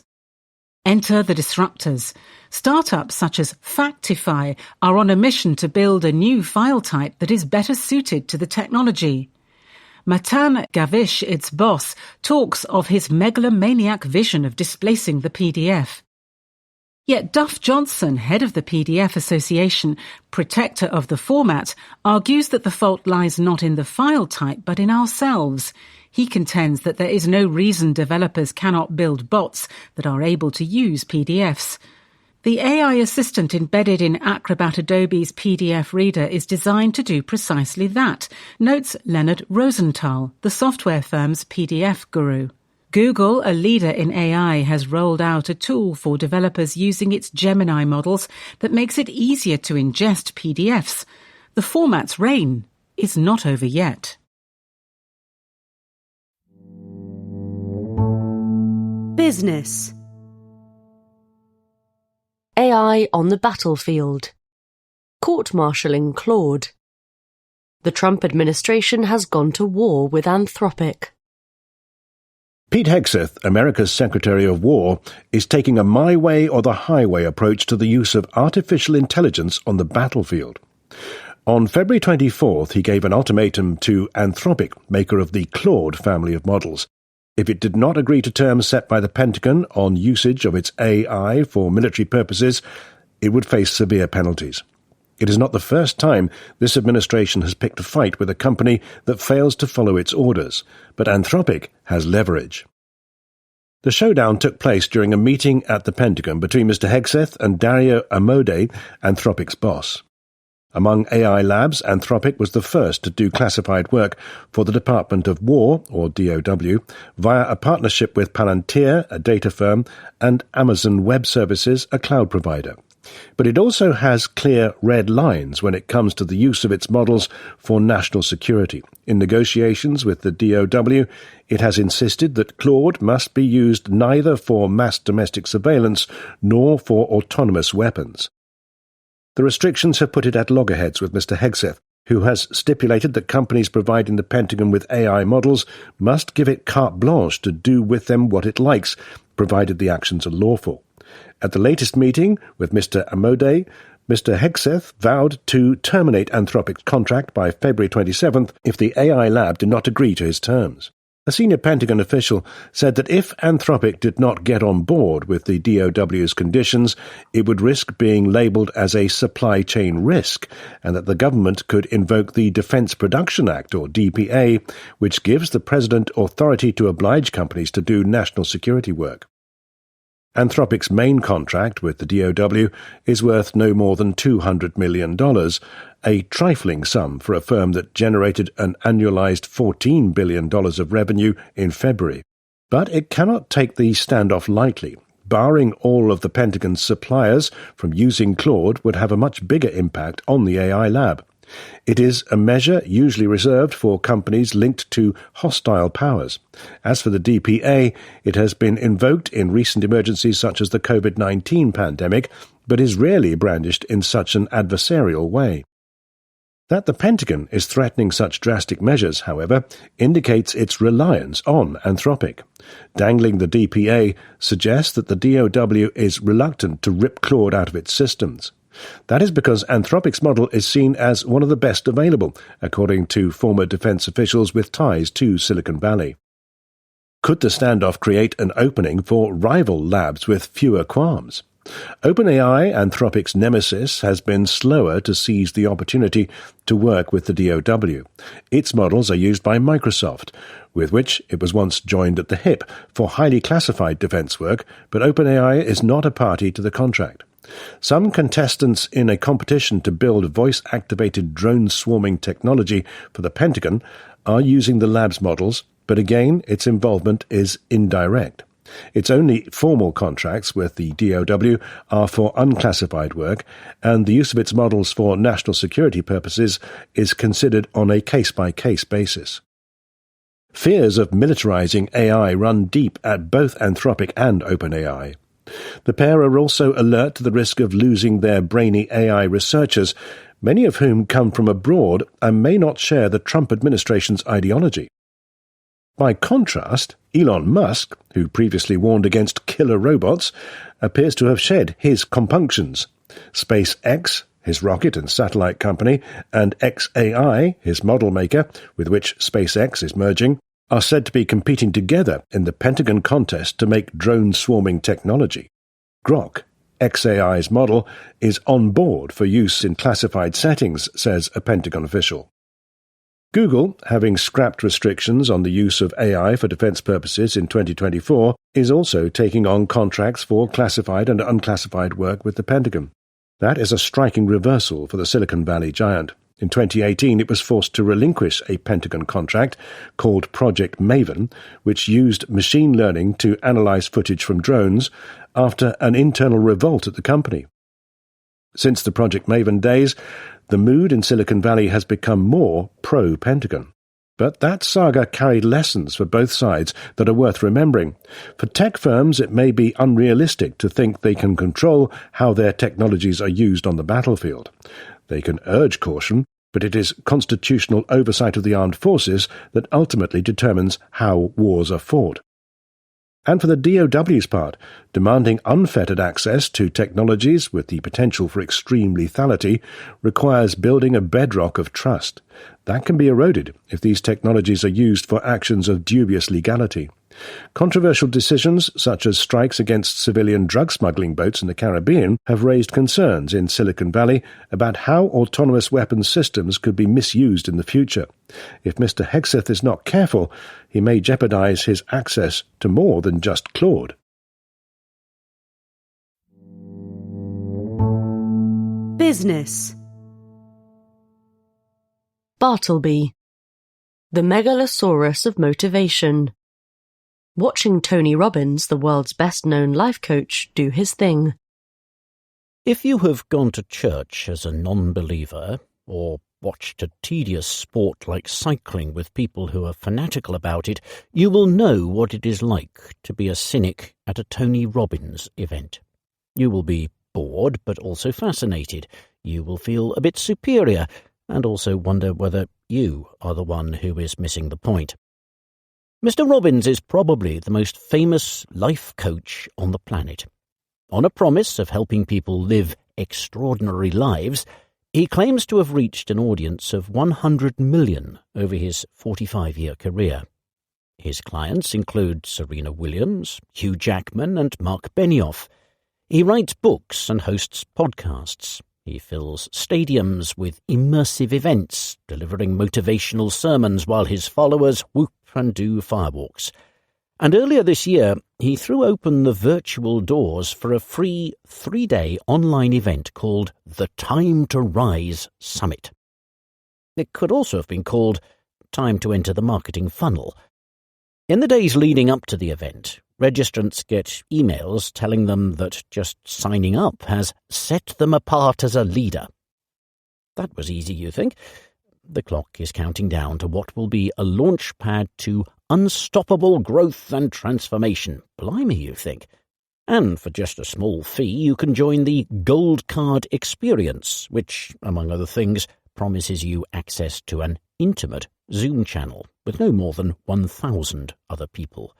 Unstoppable growth and transformation is probably enough for now, you think. On the first day, you join a YouTube channel where tens of thousands of people are already online and waiting for the event to start. The screen shows inspirational messages like, "Discover the adventure that comes from becoming more every day," and "You don't rise to the level of your goals, you rise to the level of your decisions." Each word makes sense, but as the sentence unfolds, you are less and less sure what it means. Your fellow participants have no such doubts. The chat window fills with messages. "Let's go, people! Super excited!" And "I still have no sound." When the countdown ends, someone who's had far too much caffeine announces that 1.2 million people have signed up to attend. A personal trainer appears to conduct a couple of warm-up exercises. The camera cuts away occasionally to show devotees who are watching the event on Zoom. They are presumably Gold Card Experience members. People are frantically jumping up and down in their living rooms. It's totally baffling, like watching the Moonies do a hit session. And then, finally, the man himself is there. Mr. Robbins may be 65, but his physicality is central to his appeal. He is exceptionally tall. He works out and wants you to know it. His teeth are like limestone cliffs. His voice rasps and his veins bulge. He seems to be a product of deep geological time, the megalosaurus of motivation. The chat window is a sea of emojis. "I love you, Tony," says someone. "I want to change everything," says another, which seems a little unfocused. And then he's off and running, growling into the camera. He tells anecdotes that he has plainly told many times before, including how he cured a woman of her phobia of snakes in 10 minutes. He talks about pattern recognition and the hero's journey and testosterone surges and the lessons of the Wizard of Oz. He says things like, "Someday leads to a town called Nowhere," and "If you want to take the island, burn the boats." There is even a deeply unconvincing soundtrack of cheering and applause. You shake your head as the chat window explodes with more heart emojis. Still, what Mr. Robbins says matters far less than how he says it. He is genuinely engaging. He often seems to be on the verge of tears when he tells his stories. He acts as if the audience is right there with him, encouraging the watching hordes to make some noise, clapping along weirdly as dance music blares, asking for shows of hands. He smiles as if he really means it. Above all, he keeps going and going. He talks for almost 3 hours straight on day one and does the same thing again the next day and the day after that. And just when you think that must be it, an email arrives to say that Tony will be doing a 4th bonus day of rising. These displays of stamina strengthen the faith of disciples and raise a nagging question in your mind. If this is all nonsense, why is he so damned energetic? And why do I feel so tired? You may not buy what Mr. Robbins is selling, but you cannot deny that he sells it extremely well. Business. Schumpeter. Arise, CEO Councilman. America's bosses worry too much about geopolitics and not enough about local politics. Running a big American company today requires bosses to master the art of high politics. Matters of state, trade and war are ordinary boardroom chatter. Consider Mark Zuckerberg, Meta's self-styled Augustus. He attended Donald Trump's inauguration, contributed to the president's ballroom fund, and has purchased a pile of his own in the Capitol. Meta touts the use of its technology by American armed forces, and earlier this year Mr. Zuckerberg appointed Mr. Trump's former Deputy National Security Advisor as his vice chair. Yet some of Mr. Zuckerberg's most pressing problems look parochial by comparison. A proposed wealth tax in California, cooked up by a healthcare union, might explain his interest in another property in Florida. This month, Mr. Zuckerberg testified about the risks social media pose to children in a county court in Los Angeles.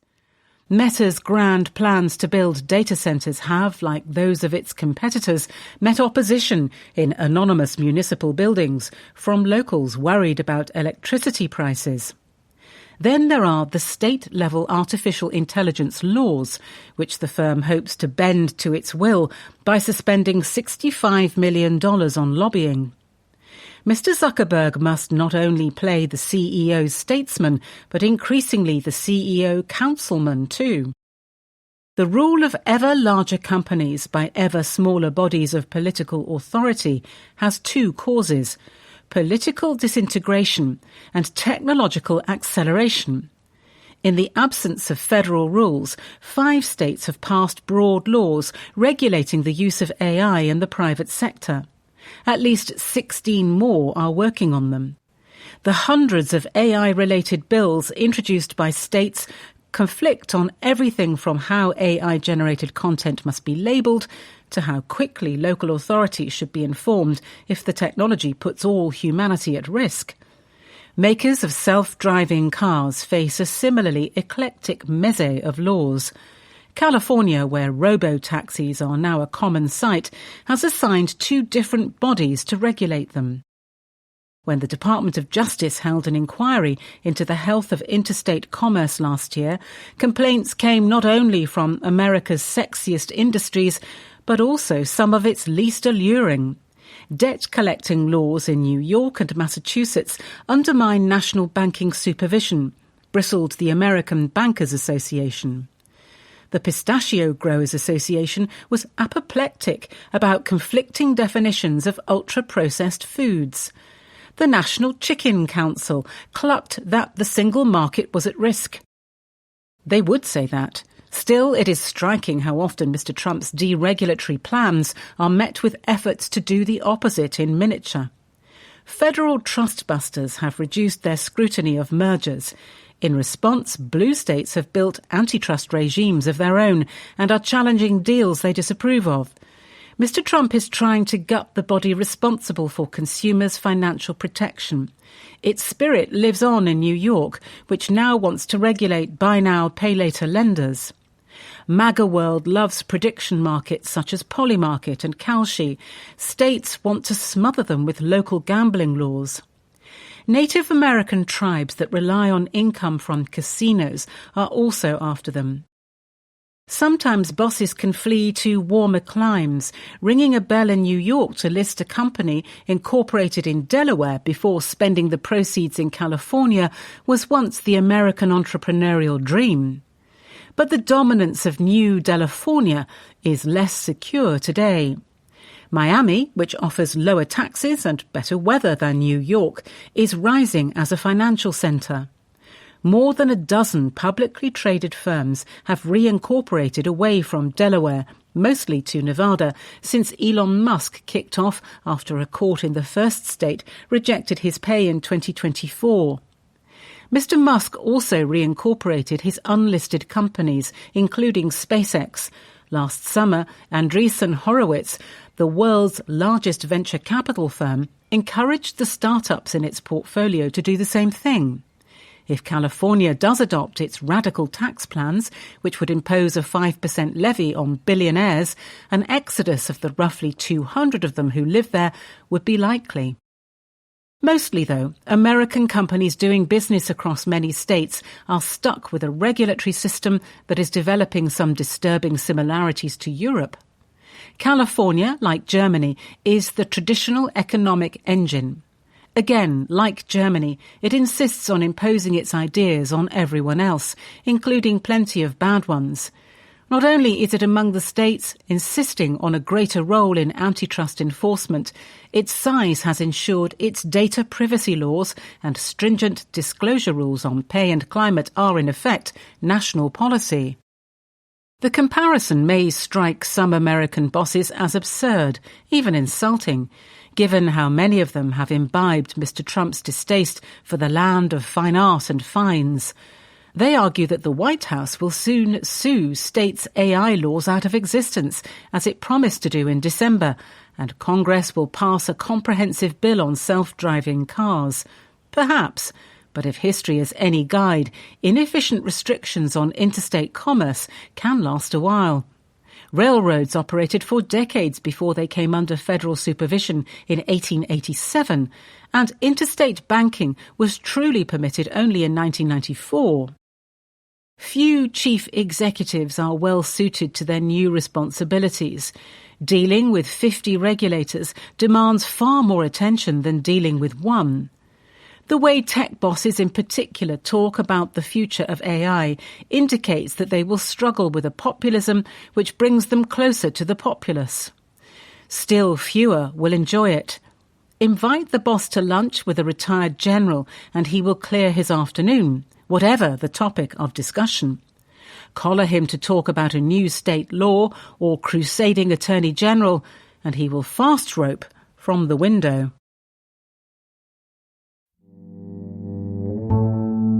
Finance and economics. Trade wars. After IEEPA. Thought a Supreme Court ruling would put an end to tariff chaos? Think again. The moment was historic. On February 20th, America's Supreme Court struck down Donald Trump's signature policy. The president claimed the International Emergency Economic Powers Act, IEEPA, of 1977 let him slap any tariffs he wanted on anyone for any length of time. The justices ruled 6-3 that Congress did not hide in IEEPA a delegation of its birthright power to tax within the quotidian power to regulate, as Chief Justice John Roberts wrote in the majority opinion. Looking solely at America's changing tariff rates, tomorrow's trade historians may miss the ruling altogether. Within hours of the decision, Mr. Trump invoked Section 122 of the Trade Act of 1974 to levy 10% tariffs on all imports for 150 days from February 24th. The next day, he said he would raise the level to 15%, the highest the law permits. Before the justices weighed in, America's effective tariff rate was 13.7%, estimates the Yale Budget Lab. Swap IEEPA for Section 122 tariffs of 15%, and this edges down to 12.2%. By comparison, the figure was 2 to 3% before Mr. Trump took office for the second time in January 2025. If they dig beneath this superficial stability, however, future chroniclers of global commerce will mark February 20th as the start of a period of turmoil, possibly even more chaotic than what Mr. Trump unleashed on Liberation Day last April. That is because, first, the Supreme Court stayed silent on what to do about refunding duties that the government collected illegally, setting up another legal fight. And second, the latest authorities Mr. Trump is asserting, or is about to assert, will also be challenged in court. While the lawsuits play out, uncertainty will persist, and so will the economic drag of all the trade warmongering. The government has collected perhaps $180 billion in IEEPA tariffs.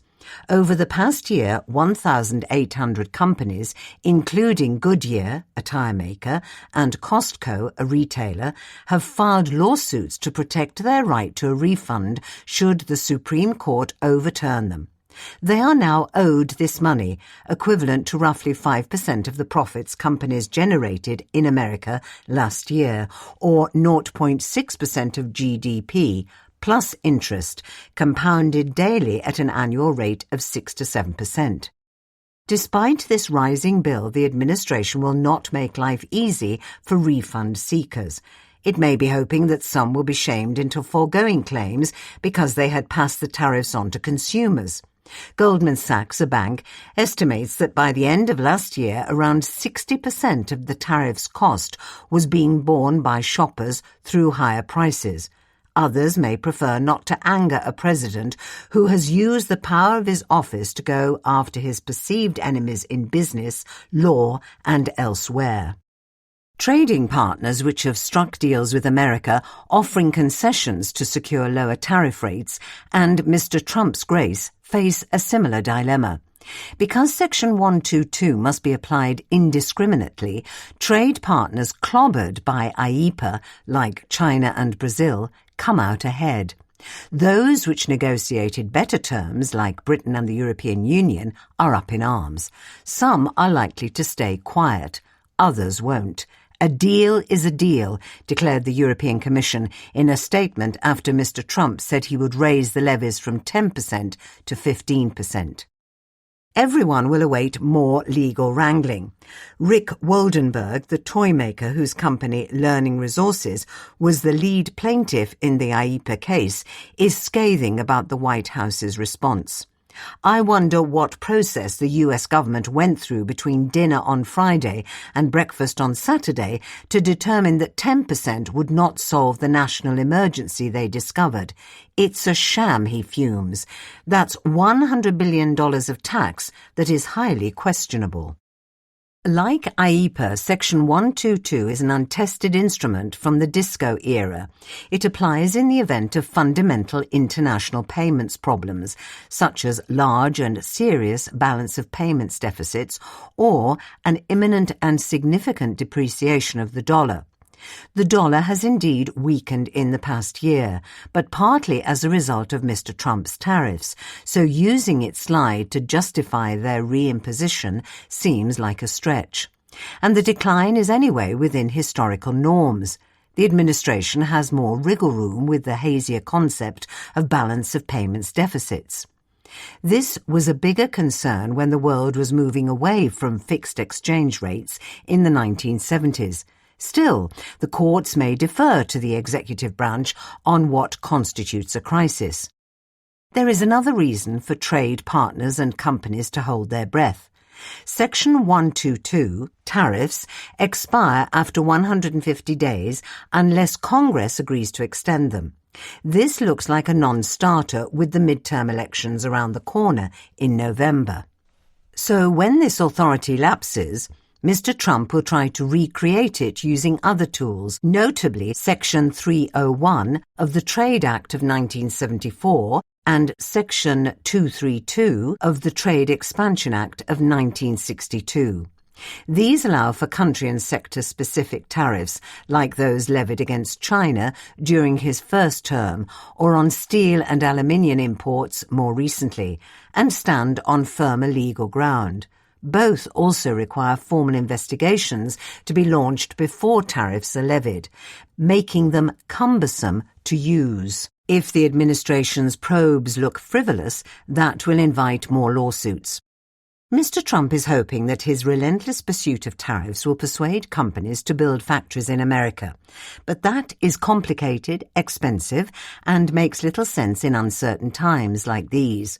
Much easier to hire trade lawyers to constantly optimize customs arrangements and redefine the origin of goods.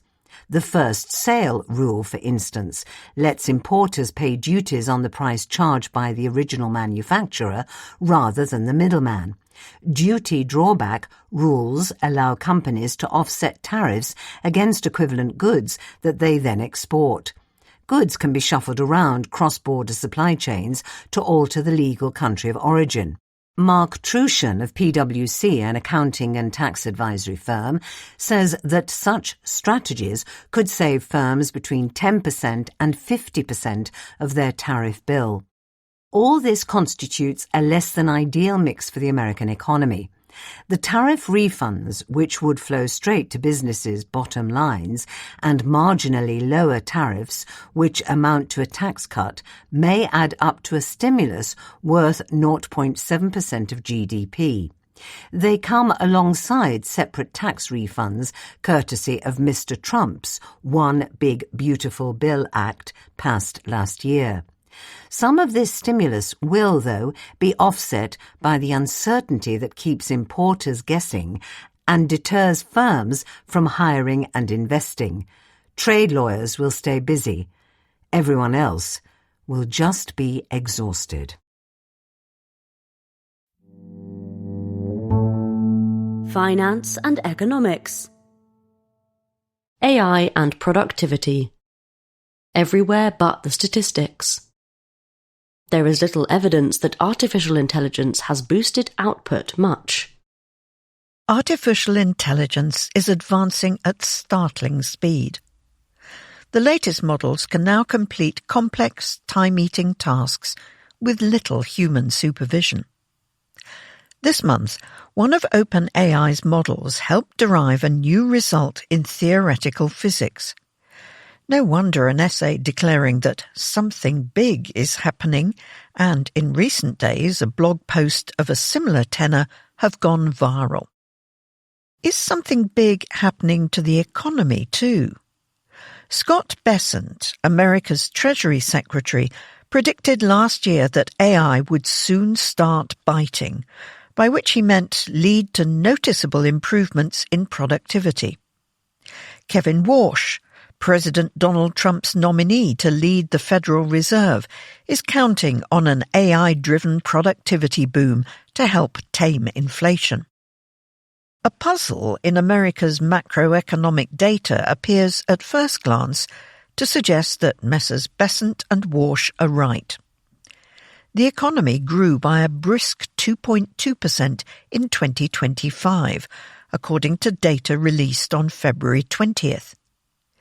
Yet hiring slowed sharply over the same period. Employers added only about 15,000 jobs a month on average, equivalent to annual employment growth of just 0.1%. This combination suggests that each worker is generating more output. The evidence of substantial AI-fueled productivity gains, however, is thin. Real GDP grew at an annualized rate of just 1.4% in the fourth quarter of 2025, though a government shutdown was partly to blame. And the recent gap between growth in output and employment is not especially unusual. Since 1950, it has been at least 2 percentage points in nearly 1/3 of years. Although official figures have yet to be released, an estimate based on real GDP growth and aggregate hours worked suggests productivity growth of about 1.9% in 2025. That would be just below the long-run average of 2% or so, and far short of the improvements made during the Internet boom of the 1990s and 2000s. Moreover, the gap between output and employment growth could be caused by many factors. Much of America's recent GDP growth reflects a surge in investment, chiefly in AI infrastructure. Jason Furman of Harvard University estimates that some 90% of GDP growth in the first half of 2025 came from spending on data centers and related capital investments, though such calculations do not deduct imported capital goods such as chips. Measures that adjust for investment-driven output tell a similar story. Research from the Federal Reserve Bank of San Francisco finds that underlying productivity gains, once the effect of such investment is excluded, are close to zero. Dynamics in the jobs market point in the same direction. Tighter immigration policy has reduced labour force growth, lifting average productivity by removing many workers in relatively low productivity sectors like farming and construction. A sharp decline in temporary employment has had a similar effect. How would economists know if AI contributed to higher productivity? Broadly, they need to examine three things: how widely the technology is adopted, how intensively it is used, and how much it boosts output when applied to individual tasks. Adoption is starting to rise. A tracker by Alex Bick of the Federal Reserve Bank of St. Louis and colleagues estimates that 41% of American workers used generative AI at work in November 2025, up from 31% a year earlier. Other surveys have reached similar conclusions. John Hartley of Stanford University and his colleagues estimate that usage rates rose from roughly 30% at the end of 2024 to 36% a year later. Yet adoption alone says little about how AI influences productivity. Intensity of use also matters. Mr. Bick found that only about 13% of working-age adults use it every day. The share of total work hours involving generative AI remains small, having risen from 4.1% in late 2024 to just 5.7% by mid-2025. Most usage consists of discrete tasks rather than wholesale automation.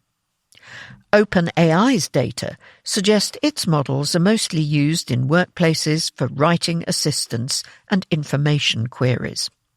Anthropic's Claude is used mainly to help people write computer code. When AI is used, the benefits can be large. In 2023, Shaked Noy and Whitney Zhang of the Massachusetts Institute of Technology found that using ChatGPT reduces completion times for writing tasks by nearly 40%. In a study of consultants at the Boston Consulting Group, Fabrizio Dell'Acqua of Harvard Business School and his co-authors found AI-driven productivity improvements of 12 to 25% on realistic professional tasks. A broader review by Maria Del Rio Chanona of University College London and her colleagues reports average productivity gains of 15 to 30% in real-world settings. Taking all three factors into account, a back-of-the-envelope calculation suggests AI has so far made only a modest impact on productivity. Combine the increase in working hours spent using generative AI with how much it improves efficiency, and you get a boost of about 0.25 to 0.5 percentage points to productivity growth over the past year. This calculation is almost certainly too generous. It assumes that all time saved is redeployed productively, and that workers neither shirk nor produce lower value output. Early evidence points to a messier reality. Some studies suggest workers spend more total time working when using AI, others that the technology is sometimes used to generate low-quality slop that requires editing or verification. All this signals a deeper flaw in the argument that AI is powering a productivity boom. Such improvements are usually made not just when workers use a new tool more often, but also when firms reorganize production around it. Early factories became only a bit more efficient when steam engines were replaced with electric motors. The real revolution came decades later, after floor plans were redesigned to make the most of electric power. More recently, productivity growth was a disappointment for years after personal computers became widespread. It sped up only once firms adopted business models that exploited the technology to its full potential. Much of America's productivity revival in the 1990s came not from Silicon Valley, but from retail, where computers transformed logistics and inventory management. There is little sign that AI has reached a similar stage. A recent study by Ivan Yotsov of the Bank of England and others found that executives spend only about 1.5 hours a week using AI. 9 out of 10 senior managers see no measurable improvement in labour productivity. The organisational rewiring, in other words, has barely begun. Something big may indeed be happening with AI itself. For now, it remains largely invisible in the macroeconomic data.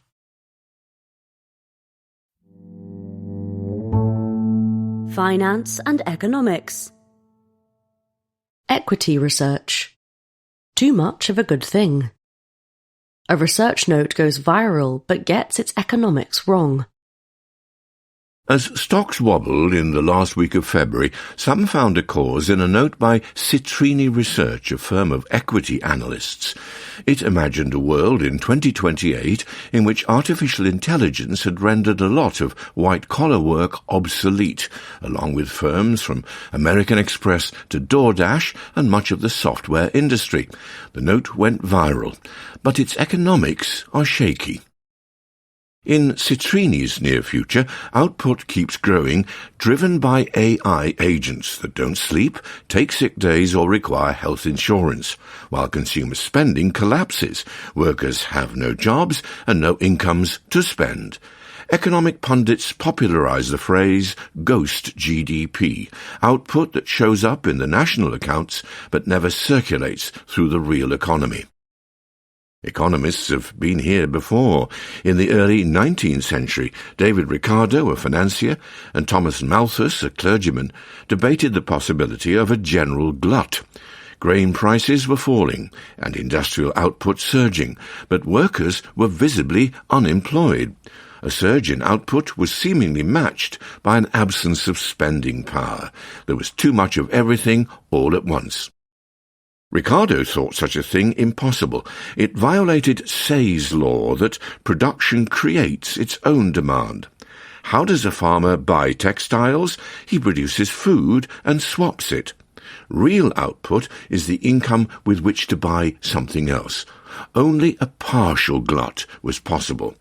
One sector, say software today, might produce so much that its prices collapse and its workers lose jobs, but that should allow another to purchase more. Some people and firms lose and others win, but that is the nature of economic disruption. Yet economy-wide recessions do happen.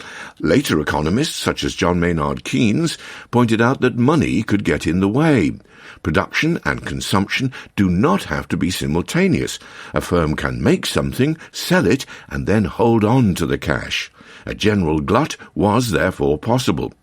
Perhaps this time the owners of AI companies will simply sit on the cash their bots generate, but that would be deflationary rather than lead to the surge in nominal GDP Citrini predicts.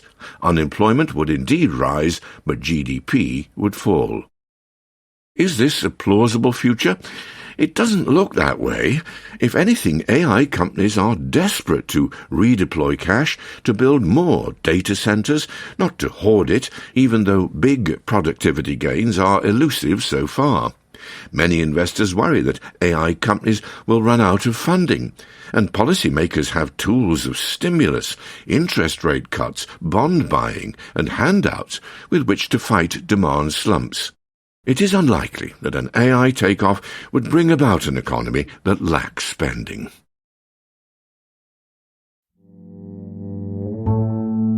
Finance and economics. Social policy. The welfare states of America. It has plenty of European-style social programs, just not federal ones. Imagine a hard-up family. The mother has given birth to her second child. The government paid for her prenatal care, the birth, and her newborn's medical expenses. She will get 4/5 of her wages during 5 months of maternity leave, and her husband will take 3 paid months off, both under a government scheme. Later, they can count on subsidised childcare and child tax credits. By the time her infant son is off to nursery, her daughter will be 3 and can enrol in state-funded pre-kindergarten. Either parent losing their job would be bad, of course, but not catastrophic. Unemployment benefits would replace much of their wages for a while. If things got really dire, they could get food assistance. It all sounds like France or Germany. Certainly not America, with its low taxes and skimpy social programs. It is, in fact, available to families earning around $50,000 a year in Massachusetts. More than a dozen other states, including big ones like California and New York, also offer citizens a European-style bargain of higher taxes and generous welfare. Welcome to the welfare states of America. When William Beveridge invented the welfare state in Britain in the 1940s, he sought to slay the 5 giants: want, disease, ignorance, squalor, and idleness. He devised a safety net of child allowances, maternity leave, unemployment insurance, disability payments, universal health care, and old age pensions. In contrast to other Western democracies, America's federal government is wholly responsible only for state pensions, or Social Security, and health care for the elderly, Medicare. It contributes to child tax credits a lot, plus health care for the poor and food assistance, a fair bit through Medicaid and SNAP, respectively. On maternity leave, it is, well, mum. As a result, provision of services varies greatly from state to state, as do citizens' tax bills. A poor single mother in munificent Minnesota would receive around $10,000 in cash and food subsidies, twice what she would get in Arkansas. Half of all births in New York are paid for by Medicaid, compared with just a third in Wyoming. The weekly unemployment benefit offered in Massachusetts is roughly 6 times as generous as in New Jersey. The tax burden, including state and federal taxes, borne by New Yorkers is around 33% of state GDP, a level far closer to Britain or Canada than to the slender 23% of GDP handed over by Texans or Georgians. America's welfare states often withdraw support sooner than in Europe. After a year on the dole, a Californian will get less than 10% of their typical wage, compared with an average of nearly 40% in the OECD club of mostly rich countries. Basic paid family leave in the 13 states that mandate it lasts about 12 weeks. Even topped up with another 6 to 12 weeks, as the most generous states allow. That is far less than the 50 or so weeks common in Europe. But while they last, some of the schemes are as generous as European ones. In the first few months after losing their job, Americans get benefits worth over half their wages, leaving them better off than laid-off Austrians, Finns, or Brits. Because American paid leave programs replace a bigger share of mothers' wages, the equivalent number of fully paid weeks available to mothers is similar to that in other rich countries. By this measure, New Jersey's support is about as cushy as France's. Massachusetts is close to Britain, and California beats Australia. States are learning from successful experiments in other laboratories of democracy, just as fans of federalism have long envisaged. Studies of California's paid leave scheme found that it improved breastfeeding rates, led to more infants getting vaccines and fewer ending up in hospital, and even lowered the number of children living in poverty. It also appears not to damage women's labour market trajectories or hurt their employers' profits. Later adopters also learn from California's mistakes. For instance, California initially set wage replacement rates so low that poor families could not afford to forego work, notes Maya Rosin-Slater of Stanford University. They were raised permanently only last year. One lesson for other states was thus to offer generous reimbursements from the start, especially for low-wage workers. California's scheme is not being copied solely because it works. Many states are emulating it because they are fed up with waiting for a federal solution from a gridlocked Congress. This is an understandable impulse, but it also creates problems. For one thing, in an age of national politics with regional newspapers in decline, voters pay little attention to what happens at state level. 1 in 3 cannot name their governor, according to polls. This means less democratic accountability and more room for graft and fraud. Minnesota may have lost up to several $1 billion to scams involving COVID-19 relief and Medicaid. Citizens' lack of awareness also means take-up is lower than it could be and overall outcomes less beneficial. Some 6 years after California introduced paid leave, half of workers had not heard of it. Participation has risen slowly and is still far from universal, says Ms. Rossin-Slater. A lot depends on an employer's goodwill. When she looked at firms which offered similar jobs and paid similar wages, she found lots of variation in adoption. State programs have one other big drawback. Because all states, bar tiny Vermont, are required by law to balance their budgets, they can struggle to maintain generous spending on safety nets during economic downturns when tax revenues plummet. Yet that is precisely when their citizens' lot is at its most precarious. This leaves states at the mercy of the federal government. Amid deep recessions, Uncle Sam does bring succor. COVID-19 stimulus packages provided lots of extra money to states, in part to top up unemployment benefits. But such relief is often temporary, leaving states in a bind once it has gone. If states exploit the largesse to cut income taxes, as many did during the pandemic, the bind is all the more agonizing. None of this seems to be dissuading states from turning more European. The number offering paid family leave, for example, has quadrupled since 2017, when just 3 did. Around a third of Americans, 114 million people, now live in states with such support. In the past 5 years, another 9 have introduced voluntary paid leave schemes for employers. They include unprogressive places like Florida and Texas. New mothers in Paris, Texas, do not have it as good as their counterparts in the French capital, but they are no longer oceans apart.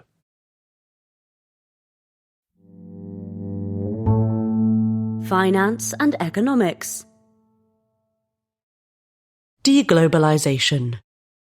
The capital exception. Financial flows have flattened off, but not because of stricter controls. Globalization has had a tough decade. Tariffs and export controls have impeded the flow of goods. Immigrant-bashing politicians have discouraged the flow of people. What about the movement of capital? It is controversial, even among economists. They fear that, unfettered, it can amplify speculation, distort exchange rates, and expose countries to mismatches between local assets and dollar liabilities. Even in America, which imports more capital than any other country, influential thinkers have contemplated taxing bond purchases by foreigners to keep the dollar competitive. In this era of nationalism, has capital become less cosmopolitan? One way to answer the question is to add up all the foreign assets of the world's economies. These reached $227 trillion in 2024, according to Gianmaria Malesi-Ferretti of the Brookings Institution, a think tank, and his colleagues. That was equivalent to 204% of global GDP, compared with 201% in 2007.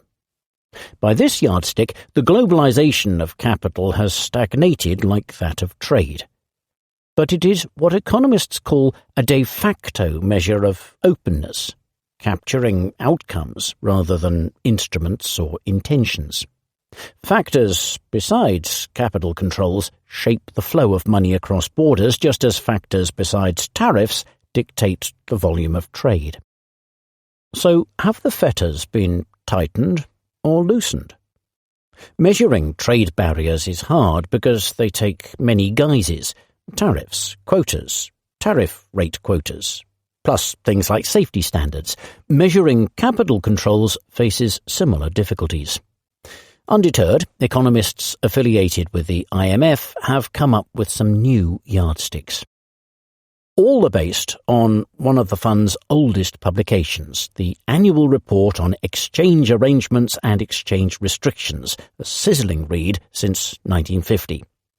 It divides transactions into dozens of subcategories, asking if foreigners can freely buy the country's bonds, if residents can open foreign currency bank accounts, if exporters must surrender dollar earnings to the government, and so on. The first gauge, the Financial Account Restrictiveness Index, or FARI, developed by Chikako Baba and her co-authors, simply reports the fraction of subcategories that face some restriction. It shows that capital controls receded between 1999 and the early 2010s, when the European sovereign debt crisis rocked some previously open economies. Countries like Cyprus capped deposit withdrawals. Emerging ones like Costa Rica decried inflows of hot money. As emergency measures were lifted, worldwide curbs fell again from 2016 to 2019, even as populist nationalism was on the march. Lately, controls have staged a modest comeback. 41 countries have increased the breadth of their restrictions since 2019. Russia tightened controls after it invaded Ukraine. Argentina imposed El Cepo, the clamp, to stem a currency crisis. FARI is simple and objective, so the IMF can update it regularly and release it freely. A second index, developed by Wenji Eli, another IMF economist, uses a dash of judgment to rate the intensity of controls on a 5-point scale. Going by this FinOpen index, Bhutan had the most closed capital account in the world in 2022, the latest year available. Entirely open economies ranged from rich financial havens, Andorra and Panama, to Liberia, a desperately poor country that lives up to its name in its treatment of foreign capital. The two biggest emerging economies, India and China, are less open than average and less than expected for their level of development. Only 4 economies are both richer than China and less open: Argentina, Aruba, the Bahamas, and Russia. None is an obvious economic soulmate. India and China are also among the most active tinkerers with controls. According to Masbaba and colleagues, China has made over 150 tweaks since 1999, and India more than 300, second only to Argentina. Most of these fiddles have withdrawn restrictions, thus 2 of the world's biggest economies remain gradual globalizers. They are less open than most, but more open than they were. This could produce a paradox. Measures of financial openness that reflect economic scale may level off, not because economies are becoming less open, but because less open economies are becoming a bigger chunk of the world economy. Is capital becoming less globalized? De facto, maybe. In truth, no. Finance and economics. Buttonwood. Disruption and dispersion. AI is prompting investors to reassess every business model under the sun. Investors waking from a stupor that began on New Year's Eve might question whether they had missed anything. For all the recent geopolitical drama, the S&P 500 share index of big American firms sits almost exactly where it did at the end of 2025, just shy of a record high. Beneath the surface, however, the churn in America's financial markets has been furious.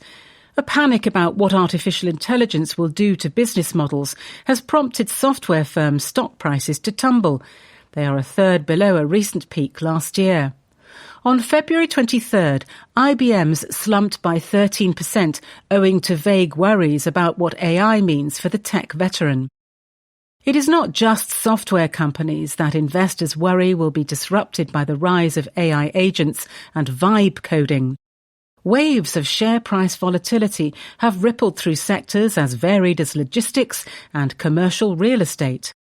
After a blog post on February 22nd by a research firm imagined a future in which AI produces widespread layoffs without lifting productivity, the shares fell in some firms it mentioned, such as American Express in finance and DoorDash in food delivery. So far, the losers' losses have been offset by winners' gains. Investors have clamoured for halo stocks, heavy assets, low obsolescence, energy and commodities firms, sturdy utilities, and sellers of consumer staples. Tech companies making the hardware that powers AI have boomed. The share price of SanDisk, which makes memory chips, has more than doubled this year. The fragile balance between winners and losers is not guaranteed to hold, since investors still know little about how AI will eventually reshape businesses. You can gauge the extent of the turmoil in a few ways. One is to look at the stock market's dispersion, expected differences in movements of individual stocks measured by the price of options. It is higher today than it has been for 98% of the time in the past decade. This measure tends to jump when investors are rapidly pricing in new economic realities. Usually that involves the headline equity index soaring or plunging, as when the COVID-19 lockdowns began in March 2020 or as tariffs sowed panic last April. Investors' reassessment is evident in debt markets too. Last summer, risky bonds issued by American tech firms yielded some 3 percentage points more than treasuries, about the same spread as for junk bonds more broadly, regardless of the issuer's sector. Today, investors are demanding more compensation from tech borrowers. Their bonds yield 5 percentage points more than treasuries, a similar spread to that during the tariff panic. The rest of the market has barely budged. The consequences in markets for leveraged loans and private credit, which are heavily exposed to tech and business services firms, are likely to be more severe. Matthew Mish of UBS, a bank, thinks defaults on such debt could jump by 2.5 and 4 percentage points respectively by late 2026. If disruption is more severe, the rise in defaults would be twice as large. Private credit investors are already taking fright. Many big funds faced outflows in late 2025. On February 18th, Blue Owl permanently restricted redemptions from its fund for retail investors to give it time to sell assets. The share prices of several listed private investment giants, such as Ares, Blackstone and KKR, have sunk. It seems unlikely that things will calm down soon. Novel applications of AI are bound to emerge, so investors will have to continually update their views of which business models will be disrupted and how severely. And if AI turns out to be far less revolutionary than many now believe, that would hammer the share prices of some of the world's biggest firms, such as Nvidia. Roiling markets could in turn hinder the development of AI. If losses spike too quickly and to sufficiently high levels in loan markets, the tightening in credit and financial conditions could be severe, Mr. Mish points out.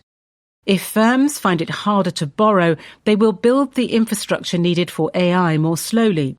Investors with broad equity exposure, meanwhile, might see their luck run out. The firms that make the most money from AI could end up being unlisted ones such as Anthropic or OpenAI. Moreover, no rule specifies that every losing sector must be perfectly balanced by a winning one. With investors reassessing every business model under the sun, do not bet on the stock market staying calm on the surface either. Finance and economics. Free exchange. Acute angle. Does China violate one of the world's most venerable economic laws? During the Spring Festival holiday, which this year lasted from February 15th to 23rd, China regroups and regathers. People cross the country on fast trains to join their families, watch dancing robots on TV, and hand out red packets of crisp banknotes to younger relatives. But above all, they gather to eat. In a cafe in Fuzhou, a southern city, locals and tourists ate cheesecake and drank kombucha. One customer ordered wontons wrapped in swallow-skin sheets, which mashed together sweet potato starch and pounded pork. "I really like eating," said Yu Huan, another customer, who works in fashion in Shanghai. "It's one of the ways I obtain happiness." This year, the National Bureau of Statistics, or NBS, got into the spirit of things by revealing for the first time exactly how much Chinese consumers spend on food. The number emerged from a revision of the Consumer Price Index. The new weights imply that food, excluding dining out, booze and tobacco, with which it is often mashed together, accounted for 17.2% of household consumption last year. The equivalent figure for America was less than 8%. These percentages confirm China's passion for food, but they also have a less comforting implication. China may be far ahead of America in dancing robots and high-speed trains, but it still lags far behind on one of the oldest measures of economic development, Engel's law. It states that as their income increases, people devote a smaller share of it to sustenance. This regularity, discovered almost 170 years ago by Ernst Engel, a German economist, is one of the most enduring relationships in economics, according to Richard Anker of the University of Massachusetts Amherst. It can be used to predict food spending, but it can also be used in reverse to infer incomes. Other things being equal, Engel declared the share of outlays devoted to food is the best measure of the material standard of living of a population. Engel discovered his measure in data painstakingly collected by others. Edouard Ducpétiaux, a Belgian jurist, tabulated the budgets of 199 households across all 9 provinces of his country in the 1850s.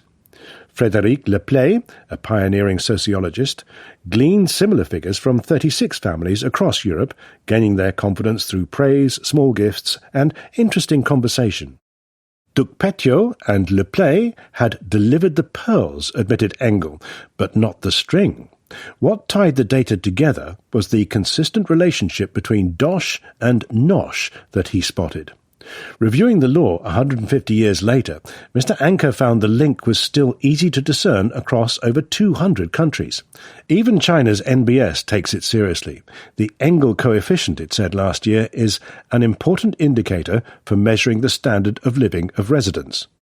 Several economists trust this measure more than they trust China's official income figures. In 2014, Emi Nakamura and Jörn Steinsen of the University of California, Berkeley, and Miao Liu of Boston College used Engel's finding to cast doubt on the country's growth and inflation statistics. They compared households in 2006 with those that reached a similar income 2 years later.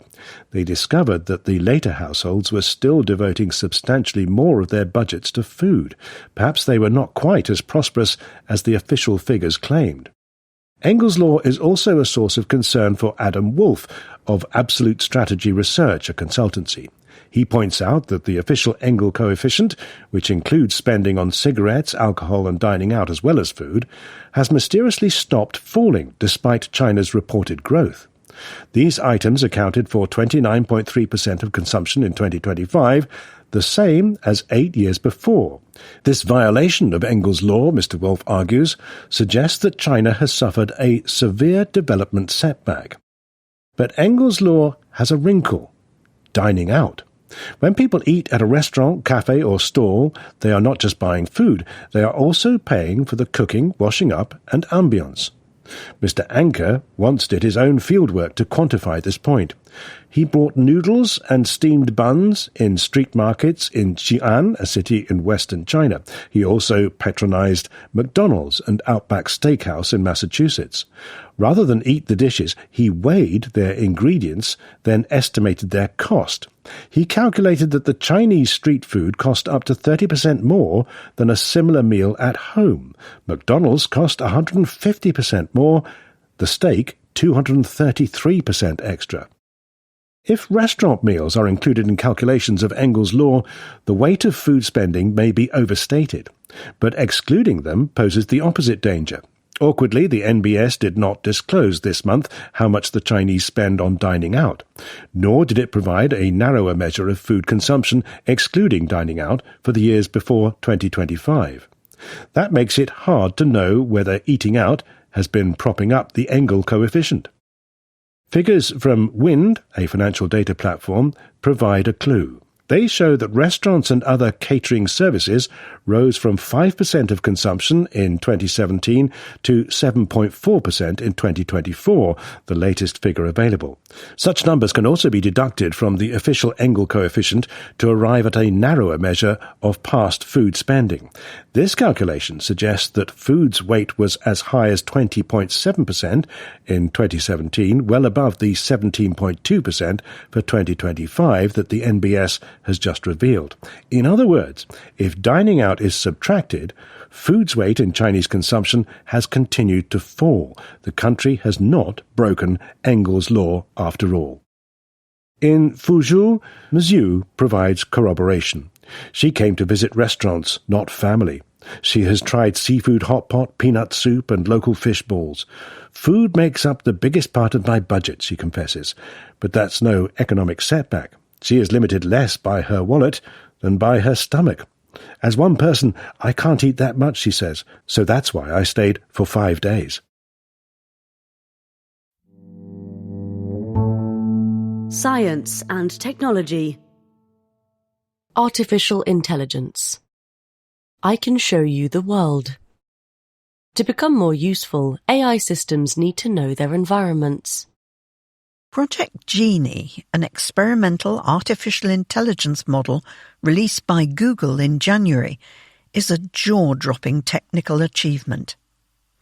Give the tool a prompt, an image, say, or a brief snippet of text, and it will generate an interactive world for the user to explore. Type in a straightforward request and the result is a realistic simulation. Start with a painting by Georges Seurat, by contrast, and you can wander through a Sunday in the park in perfect pointillist style. Project Genie may feel like a video game, but its makers claim it is something much more profound. They call it a world model, an essential tool to help AI systems make sense of the complex, unpredictable physical spaces into which many will eventually be put to work. The company argues that a future where humanoid robots pop to the shops to pick up ingredients before cooking dinner, or self-driving cars navigate country roads, would not be possible without world models. The concept dates back to a 1943 book by Kenneth Craik, a Scottish psychologist who suggested that organisms carried a small-scale model of the world inside their head to test hypotheses on before carrying them out in reality. Having some grasp of how the world works is a necessary step before making plans about how to change it. Without one, any living thing would be forced into a purely reactive life, flinching from pain, reaching for food, and little more. Giving that same ability to AI systems was a promising area of research as far back as the 1990s, before large language models, or LLMs, sucked away the world's attention. Now that attention is back.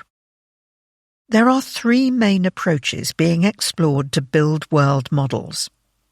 One natural starting point is AI video generators. Generating a coherent video depends on simulating a coherent world. If the laws of reality change between frames, the output would be nonsensical. Such rudimentary world models can fill in details of the world beyond what they have been fed. Give one a picture of a maze, and it will be able to draw a route through it. Present it with a photo of hands holding a jar, and it will accurately model the movements required to open it. Project Genie is the culmination of this approach. Its usefulness becomes apparent when one imagines pairing it with a different AI, a robotic shopkeeper, say, that is trying to learn how to operate in the physical world. The billions of hours of training data essential for such a task would be much harder to obtain from the real world than from a model that can simulate the environment. And if the simulations are accurate enough, the system can use the data to train itself. But even the most realistic video of the world cannot capture every detail that a person would pick up on. The broken freezer at the back of the shop, causing the fresh fish to rot, is not caught on camera, for example, nor is the associated smell.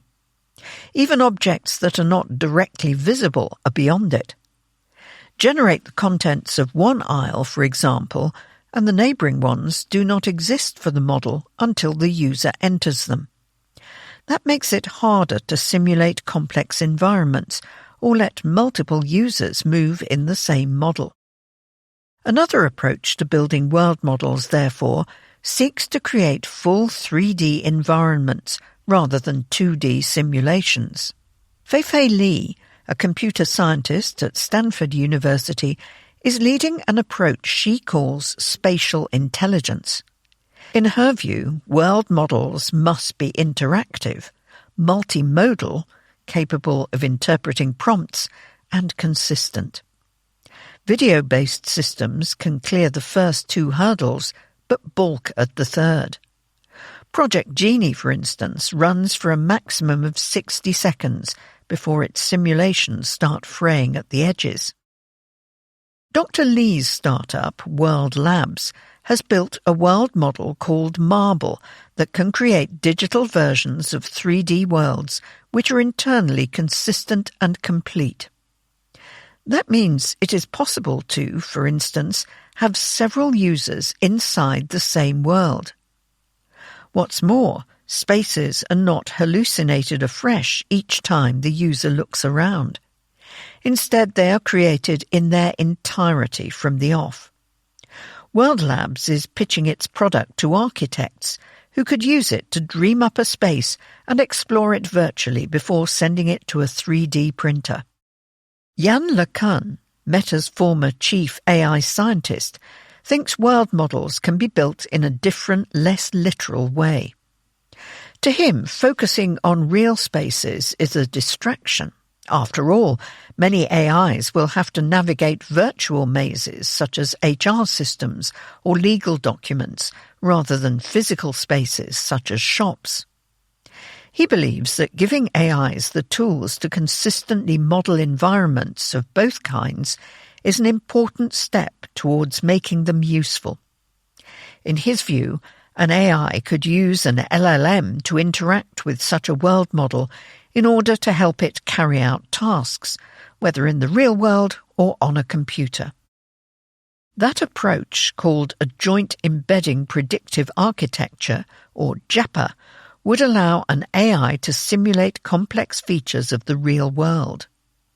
Existing world models focus on what is just about to happen, rather than events that might or might not happen in the distant future. Humans think ahead all the time, gauging the weather before deciding whether to leave the house with an umbrella, factoring in the risks of being late for an important meeting when choosing which train to catch, and so on. Crucially, these decisions can be made quickly, without needing to visualize every single second of the day. Current world models have no such shortcut. Dr. LeCun has been exploring the potential of a JEPA system since 2022, and in November 2025 he left Meta to work on this problem full-time. His startup, Advanced Machine Intelligence, plans to turn his ideas into reality, starting with a partnership with Nabla, a health tech startup. He says the goal is a system which uses its own world model to work out what sequence of actions will optimally accomplish a task that I'm setting. But what if these complicated approaches are superfluous? If existing generative AI systems can already do useful things in the real world, then maybe they already contain some kind of world model within them. That's the view of Ilya Sutskever, an OpenAI co-founder, and many of his former colleagues still at the lab. Training a large language model is, he said in 2023, no more than learning a world model. Compressing all the information contained on the internet down into a few hundred gigabytes of numbers is possible only if a system learns the underlying principles behind that information. There is some evidence he may be right. In 2023, a language model trained on a list of moves in the game Othello was shown to have reflected the board state within its own neural network, even though it had never seen an Othello board nor been taught the rules of the game. It was a detailed enough representation that the researchers could identify specific parts of the neural network that stored the colour of individual pieces. That meant they could make specific tweaks to change its perception of the game, an unprecedented level of control over an LLM's calculations. Bigger language models are likely to have more complex world models inside, if only researchers could find them. Anthropic, an AI lab, has been leading research into interpretability of its Claude models, finding clusters of artificial neurons that correspond to anything from feelings of guilt to the Golden Gate Bridge. And reaching in and changing them, as in the Othello example, causes corresponding changes to the subsequent behaviour of those models. That suggests the systems aren't simply stringing words together. They have a consistent understanding of physical features in the real world, which they draw on to answer questions. It sounds suspiciously like what you would expect from an internal world model. Not everyone agrees. LLMs, Dr. Lee argues, are just wordsmiths in the dark. Being able to use language to describe the world, she says, does not mean they have a grounded understanding of it. Like a student who has only read about a foreign country, there's a missing piece of knowledge that can't be patched with books, she says. Whichever approach will prove most effective, there is little doubt that AI is about to pay the real world a visit.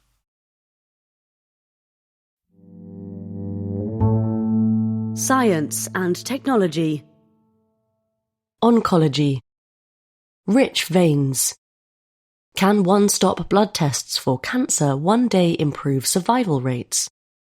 GRAIL is an American biotech company with an ambitious goal: to develop a blood test for the early detection of over 50 types of cancer. It will not be easy. On February 19th, the company announced that its test, called Gallery, had fallen at its latest hurdle. Over the course of a 3-year trial that involved 142,000 people aged between 50 and 77, half were screened with Gallery in addition to the usual tests recommended for their age. The hope was that it would spot enough early-stage cancers to reduce the number of late-stage cancer diagnoses. It did not. The news was a big blow for advocates of the technology, but the full results of the trial, expected to be released in May, could paint a more nuanced picture. Gallery may be more useful in spotting certain types of cancer among certain types of people, for instance. At the same time, GRAIL's competitors are busy developing alternative blood tests that may be more sensitive than Gallery. Whether the early detection they promise can lead to improved survival rates remains a contested question. The principle behind cancer-spotting blood tests is relatively simple. Some, like Gallery, analyse DNA fragments shed by cancer cells, whereas others look for proteins or metabolites that those cells produce. CancerGuard, a rival test developed by Exact Sciences, an American company, combines multiple approaches. Gallery, which has been on the market since 2021, has been the most widely used and studied of these tests. Its potential was on full display in October 2025 when GRAIL announced the results from a trial with 23,000 people aged 50 or older. Gallery spotted around 40% of the cancers that were diagnosed over the next year, of which half were early stage, and usually identified the right part of the body. At the same time, it missed 60% of cancers and generated plenty of needless scares. It threw up a cancer signal in about 1 in 107 participants, and roughly 2 in 5 of those alarms proved to be wrong. The company's other trials suggest a more optimistic interpretation of these results, that patients were simply not followed for long enough after they were tested. In a trial of 6,000 patients in England who were referred for various cancer investigations because of worrying symptoms, a third of presumed false alarms were diagnosed with cancer when they were followed for an additional 15 months. This suggests the test was detecting some cancers before they were advanced enough to be spotted by standard methods. Another challenge facing test designers is that early detection may not necessarily save lives. A crucial factor, and something that is still unknown about the new multi-cancer tests, is whether they predominantly spot tumours that need treatment, rather than the slow-growing harmless type that is best left alone. Some prostate cancers, for example, would kill the men who have them only if they live well beyond the age of 100. Finding such harmless cases on tests and scans, whether by accident or through routine screening, is the bane of cancer medicine. Doctors cannot always say with certainty which are in that category, so usually treat them just in case, with surgery, radiation, and so on. In November 2025, the expert committee that reviews evidence on screening tests for England's National Health Service, NHS, recommended against universal use of PSA, a blood test for prostate cancers.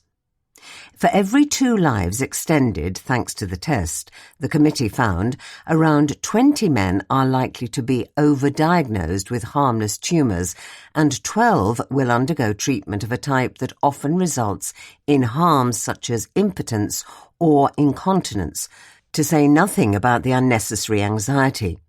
Instead, the PSA test was recommended only for men at high risk, such as those with a mutation in the BRCA gene.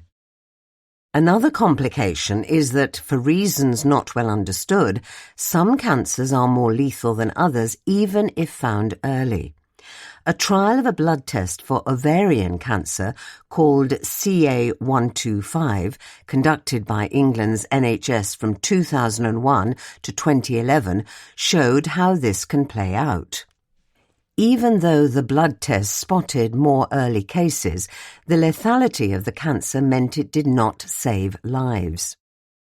According to Grail, this month's findings suggested a favourable trend in the results for some types of cancer later in the trial. If that holds up, the balance of harms and benefits associated with using Gallery is likely to be different for each of the cancers it looks for. That makes the administration of the test a decision to be taken carefully. There are additional dilemmas too. Patients with a fatal cancer may not benefit from an early diagnosis, but such knowledge could help researchers improve their knowledge of early-stage cancers. That will not be the end of the story. Grail's technology is somewhat outdated now, says Anna Shu, who leads molecular diagnostics research at Oxford University's Department of Oncology. Gallery examines fragments of DNA in the blood for signs that chemical tags have been added to them, altering which genes are switched on and off, a process known as methylation. Gallery's way of doing so destroys most of the DNA, limiting what can be gleaned from a sample. Scientific advances reported by several academic groups in the past 3 years, however, may soon lead to more sophisticated and powerful tests, says Dr. Shu. In addition to using less destructive ways to identify methylation, some new methods scan the entire genome for cancerous changes in the DNA code. New tests also analyze patterns in the physical features of DNA fragments that may hold clues about the presence of cancer. Such multi-pronged approaches, supported by artificial intelligence tools to assist with data analysis, hold promise.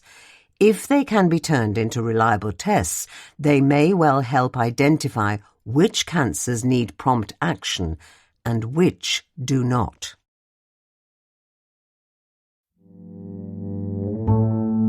Science and technology. Archaeology. Signs of things to come. Marks left by Stone Age humans are surprisingly complex.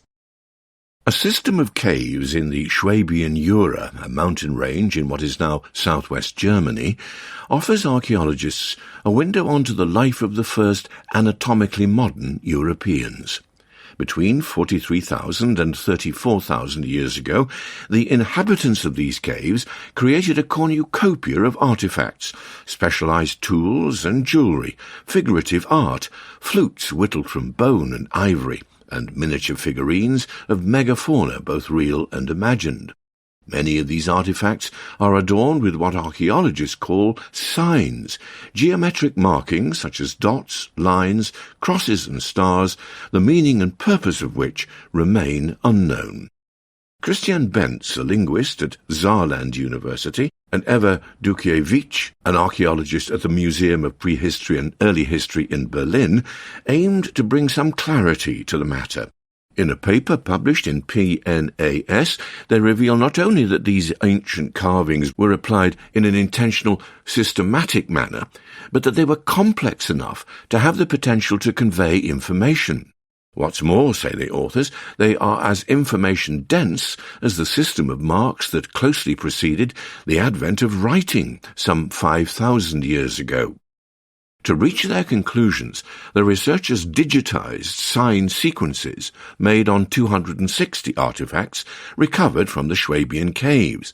They then used a combination of linguistic and machine learning tools to extract a statistical fingerprint for the signs. This captured not only basic features, such as how often a given sign was repeated, but also how reliably certain patterns of signs recurred.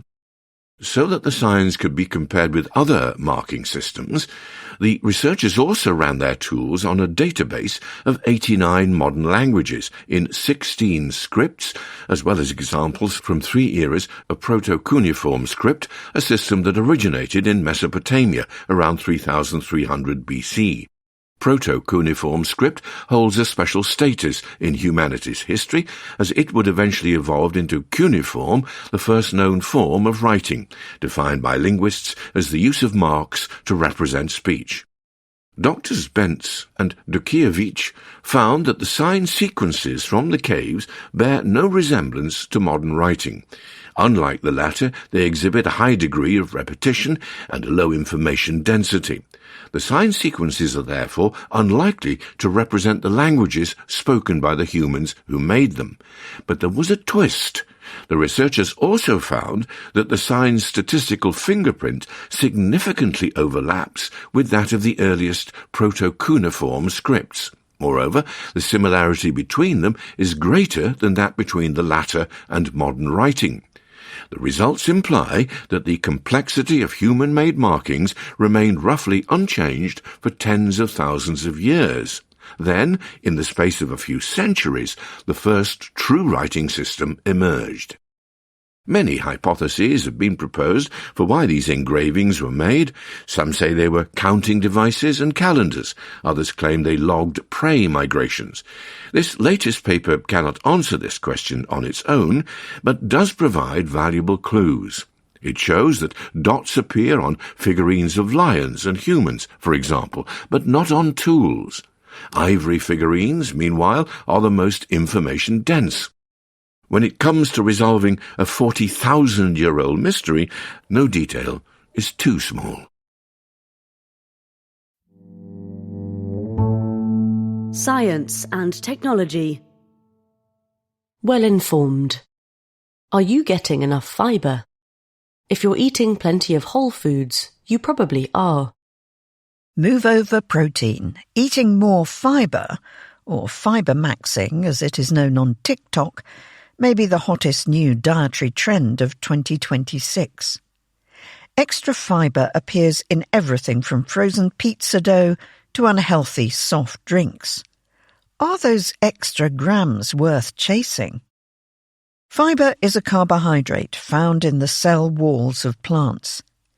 It comes in many varieties, most of which are not easily digested. This has benefits. By remaining whole in the stomach and gut, Fibre stops digestive enzymes from reaching foodstuffs that are rapidly broken down, such as sugar and fat, preventing too much from being absorbed by the body. What's more, some fibre is water-soluble and forms a thick gel in the gut. This gel traps some harmful compounds, such as the artery-clogging cholesterol found in bile, ensuring more ends up in the toilet than in your blood. Even insoluble fibre has its uses, adding bulk to bowel movements and reducing constipation. Further benefits occur in the colon, where various types of beneficial gut bacteria turn fibre into, among other things, molecules known as short-chain fatty acids, or SCFAs. Some SCFAs provide energy to the cells that form the lining of the colon, the barrier between pathogens in the gut and the bloodstream. Recent research shows that SCFAs also help the body regulate its metabolism and appetite, and even keep the immune system from overreacting. The net effect is wide-ranging health benefits. Studies that ask people about their diets consistently show that the more fibre they eat, up to 25 to 30 grams a day, the lower the risk of cancer, diabetes and heart disease. Whether benefits continue to accrue at higher doses is less clear. One risk of being laser-focused on fibre intake, though, is that people may get those 30 grams from an imbalanced diet. 2 slices of bread, for example, can have as much fibre as a serving of broccoli or spinach, about 2.5 grams, simply because wheat is one of the most fibre-dense crops. Half a loaf of wholemeal bread can get you close to the recommended daily amount of fibre. The bread, however, lacks many of the vitamins, minerals and antioxidants that are present in the greens, and also contains less of the soluble kinds of fibre. A more sensible way to increase fibre intake is eating a mix of plant-based foods. A research review by the World Health Organization, published in 2023, found that the health benefits from eating more fruit and vegetables increase up to 800 grams a day, at which point they level off. Official recommendations stick to the more realistic goal of 5 portions a day, or roughly 400 grams. Those who consume a varied diet will easily hit 30 grams of fibre per day, as well as a good mix of vitamins, minerals and protein. The research on fibre's long-term health benefits is based on the natural kind found in whole foods. There are no comparable data for the extracted or synthetic types of fibre, such as inulin, extracted from chicory root, or cellulose, extracted from wood pulp or cotton, commonly added to processed foods, which makes them a riskier proposition. If you've ingested below 10 grams per day most of your life, start slowly, says Jana Di Maria, a dietitian at New York Medical College. Her advice is to increase intake by 3 to 5 grams every few days, starting with fibre that has already been partially broken down, such as that found in smoothies or cooked vegetables, which the body finds easier to digest. Even for regular fibre eaters, though, drinking plenty of water is a must. It helps reduce bloating and constipation. Culture. Pop music. Down with the kids. This is the biggest band you've never heard of. Who made the second highest-selling album in the world last year? There are no prizes for correctly guessing who claimed the top spot. It was Taylor Swift.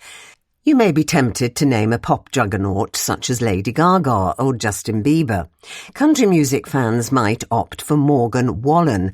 Lovers of Latin music might volunteer Bad Bunny, the star of the Super Bowl halftime show.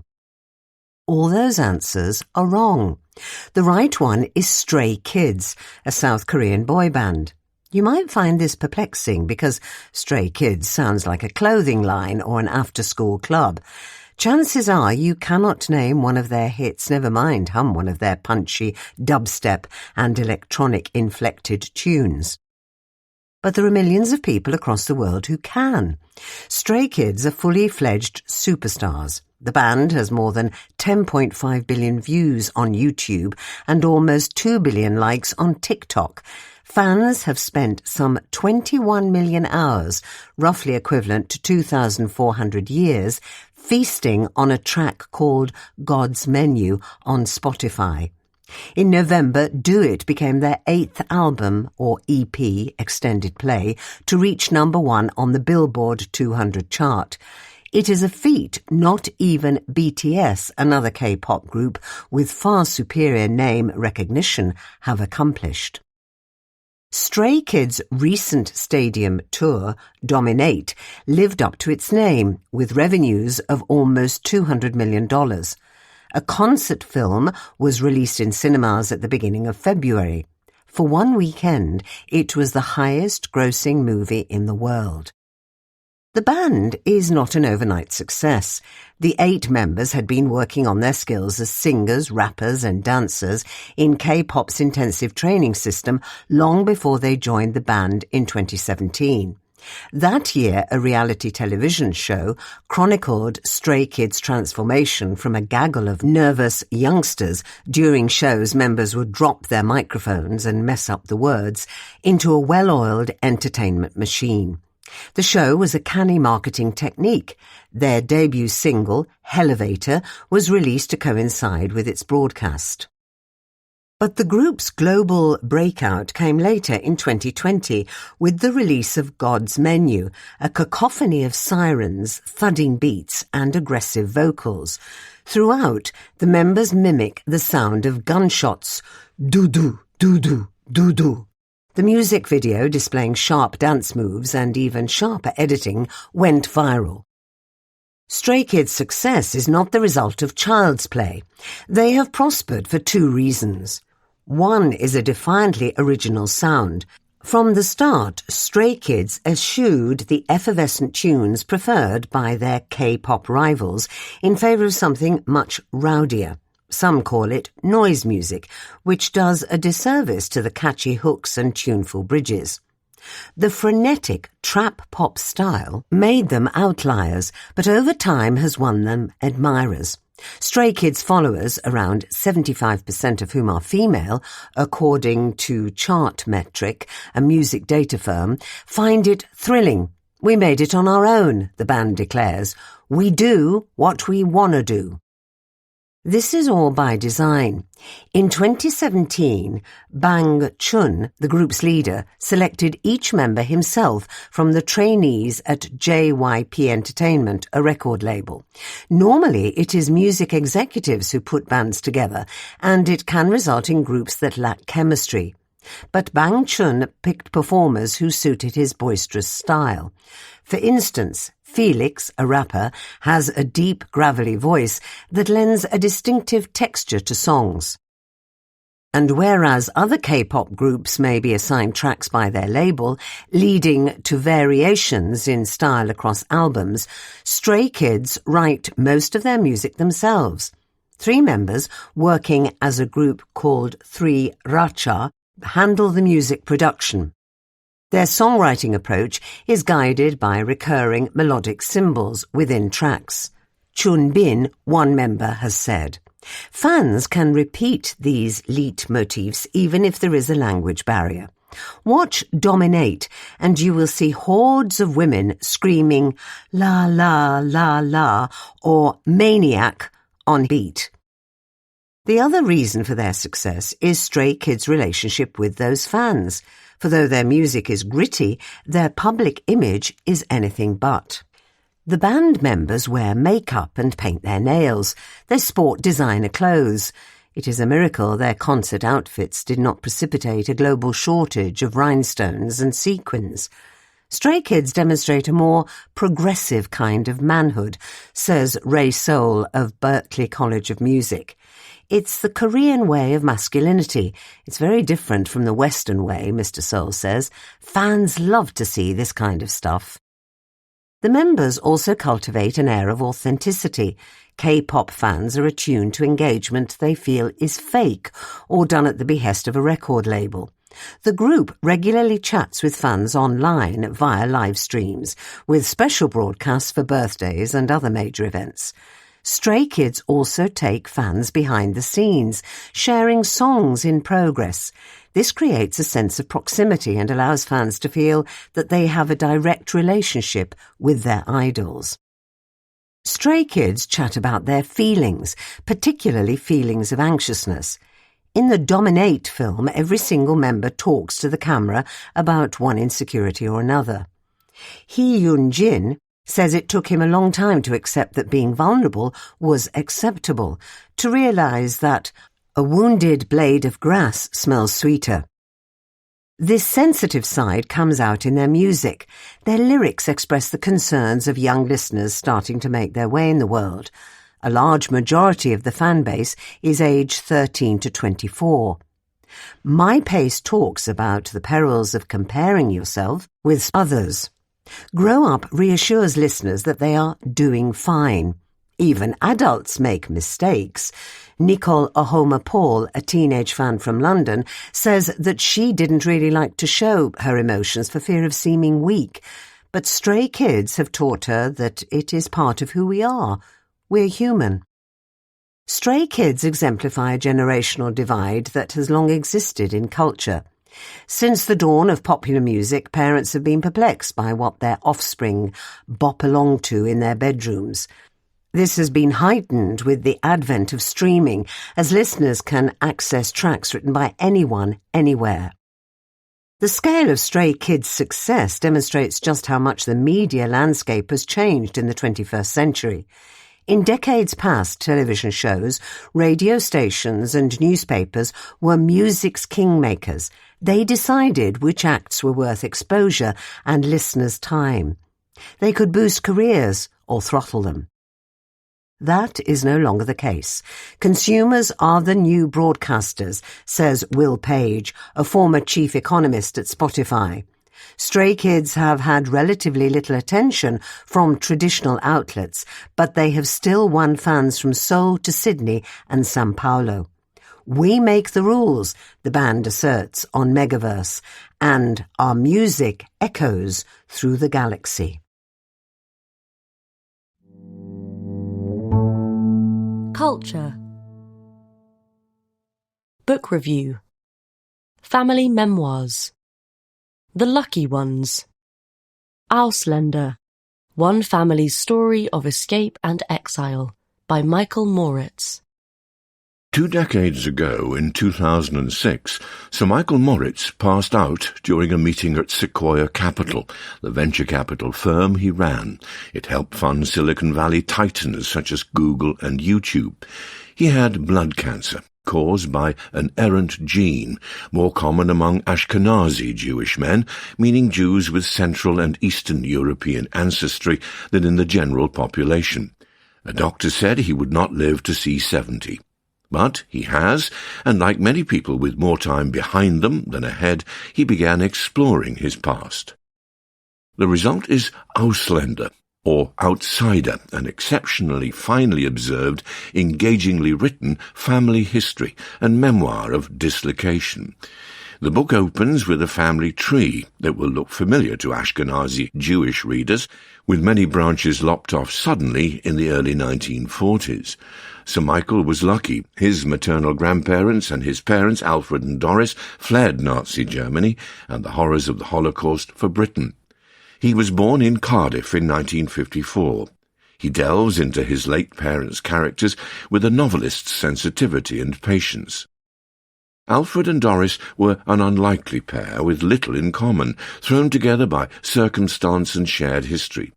She was a lover of art and music. She was also belligerent and spiky. When her granddaughter asked her about her favourite decade, she snapped, "What do you mean? Which decade? They were all terrible." Alfred was a reserved academic, fond of puzzles, kneading bread, and sewing his own bow ties. He excelled at following rules, and after winning a scholarship to Merton College, Oxford, became a professor and academic dean. The first examination my father had failed, quipped Sir Michael, was naming his favourite beetle. But Alfred's rise was not easy. Along with 27,000 other Italian and German men over 16, he was interned as an enemy alien on the Isle of Man. A tutor, in recommending him for a position with the British Armed Forces, paid him the ferociously backhanded compliment of having none of the qualities which create prejudice against his race. Neither considered themselves survivors, a term they reserve for other people, such as a cousin who walked from Auschwitz to mandatory Palestine, or her friend who had given birth to her daughter on a coal train from Auschwitz to Mauthausen. They thought of themselves as one-time escapees. Then they thought of themselves as British. But like everyone, they carried their pasts with them and transmitted them to their children. As Sir Michael explains, the more I delved into my parents' pasts, the more I had a sense that I was exploring the sources of inherited despair, conveyed unwittingly from one generation to another. Yet Sir Michael seems given more to feeling out of place than despairing. He feels neither Welsh, British, nor American, despite living in California since 1976, and speaks with a measured transatlantic accent. He empathizes with, and has started a foundation to help, poor students, but knows it would seem disingenuous to say so in his Italian suit, custom-made shirt, and suede loafers with a chauffeured car waiting. He feels deeply Jewish, but has not belonged to a synagogue in 50 years. Donald Trump's popularity impelled him to apply for German citizenship, which both of his sons obtained. Sir Michael has produced an outstanding examination of how tragedy reverberates across generations. Ausländer joins a growing list of books written by children of the Nazis' victims, including Maus, Art Spiegelman's seminal graphic novel, as well as Daniel Finkelstein's Hitler, Stalin, Mum and Dad, and Ariane Neumann's When Time Stopped. As survivors die, a report estimates that 70% will have passed away by 2035, and taboos against Nazism weaken, such works keep the Holocaust's memory alive. They remind the world where anti-Semitism leads. Culture. Book review. Villains. Hungry Eyes. Hannibal Lecter, A Life, by Brian Raftery. The most compelling villains embody an unnerving duality. They attract almost as much as they repel.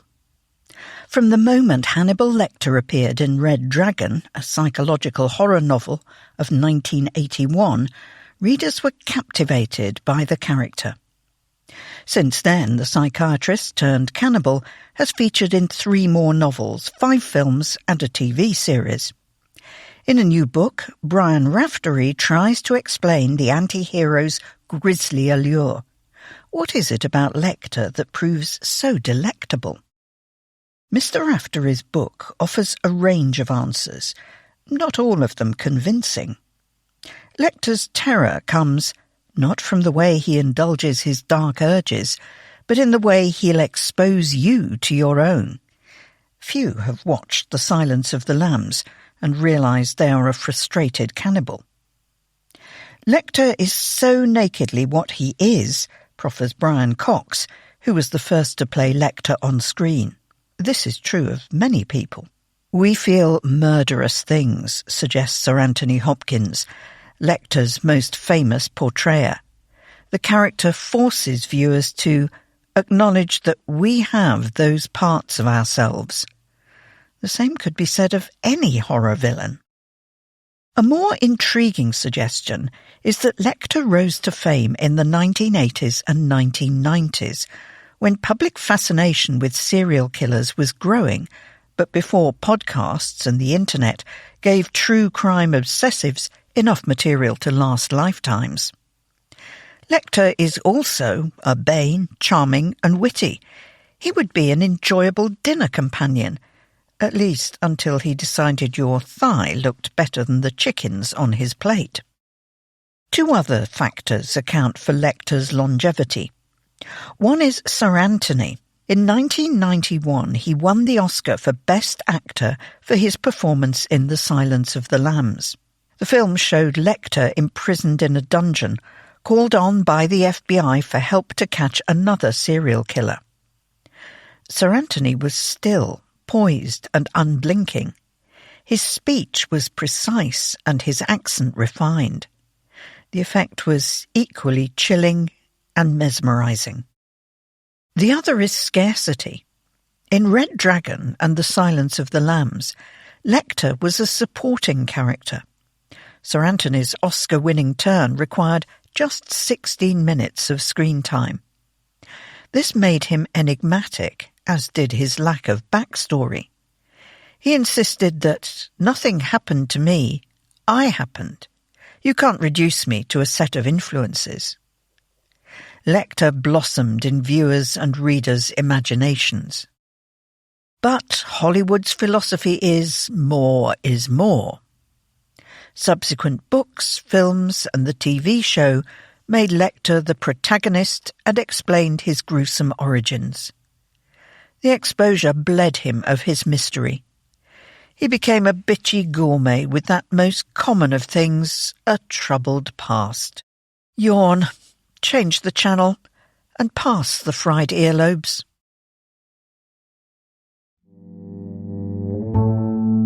Culture. American culture. New stomping grounds. Why Gen Z is falling into line dancing. It is a frigid midweek evening in New York. Snow has been pushed into large mounds on the pavement. But inside Desert 5 Spot, a Western-themed bar in Brooklyn, a group of 20-somethings is bringing the heat. Two instructors going by the names Spitfire and Sugarfoot guide the crowd through a line dance called Texas Time. It is carried out to the tune of Good Luck Babe, a pop song by Chappell Roan, an American hitmaker, and the participants twirl, hop and strut in their cowboy boots. When we open the doors at 6 o'clock, there's a line of people waiting to get in. Chase Manhattan, the bar's moustached entertainment director, shouts over the music. Line dancing is no longer the preserve of far-flung cowboys. When Desert 5 Spot started to host line dances around a year ago, only a handful of people showed up, Mr. Manhattan recalls. Now tickets sell out. Daily line dancing classes at Scuff, another organisation, are consistently full. In New York, there is a gathering happening almost every night. Across America, Google searches for line dancing have been steadily climbing since 2020, peaking last year. A decade ago, the perception of line dancing was that it was corny and dorky and honky and stupid, says Sean Monahan, who co-founded Stud Country, a queer line dancing event in Los Angeles in 2021. Today, people see it as sexy. Pop stars such as Sabrina Carpenter have incorporated line dancing into their music videos. What explains the step change? It helps that Americana is in vogue. Brands including Ralph Lauren, Christian Louboutin, Louis Vuitton and Prada have released clothing and accessories inspired by the cowboy aesthetic. Neo-Western dramas are having a revival on screen too, and country music is surging in popularity, boosted in recent years by albums from Beyoncé, among others. In 2025, the genre was streamed 122.5 billion times in America, according to Luminate, an analytics firm behind only pop, rock, hip-hop and R&B. Line dancing is also a stomping success on social media. There are millions of videos of line dancing online, showing young and old alike doing the boot-scooting boogie. Several first-timers to Desert 5 Spot say they discovered the event on Instagram and TikTok, and the dances themselves, which are quicker and shorter than other types of choreography, suit the pace of online short-form video well. You can see a particular move or section of a dance done twice in less than 30 seconds, says Mackenzie Katz, who recently launched another line dancing event in Manhattan. Line dancing's distinct etiquette chimes with the habits of the young in other ways too. Most events prohibit drinks on the dance floor to prevent partygoers from slipping over. It is a policy that might seem counterintuitive for a bar. Desert 5 Spot charges an entry fee in anticipation of the shortfall, but is potentially attractive to Gen Z patrons. Just 50% of Americans aged 18 to 34 reported drinking alcohol last year, according to Gallup, down from 59% in 2023. A lot of our crowd either don't drink at all or don't really drink that much, observes Spitfire. Instead, young folk come to line dancing bars in search of a different kind of high. Bailey is a 24-year-old regular at Desert 5 Spot. She comes alone, seeking community in the crowd. There is something about the synchronized scuffing and shuffling that dancers seem to find intoxicating in a socially atomized age. At Stud Country, people scream and holler and the energy just gets really loud, observes Mr. Monaghan. There's just this connection that you feel with the people around you. Towing the line has never been such fun. Culture. Japanese culture. Creature comforts. How Pokemon took over the world. The monsters are everywhere. A group of bushy-tailed Eevee frolic on the grass. A Diglett pokes its mole-like head out of the ground. Grinning yellow Pikachu climb up trees. Visit Poker Park, Kanto, the first permanent Pokemon theme park, which opened in Tokyo on February 5th, to catch more than 600 Pokemon, short for pocket monsters. Fans are thrilled. Tickets for the park's first 3 months sold out immediately. The enthusiasm reflects Pokemon's cultural clout, 3 decades after its launch. When the first Pokemon video games were released in Japan in February 1996, few executives expected it to become a global craze. Yet Pokemania quickly spread. Today, the Pokemon Company has sold nearly 500 million video games and over 75 billion trading cards, as well as broadcasting an anime series to around 190 countries. Pokemon is the highest-grossing media franchise in the world, according to Guinness World Records, with total revenues of $150 billion, more than Star Wars or Marvel. Pokemon Go, an augmented reality app, enjoys around 30 million active monthly users.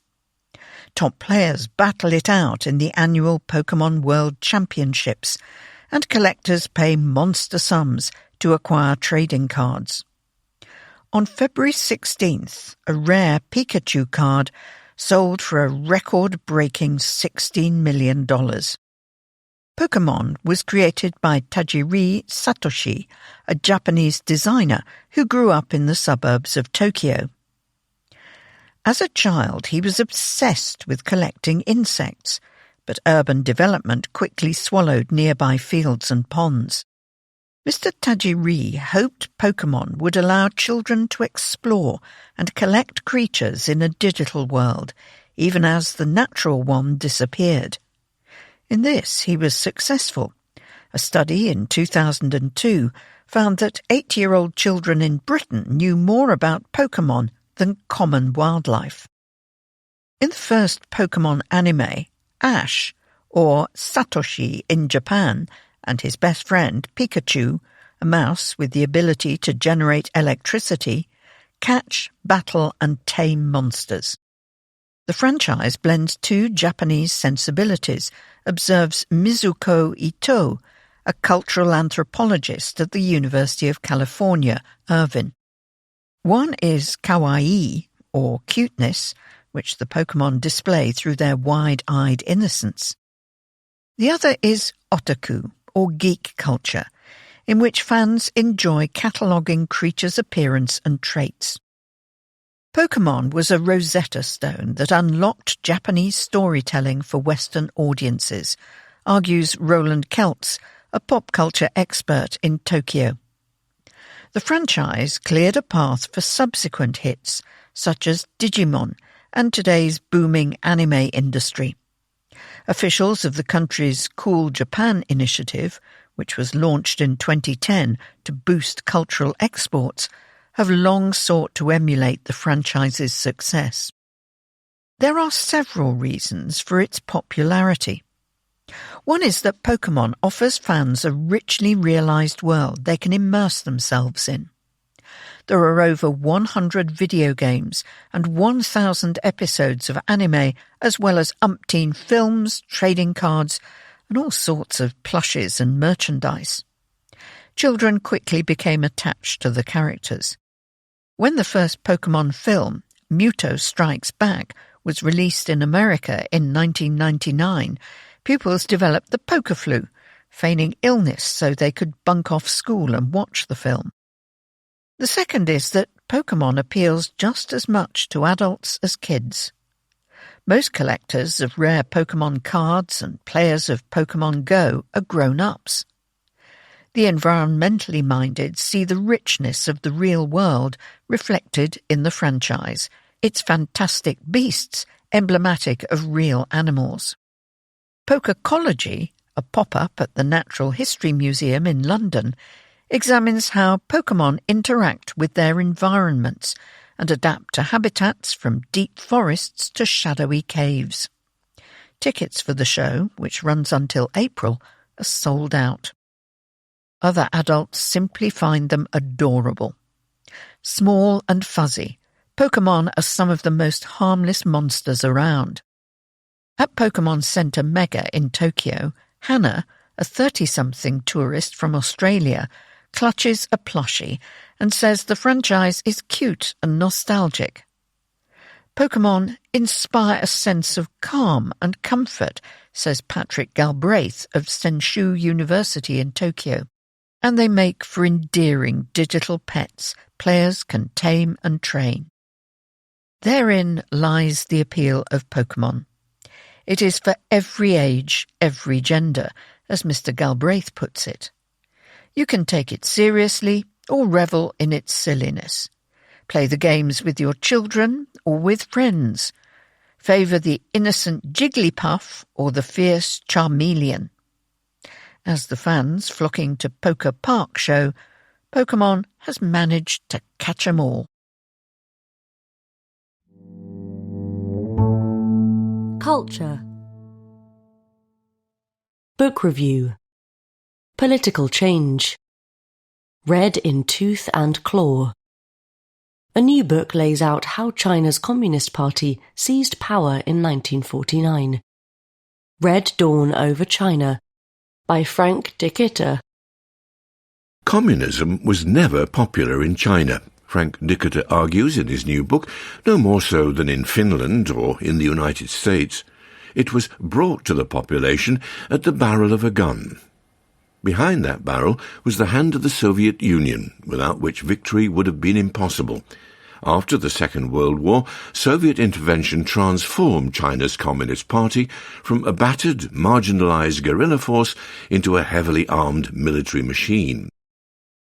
Read histories approved by the party, and a different picture inevitably emerges. In those tellings, when the party was founded in 1921, it harnessed widespread public discontent with the country's chaotic rule by competing warlords and the occupation of its territory by foreign powers. It survived attempts to crush it by the nationalists, who gained nominal control in the late 1920s and staged a heroic long march in the mid-1930s to set up a base in Yan'an. It played a crucial role in defeating the Japanese in 1945 and overthrew the corrupt and brutal nationalists 4 years later at the end of a civil war. Mr. Dickiter, a Dutch-born historian of modern China, laments that in scholarly volumes and popular books, the party's version of events is reflected all too often. He may overstate the degree to which accounts of the party's rise favour its fairy tale view. Works such as Zheng Chang's Wild Swans, from 1991, and her subsequent Mao, the Unknown Story from 2005, co-authored with John Halliday, offer devastating critiques of the party's ruthlessness and deceptiveness before it seized power. So do more academic books such as Mao, the Real Story from 2012 by two American-based scholars, Alexander Pantsov and Stephen Levine, who, like Mr. Dickiter, draw extensively from Soviet archives. But Mr. Dickiter's account is not a family history like Wild Swans, nor a biography. It is a systematic dissection of the party in its formative years. It argues that far from a triumph of great social forces unleashed and harnessed by the communists, the party's victory in 1949 was the result of a very traditional pursuit of power and the amoral application of military strategy. Communist forces survived on loot and ransom, recruited bandits, traded opium, and in the Civil War used many unarmed civilians as human shields.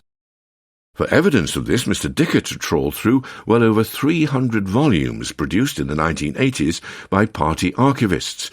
They contain documents from the pre-1949 period and are intended for internal use only, meaning they cannot be read by ordinary members of the public. The volumes, however, have found their way abroad, where Mr. Dickiter says that historians have made only sporadic use of them. One reason for this, he speculates, is that they show how peripheral the party was in China's history until the end of the Second World War, when the Soviets began tipping the scales. Before 1940, the percentage of party members among China's population was comparable to the scale of communist membership in America, says Mr. Dickiter, and may have been inflated. Before the end of the war, Soviet support for Chinese communists often appeared half-hearted. Soviet leaders saw the ruling Nationalist Party, or Kuomintang, that's KMT, as vital to their efforts to keep Japan at bay. They urged both sides to cooperate in resisting Japan's invasion of China. Mr. Dickiter says Mao Zedong preferred to keep his forces out of harm's way so they would be able to fight the KMT. Soviet calculations changed when Japan's defeat appeared imminent in 1945. As Japan's occupation of Manchuria in China's northeast crumbled, Stalin sent nearly 1 million troops into the industrial region. They seized control of major cities and ports and set about stripping the region of valuable industrial assets. Soviet troops denied the KMT access to Manchuria, and China's leader, Chiang Kai-shek, was in no position to quarrel with Stalin, says Mr. Dickiter. When the Soviets withdrew in 1946, they allowed Mao's guerrillas, who had infiltrated Manchuria, to fill the vacuum and take control of vast quantities of abandoned Japanese weapons. Even at this point, the party's defeat of the KMT was by no means assured. Americans, however, gave the communists another leg up. General George Marshall, sent by President Harry Truman to mediate in the China conflict, believed the communists were merely rural reformers who could help shape a democratic China, Mr. Dickiter argues. Marshall pressed Chiang to hold back his army and arrange a truce. The resulting 4-month ceasefire gave the communists crucial time to build up their army with Soviet help. The military balance shifted completely. If there is a weakness in this account of the party's rise, it is that it leans heavily on official sources. The party's archives provide valuable evidence of the atrocities its members committed, for example in the early 1930s, when they admit that interrogations of suspected opponents of Mao relied wholly on torture. But such snippets are not a complete picture, and it was extremely hard in those chaotic and dangerous times for foreign journalists to investigate. Mr. Dickiter does much to demystify events based on the sources available, but much fog remains.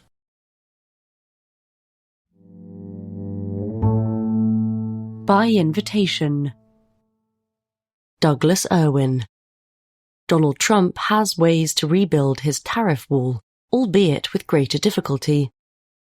Douglas Irwin is an economics professor at Dartmouth College. The historic ruling by America's Supreme Court on February 20th blocks President Donald Trump's unchecked ability to impose tariffs on a whim. But those who hoped it would mark a change in American policy, including the threat of future tariffs, have already been sorely disappointed. To justify last year's Liberation Day tariffs, the Trump administration invoked the International Emergency Economic Powers Act, or IEPA, of 1977, which gives the executive the power to regulate foreign transactions in a national emergency. In its 6-3 decision, the court bluntly ruled IEPA does not authorize the president to impose tariffs. Writing for the court, Chief Justice John Roberts stated that the framers of the Constitution did not vest any part of the taxing power in the executive branch. The court noted, when Congress has delegated its tariff powers, it has done so in explicit terms and subject to strict limits. The ruling is important beyond its implications for current trade policy. Had the court not limited Mr. Trump's actions, presidential power on import tariffs would have been completely unchecked by any congressional limitation on the use of that power. This would have been a radical rewrite of the Constitution. Such a disastrous outcome was avoided. Although the messy process of refunding the revenue collected has yet to begin, the Liberation Day tariffs are history. Before Americans could break out imported bubbly to celebrate, though, Mr. Trump immediately raised tariffs again. Unlike the hodgepodge of rates on different countries under IEPA, he imposed a flat duty of 10%, expected soon to rise to 15% on all imports, using Section 122 of the Trade Act of 1974. This allows the President to impose duties as high as 15% for up to 150 days in the case of large and serious balance of payments deficits. After 150 days, congressional authorization would be required. The administration surely wants tariffs beyond 150 days. Might it force Congress to vote for higher tariffs in an election year? Unlikely. Tariffs are broadly unpopular, and in the upcoming midterm elections, that might sink Republicans, who are divided on the issue anyway, unaccustomed as they are to voting for tax increases. These new tariffs are likely to face legal challenges as well. Is America really suffering from a balance of payments deficit? Economists argue not. The terminology, they insist, reflects archaic language from the Bretton Woods period of fixed exchange rates that ended in the 1970s. Another avenue for legal challenge is Section 122's stipulation that the tariffs shall be of broad and uniform application with respect to product coverage. The Trump approach to grant many exemptions on specific goods, ranging in the past from coffee to smartphones, seems out of step with that. These developments weaken the President's powers. The broad discretionary scope of the IEPA approach is gone, and Section 122 prevents the President from treating countries differently from each other, a key part of the leverage he so enjoys. Yet other cudgels remain to satisfy his desire to bash particular countries. Some are targeted at countries engaged in unfair trade practices. Section 301 was used to impose tariffs against China in Mr. Trump's first term and could be brandished against other newly declared unfair traders. Others, such as Section 232 of the Trade Expansion Act, are aimed at stopping imports of specific goods from any country on national security grounds. These have already been used in the case of steel, aluminium and other products, and the Trump administration is looking to use them elsewhere. Forcing the president to invoke these statutes will throw some sand in the tariff wheels.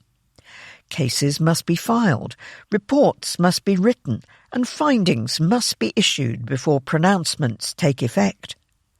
But the threat of tariffs remains real. Meanwhile, the fate of all the deals that the Trump administration cut with other countries as a result of the IEEPA tariffs is yet to be determined. Other countries are unlikely to revoke them for fear of provoking the president, but the EU has paused ratification of its deal to seek clarity about the American situation. The recent gyration of American tariffs has rattled businesses and trading partners alike. Even after the ruling, many will continue to worry about an unanticipated flaw of post-war American trade laws, excessive congressional deference to the president. Congress started delegating powers long ago on the assumption that presidents would focus on the national interest and thereby counterbalance the inherent protectionism that emerges from the legislature, where parochial interests predominate. The president would be the wise actor who took into account not just the interests of domestic companies competing against imports, with which Congress was disproportionately concerned, but also the interests of consumers and exporters, whose fate Congress often neglected when it was in charge of trade policy. That assumption has proved false. In coming years, when cooler heads prevail, Congress might consider curtailing some of the president's discretionary authority to impose arbitrary tariffs on imports. It could introduce some checks or time limits on presidential authority to curb abuses of tariff threats and impositions. Such limits would have to be embedded in a larger piece of legislation that the president could be persuaded to sign, as any standalone bill curbing presidential authority would elicit a veto that would be difficult to override.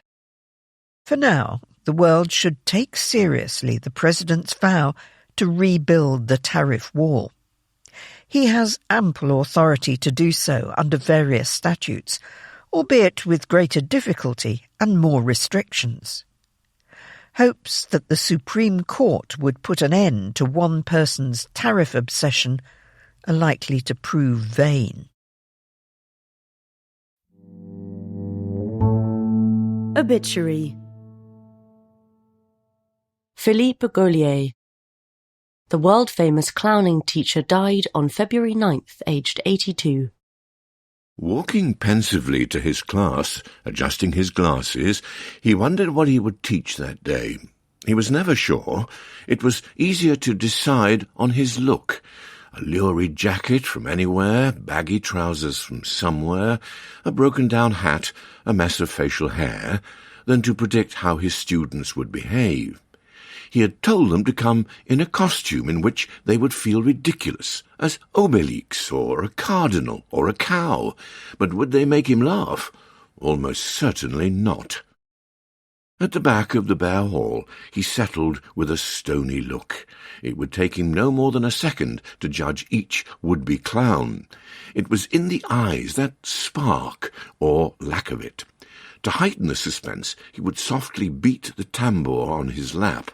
Then would come the verdict, a growl of his Frenchified English. Boing! Horrible! Like a vacuum cleaner! Like overcooked spaghetti! This is so shit!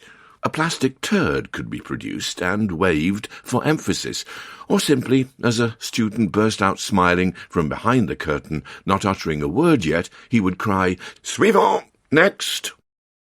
Other clowning masters called this the via negativa, learning through a barrage of insults. Philippe Gaulier preferred to call it torment. He scorned all teachers of theatre except his own master Jacques Lecoq and Bertolt Brecht. Kandinsky, quel imbécile! But the torment principle was excellent. He loved to say horrible things. He got that from his mother. And insults helped you progress. If you were told you were good, you stopped trying. But if you kept failing, you had to dig deep to improve. Facing crises made you strong. It was good to cry and fine to be bad, even time after time. Everyone was bad at some point. The cardinal sin, the unforgivable, was to be boring. Like a pharmacist, his paternal grandfather was one, a really boring guy, or a hairdresser, no one who was happy being boring should try to be a clown. They should count out pills all day, or suggest he should comb his moustache. His students were allowed to be bad, but to break the balls of innocent people with tedium, no. With this firm conviction, he had set up his school at Étampes, near Paris, in 1980. He ran it for 42 years in various places, and it became world-famous. Sacha Baron Cohen, Roberto Benigni, Helena Bonham Carter, and Emma Thompson all came, and Hillary Clinton visited once to interview him. About 90 students a year attended. Auditions were simple, just name, check, €2,300 a term for 2 years, and he had never asked for 1 kopeck from the French government. If he didn't like someone, or if they were not polite, he kicked them out. Voilà, c'est tout. He taught 2 particular aspects of clowning, le jeu, the game, and le bouffon, the buffoon. In le jeu, students learned again how to be children, from tentatively finding a playmate, complicité, to gloriously romping around. They played musical chairs, grandmother's footsteps, tag. They gave bisous to each other and gazed into each other's eyes, opening up, not laughing. After 5 seconds, anyone looked ridiculous. For a whole day they wore red noses to find their inner idiot. Egos were sent to the slaughterhouse. Instead, students had to discover their own unique, secret absurdity deep inside themselves. But he never asked what that was. It was secret, not to be told to anyone, just like the notebooks ranged around his flat in which he wrote down his dreams. In le jeu, clowns were innocent, marvellous fools. They tried to mimic adults and hoped to be loved for it. Bouffons were quite different. They got laughs by mocking other actors and cleverly getting ignorant audiences to laugh at themselves. His own list of people to be mocked without limit were teachers, police, the army, politicians, Germans, the bourgeoisie, racists, fascists, and the Catholic Church. Germans, because at his birth, in 1943, they were occupying Paris.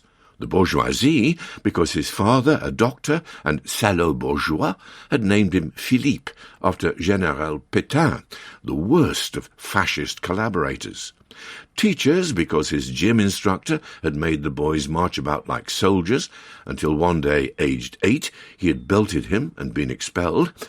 The army, because during national service he was frequently locked up for not wearing his beret straight. And all lawmakers and law enforcers, because he was a dyed-in-the-wool anarchist, a May 68 guy whose happiest times had been spent building street barricades and stoning the police. His school also offered courses in more traditional theatre, neutral masque, Greek tragedy, Shakespeare and Chekhov. Tragedy had been his first love, but every time he played it, people laughed. This failing and failing again and failing better, as Sam Beckett wrote, continued for 2 years after he joined Lecoq's theatre school in Paris. Then he found his true métier was clowning and stayed to teach for 10 years more. Not that he always liked what Lecoq did, all that mime movement and technique. His own method, if he had one, was lightness, pleasure, play. He also felt actors should pretend more blatantly, relish performing. After all, theatre was not real. After leaving Lecoq, he toured for a decade in a two-hander Les Assiettes, which involves smashing 200 plates on stage every night. He found himself free, breaking things. Dozens of theatre companies, most famously the Théâtre de Complicité, were inspired by his school, and most of his students ended up adoring him. He never expected that, nor did he care. He taught theatre they could do what they liked with it. But he hoped he had also brought them beauty and joy. Beauty, because anyone was beautiful who was gripped by the pleasure of life. Joy, because as the ego cracked, light and freedom came in. That was what he was aiming at. If his actors did not arrive on stage as buoyant as a child, without baggage, wanting to eat the world, they had failed. Then it was boring, horrible, and to the beat of his solemn drum, adios, immediately, money back.